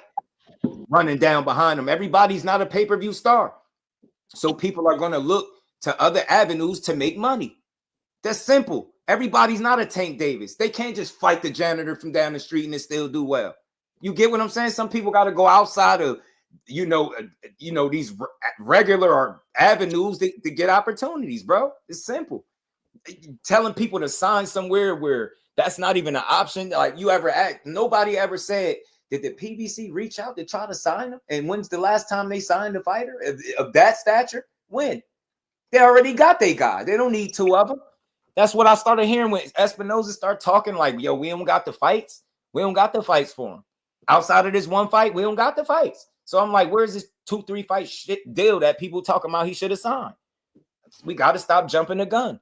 Stop creating barriers, telling guys, oh, you work with him. This fighter don't like him. What's his reasoning for not liking him? I'm not jacking that. I'm not. We just building in more excuses and telling guys where they got to go to make fights. And that's bullshit. Told me Shakur was talking shit on Top Rank knowing he couldn't make a fight. Next thing you know, Loma and Tank negotiate, even though he walked out. But you see how that narrative fall by the wayside? Stop doing that. Dudes want fights, they'll go make them. That's what I know. And I mean it on both ends. That's why I say when it comes to them two posturing ass dudes, them two, you know, they feel how they feel. They got ego, pride. They feel like they the best. Man, all that posturing, they got to get on the phone. So I'm sorry. I'm sorry. Respectfully, when I hear what both fighters say about each other, I like what Shakur is saying more. He giving him his credit. 100%. He great. He said his boxing skills insane. I don't know what more you could say. And he also said, I'm willing to do a Bud and Errol situation if need be. But he said his ego is like, he don't feel like nobody could be on his level. Something to that effect. That's real, his ego. Why wouldn't you want to talk to the man? But people, just don't do that. Like, man, miss me with that. That's cutting and trimming out the fat. That mean no Twitter, y'all. No Twitter. That mean they gonna really get the business done behind scenes where we could actually get a fight. I don't see how the hell that shit don't make sense. You got two people that's posturing that way and not gonna want to just lay down. It's gonna be a conversation that need to happen for that fight to happen. But people gonna ignore it and just say, nah, make the fight. Shakur, you're not worth this. Take what he give you. Like, think of we ain't in a position to make them kind of calls. To tell somebody what to take to go get punched. I wish a fan would. If I was a fighter, I wish a fan would tell me what to take to get punched in the face, bro. Knowing one punch could change your life. The hell with a career, your life. You get in the hell with that. Don't tell me what to take. I'm gonna go negotiate. I'm gonna get what I negotiate. But we to the point where we telling guys they can't even negotiate. Take it or leave it. Nah, bro. That's not how business get done. Take the first thing offered to you, or you don't want the fight. That's not real. How many fights didn't get put together after the first offer was made? That should be sounding silly. Shout out to Hannibal refreshing the super chat. Much love to my dog.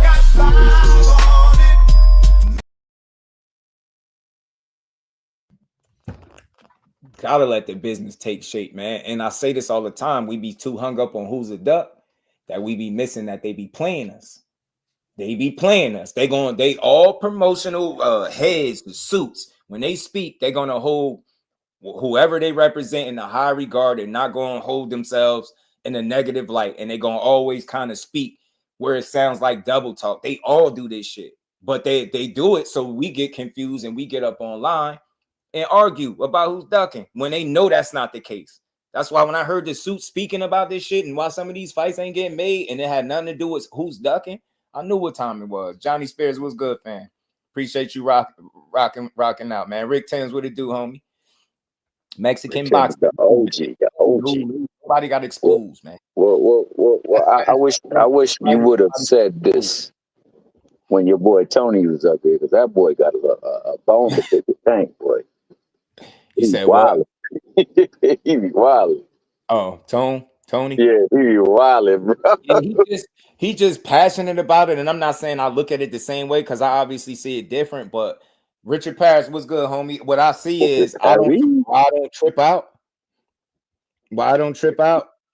Oh, he said, you know, yeah. Shout out to Richard Paris, my guy. She just did a little love tap. Boxing rules. What's good with it? What's good with it? Damn, I lost my train of thought real quick, but I don't think it's no corruption, man. I don't think you could look at that situation and if you see it in real time and say, yo, that's the PBC. Nah, I don't really look at it like that. And we see bad decisions on, I think, every platform. Everyone. If you watch enough fights on any one platform, you're going to see bad decisions. It's just a part of boxing. And I just think, you know, guys got to do a better job at making sure they make the right call when they're in them situations. Try to prepare for any and every situation. So when it happens, you could, you know, react the best way. And when we seen Saturday was a mishap, you know what I'm saying? A missed call, blown call, however you want to look. And now got everybody scrambling, talking. I done got questioned. Boxing knowledge getting questioned. People getting crazy over this stuff. I'm like, nah, I ain't going for it. So the man fans, I ain't rocking with them. They're not fans of the sport for real, man. They just like a couple of fighters, and that's it. That's it. Nope. PBC the worst. Nah, I think they all got issues. Can you name any of these, you know, entities, platforms that don't have issues? I think when people talk about how they protect and tank, just look at it this way, and I can be wrong. If you had an investment, would you protect it? Yes or no? That's all. Like, I know people don't want to hear it because it's like, we just want to see the fights, make the fights. You're protecting them, but I'm just being sincere. Like, if you had an investment, do you protect that investment, or do you put it in bad situations? So that's why it takes much longer for these fights to happen, because of that way of thinking. Dudes are getting built up, opportunities are being, taken advantage of, right? Money is being made, especially when you make that amount of money. And I could just imagine how many people palms get greased when he fight. So you get what I'm saying? They're not in a rush for him to lose. And I'm not saying that this is what's going on, but I'm just saying, if you had an investment, would you protect it? You know what I'm saying? Or would you just put it in harm's way because of what the fans are saying? That's what I just don't believe the fights get put together like that.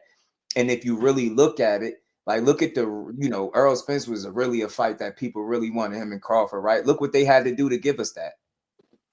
You get what I'm trying to say? He had to go against what I believe was his advisors. And in my opinion, that's pretty much why he's still on the sideline. Just one of the reasons. Because the other one I hear is the issue with him and Derrick James still. But to me, they never had a plan for him losing. And now you see, because he went against what it seemed like they was advising him. Now look, he's been on the sideline ever since, getting bad dates that they had to snatch back and everything. You've never seen him deal with Errol Spence like that. So I might be reaching a little bit, but that's what it looked like to me. Is it Earl, or is it? I mean, I feel like it's Earl. It's not really the PBC, right?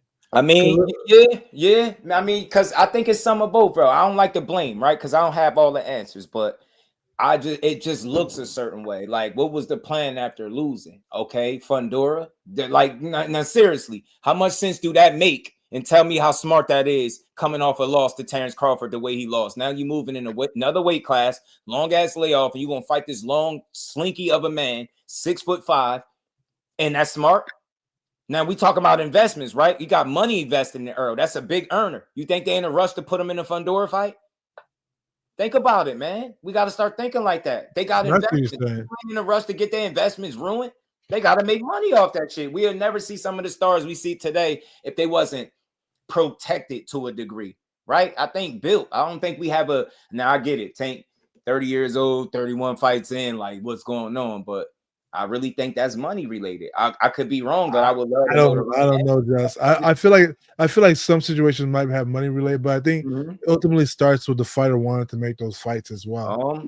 Yeah, like for instance, like Earl pushed the buck and he made the fight, right? Yeah, and we saw the same thing with even Kid Austin, even though he ended up like pulling out the fight, like him and his dad made a fight that. Shout out to my guy, Richard, man. That's my guy. And the Errol state of mind is killed. No soft shit here. Yeah. Not like it, but if that's you still invested in him, right? He's still like one of their biggest earners for them, right? PBC. So are you necessarily bummed out that he didn't get back in the ring is after all his time and his loss and shit with Fundora?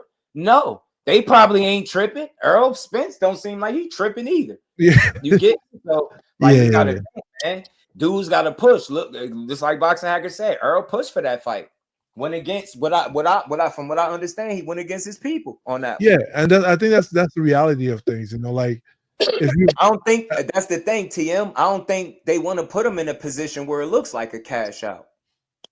Right? I think when somebody's been that loyal to you and you invested in them, you also care about them as an individual, right? We talking about boxers, right? And we know how this game could be. I think he might have some people in his team that care about him, so they definitely ain't in a rush to see him back in the ring in a bad situation.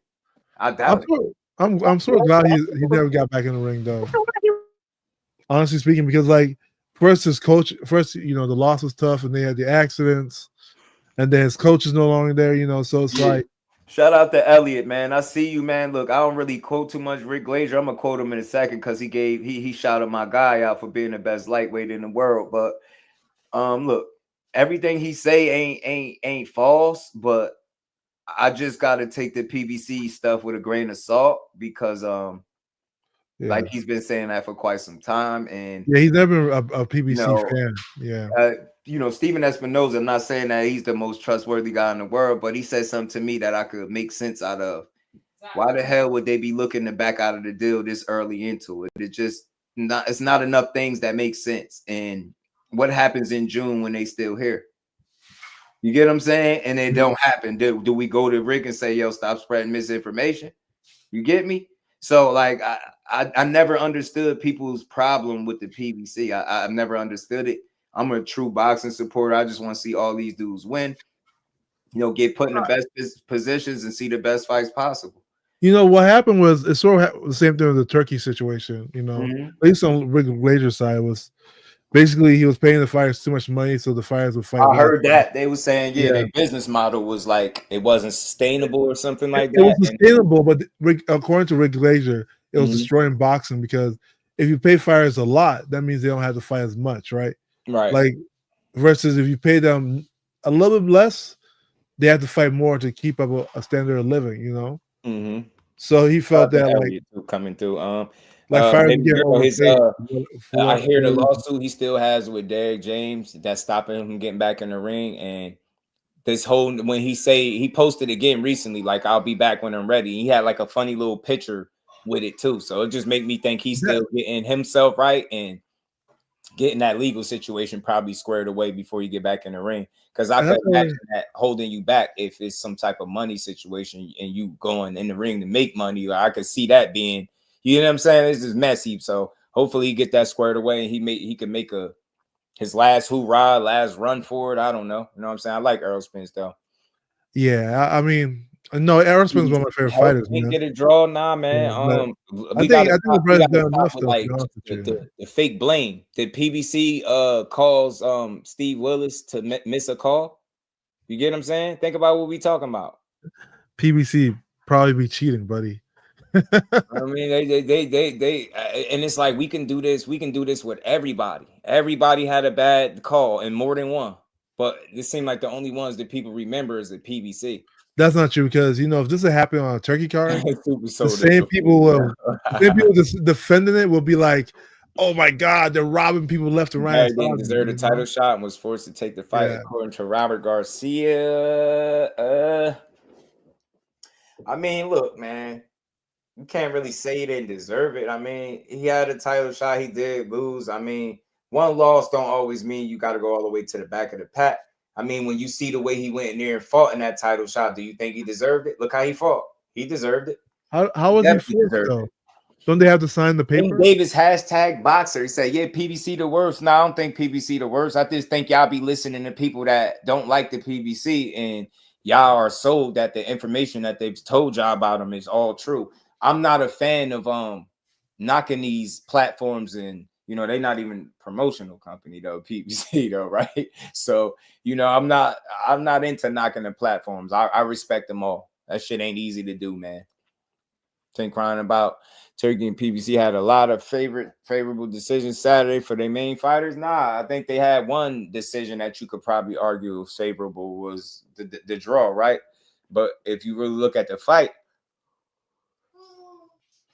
look how close it was for real. Yeah, like, look how it's not. That's not the kind of fight you look at and say, yeah, they cheated. I will say this: I feel like Tank is on the level of Canelo, where a lot of fights they end up giving rounds. In my opinion, I mean, I might be wrong. I mean, shit, you know how they do for the popular fighter. That wouldn't be on Tank. It's just boxing, and that's the way it been. I made a comment. I felt like for instance, like Rolly versus Tank. They gave Tank most of the rounds, but I feel like Rolly did pretty good in that fight until he got knocked. Until he got stopped. He had some moments and stuff trying to rough Tank up and I thought he had some really good moments in that fight. Brown was good. Ryder and went and got dominated. Then he didn't deserve to be champ. You get what I'm saying? That's what I say, man. It's not a big. I'm not a big agree or disagree person. Johnny. If y'all feel like PBC is the worst, that's cool. But for me, I support what they got going on. They got a lot of fighters that I rock with. I think they're a dope platform. I think this is why they've been in business since about 2015, 2016. So, and I think most of that time they've been here, people been false claiming that they're going to be out of business by this date, that year, this year, and they still here. So to me, they've said it and been wrong for so many consistent years at this point for me that if they just so happen to get it right once, I'm not even giving them no credit for it. That's like saying every year your team gonna win the Super Bowl and then one year they finally do, but you've been saying that shit for 10 years. Like, bro, it almost don't matter. Like, you get me? You can't say this shit every year. And then the one time it happened, it's like I ain't gonna respect it the same way. So, especially I think I'm all, I'm good on the PBC stuff. Like, whatever. They've been wrong too many times. I don't even care. I think when June comes, they'll still be thriving. I think Amazon Prime will still be invested. If I'm wrong, we'll talk about it. But Yeah, I think Turkey is making big strides for boxing at the moment. So maybe they're all joint forces. Espinoza said he think what he doing is great for boxing. He said he thought it was great. He sounded like he was cool with working with him. Who said that? Sense. He didn't sound like he was against it. So when people tell me what Tank is against, I don't give a damn. Because if the suits start working with him, he gonna have to go with what they doing.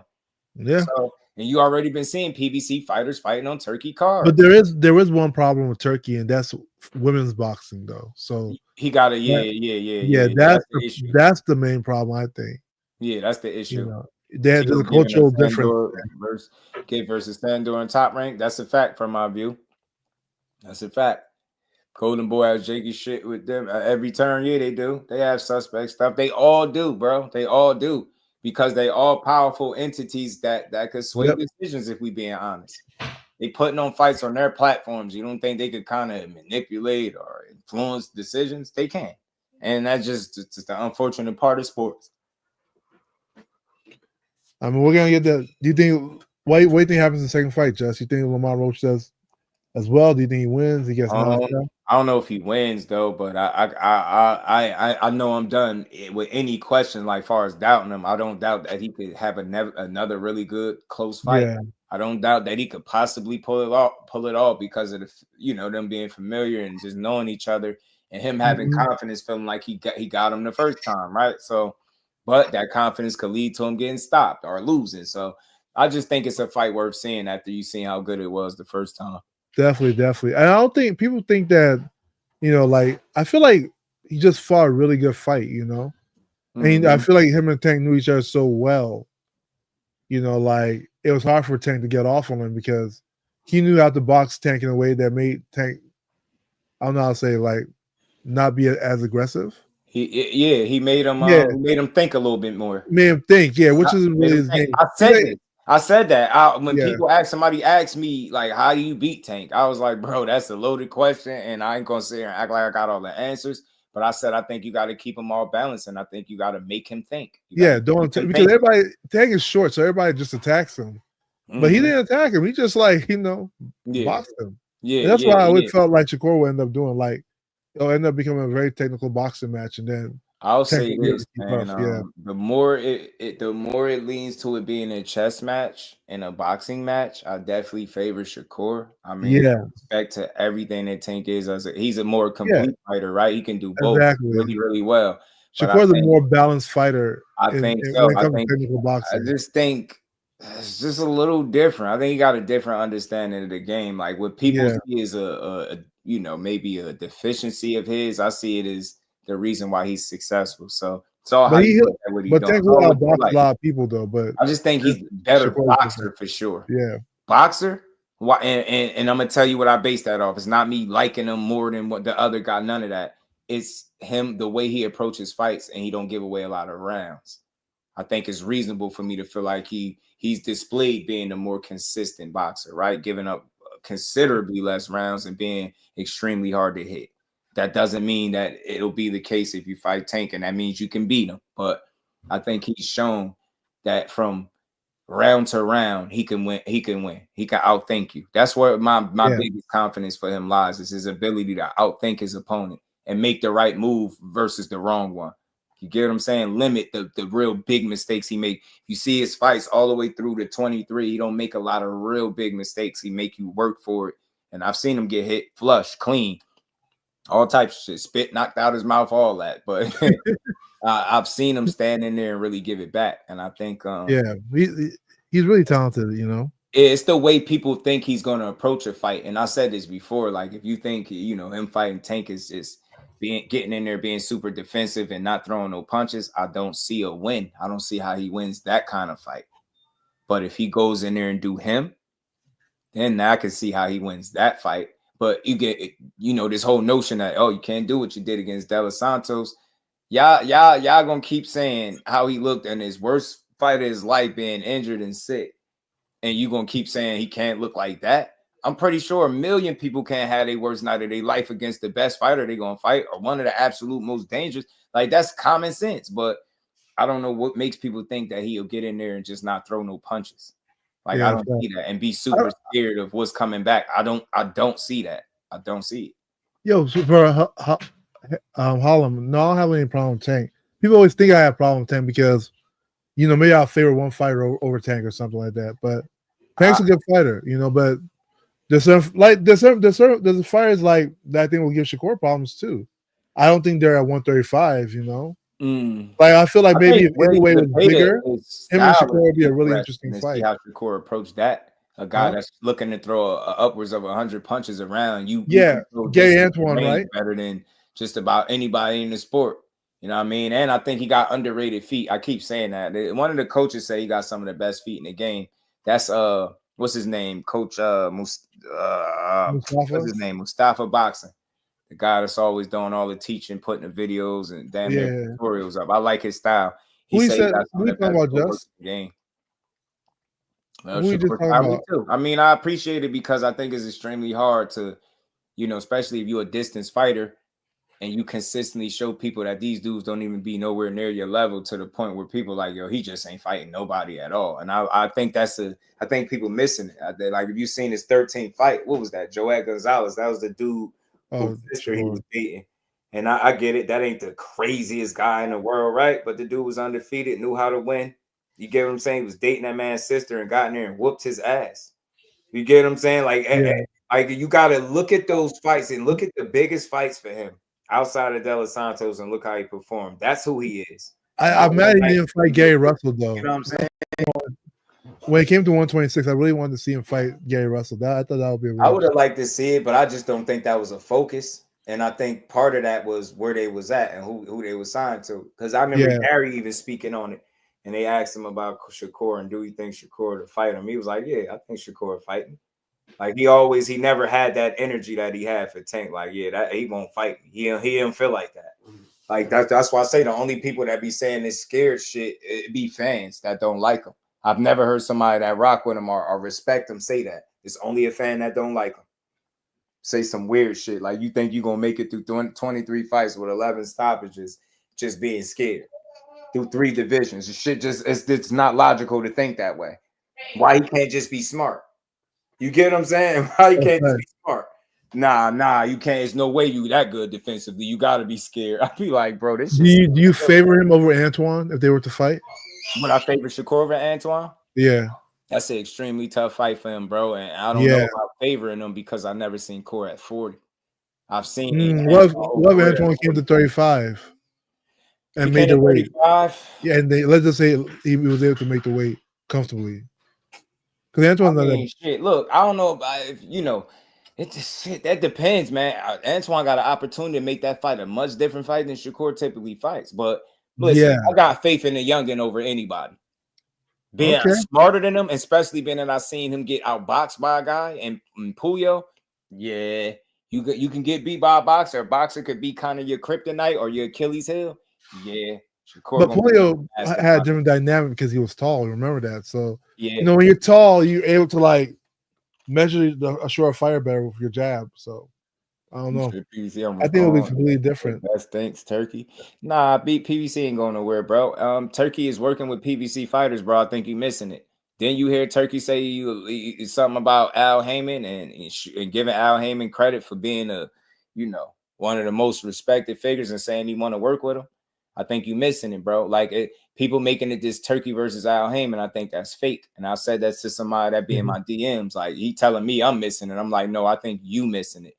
The only place I hear that is on the internet. I don't hear no Suit saying it. I don't hear Steven Espinoza talking like he think it's a mistake for them to work with him. None of that. The only place I hear that is YouTube and Twitter. That's it. And Instagram sometimes, the Turkey stuff. Other than that, don't nobody talk like that. Then Shakur beats Russell. I mean, I haven't seen Al Heyman in like 20 years. So. Limit the things he like to do, but it's not going to be easy. That dude really can make a fight difficult because he be on your back. And he can punch and he swarm you. He throw a lot of punches. That should be different. Did you notice he was fighting more like his brother the last fight with Ryo? Like he was throwing punches more like Mr. Gary Russell. Look like it. You can see the schooling on him a bit. Huh? Yeah, 100%. 100%. Yeah, you can see the way, the way he was putting his combinations together, yeah. I forgot. I could go watch that fight again too. Damn. Yeah. I skipped way past it and just went to the main event. I don't know, because Mr. Gary Russell puts his punches together pretty interesting in a very I gotta go watch that again. interesting way, because like he uses his speed. Oh, you talking about the older brother? No, I think he been out the game too much. There's no way I can favor him. No, I'm saying Anton was fighting like him. Yeah, no, I'm with you. I know what you saying. Somebody in the chat, they was saying they was talking about the older brother. I was like, oh yeah, I got Core beating him. He's just been out the mix too long. I don't think nobody that's been like in. He's retired too. He's not fighting anymore. Adam was the real. Adamas and Shiraz. Yeah, that was a bad look. The Bell Cannon was good. With y'all, you think Turkey paying out for Ryan and Dev card? I think he paying them dudes all a lot, bro. Fatal Fury matchup. I think that Lavelle video game almost. The event, he having it in Times Square. The names that's in the card, and then Shakur is fresh off saying that's the most money he's ever made in his career, fighting on the Turkey card. So I respect it, and I think people are so one sided with this Turkey business. They're crucifying fighters for being willing to go make money. And that's how I know they're not being real. Put yourself in their shoes. You're going to go make the most money you can make in a sport like boxing. Their prime and their window is extremely short. You gotta get it while you can, bro.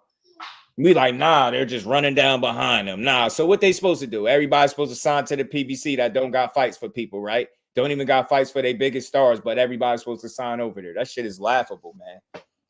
Just had one of their biggest stars have a press conference in the auditorium or school gym, but everybody's supposed to sign over there. I mean, Tank just need to want to fight that brother, man. That's the biggest thing.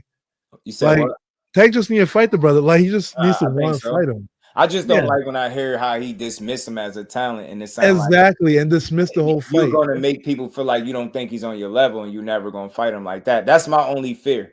It'll be some ego shit. Like you really trying to convince the people he's nowhere near on my level. I ain't got to fight him. That's what I'm getting from it. I feel like he doesn't want to fight him. Just think it'll be a really difficult fight. I do. Maybe he don't like how people put their names two together, and he don't see how people could possibly think he could last with him. Maybe he go in there and show us what he been telling us all the time. But I don't know. I just want to see great fights, man. Salute to all them. Salute to boxing. This was another dope boxing build, man. I appreciate everybody rocking out. Make sure y'all do sub. You already know, bro. Appreciate you. You too, brother. Let me let you go, man. You already know. Shout out to everybody that hit the like button, that sub to the channel, that Cash App supporting the grind. We appreciate y'all, man. Another dope build. We did all of this. We did 4 hours and 30 minutes without shitting on not one single boxer. You show me another platform that do it like that, and I might not come on tomorrow. Just name me one. Get what I'm saying? I ain't got to big up one fighter and make one look bad. These dudes all operating in or around the same level. They all doing their things at the top of their games, and I just want to see the best man win every time they step in the ring. Shout out to Tank. Shout out to Roach. I'm done with this knee talk. I ain't bringing this up no more. I've had my spill on it. I've said everything I can say. I'm not looking for no contest, no fixed decision and none of that. I'm just looking for them, if that situation ever presents itself and I'm watching them fight, even if I'm not, for them to get that right. That's all. I don't want to see nothing happen with the decision. I just want to see another fight and let them dudes continue their career and keep being great. And shout out to the boxing fam in the building. Much love to everybody. It was a boxing clinic. Yeah, I skipped over that one and went to the main event. But the thing, Halim, is that you ordered it. So we had the Amazon Prime and I could just go back and keep watching the replays. You know what I mean? I watched the Tank fight again before I jumped up here yesterday. And now I think y'all made me want to go back and watch Gary Russell. I remember it live. We called it live, but it was a clinic. Like he just had an answer for everything Ryo had going on. Roach don't do anything better than Shakur. Nothing. I don't think so either, Nino Brown. That's my personal opinion, but I don't want to come off as me being biased or none of that. I just think that dude is a special talent. Not the triangle theory, but the fact that they got a common opponent and the performances were night and day. And I acknowledge the guy was older in one of the fights, but nah, I just don't see it. But it'd still be a good fight for both of them. I think Lamont could be competitive as hell.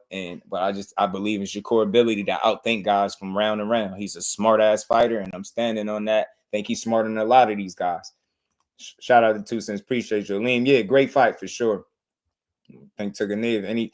Talk taken away from Roach. Yeah, he deserves a victory, man. Yeah. Look, you heard people. I made my spill with knockdown or not. I feel like he edged it. I could be wrong. I ain't tripping. You know what I mean? You said Tank won, cool. Shout out to boxing. Boxing won. Overall, whenever we get these great fights, boxing wins, man. The decision was what it was, but maybe it'll lead to maybe it'll lead to another fight. But with that, man, I kept y'all here long enough. Shout out to everybody that rocked out to the end of this show. Appreciate you, Lean. Much love, bro. We're going to keep building. We'll be right back tomorrow, 4 p.m. If you're new in the building, tap in 4 p.m. Eastern Standard Time. We'll be back to build on this boxing, man. So with that, enjoy the rest of y'all Wednesday, and I'll see everybody tomorrow. Y'all already know how we do over here, man. We going to build. Peace to the fam.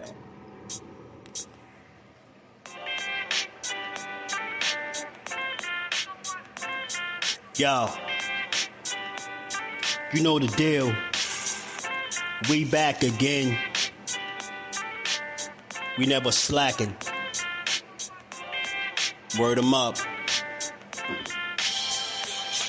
Ladies and guys, whether if you drunk or you high, it's time to pay respects to the illest man alive. If you think you got a point, he'll shrink you down to size. And from there it's downhill like a slinky or a slide. Open your eyes, got a deep connection with the rise, so you might see them jump in whenever they go live. Peep it, this channel blowing up now, it's not a secret. With tons of exclusive interviews to listen to. Them other channels I hate, but yo, they missing clues. They start narratives, sip the goose and twist the truth. It don't take a rocket scientist to get the proof. Just click the live at 4 p.m. Eastern Time. But when you chime in, make sure you keep it kind. But if cowards want to debate, then it's feasting time. My man Jusdu shine, busy all the time. Grind 24/7, 365. Videos he might have 365. My rhyme sick, they make you do a 365. You get a rich if you think you fit to survive. It's Jusdueboxing, time to click the live. Ain't no beginners, if you soft, you ain't down to ride. I crush you, respect too, it's Jusdu. He got the illest boxing show on the internet. The boy been a threat and he ain't even had dinner yet. Word 'em up. Yeah. You know what time it is.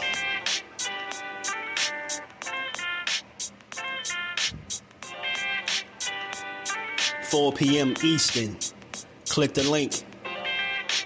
In the building. Make sure y'all subscribe to Just Do Boxing, the best boxing talk on YouTube.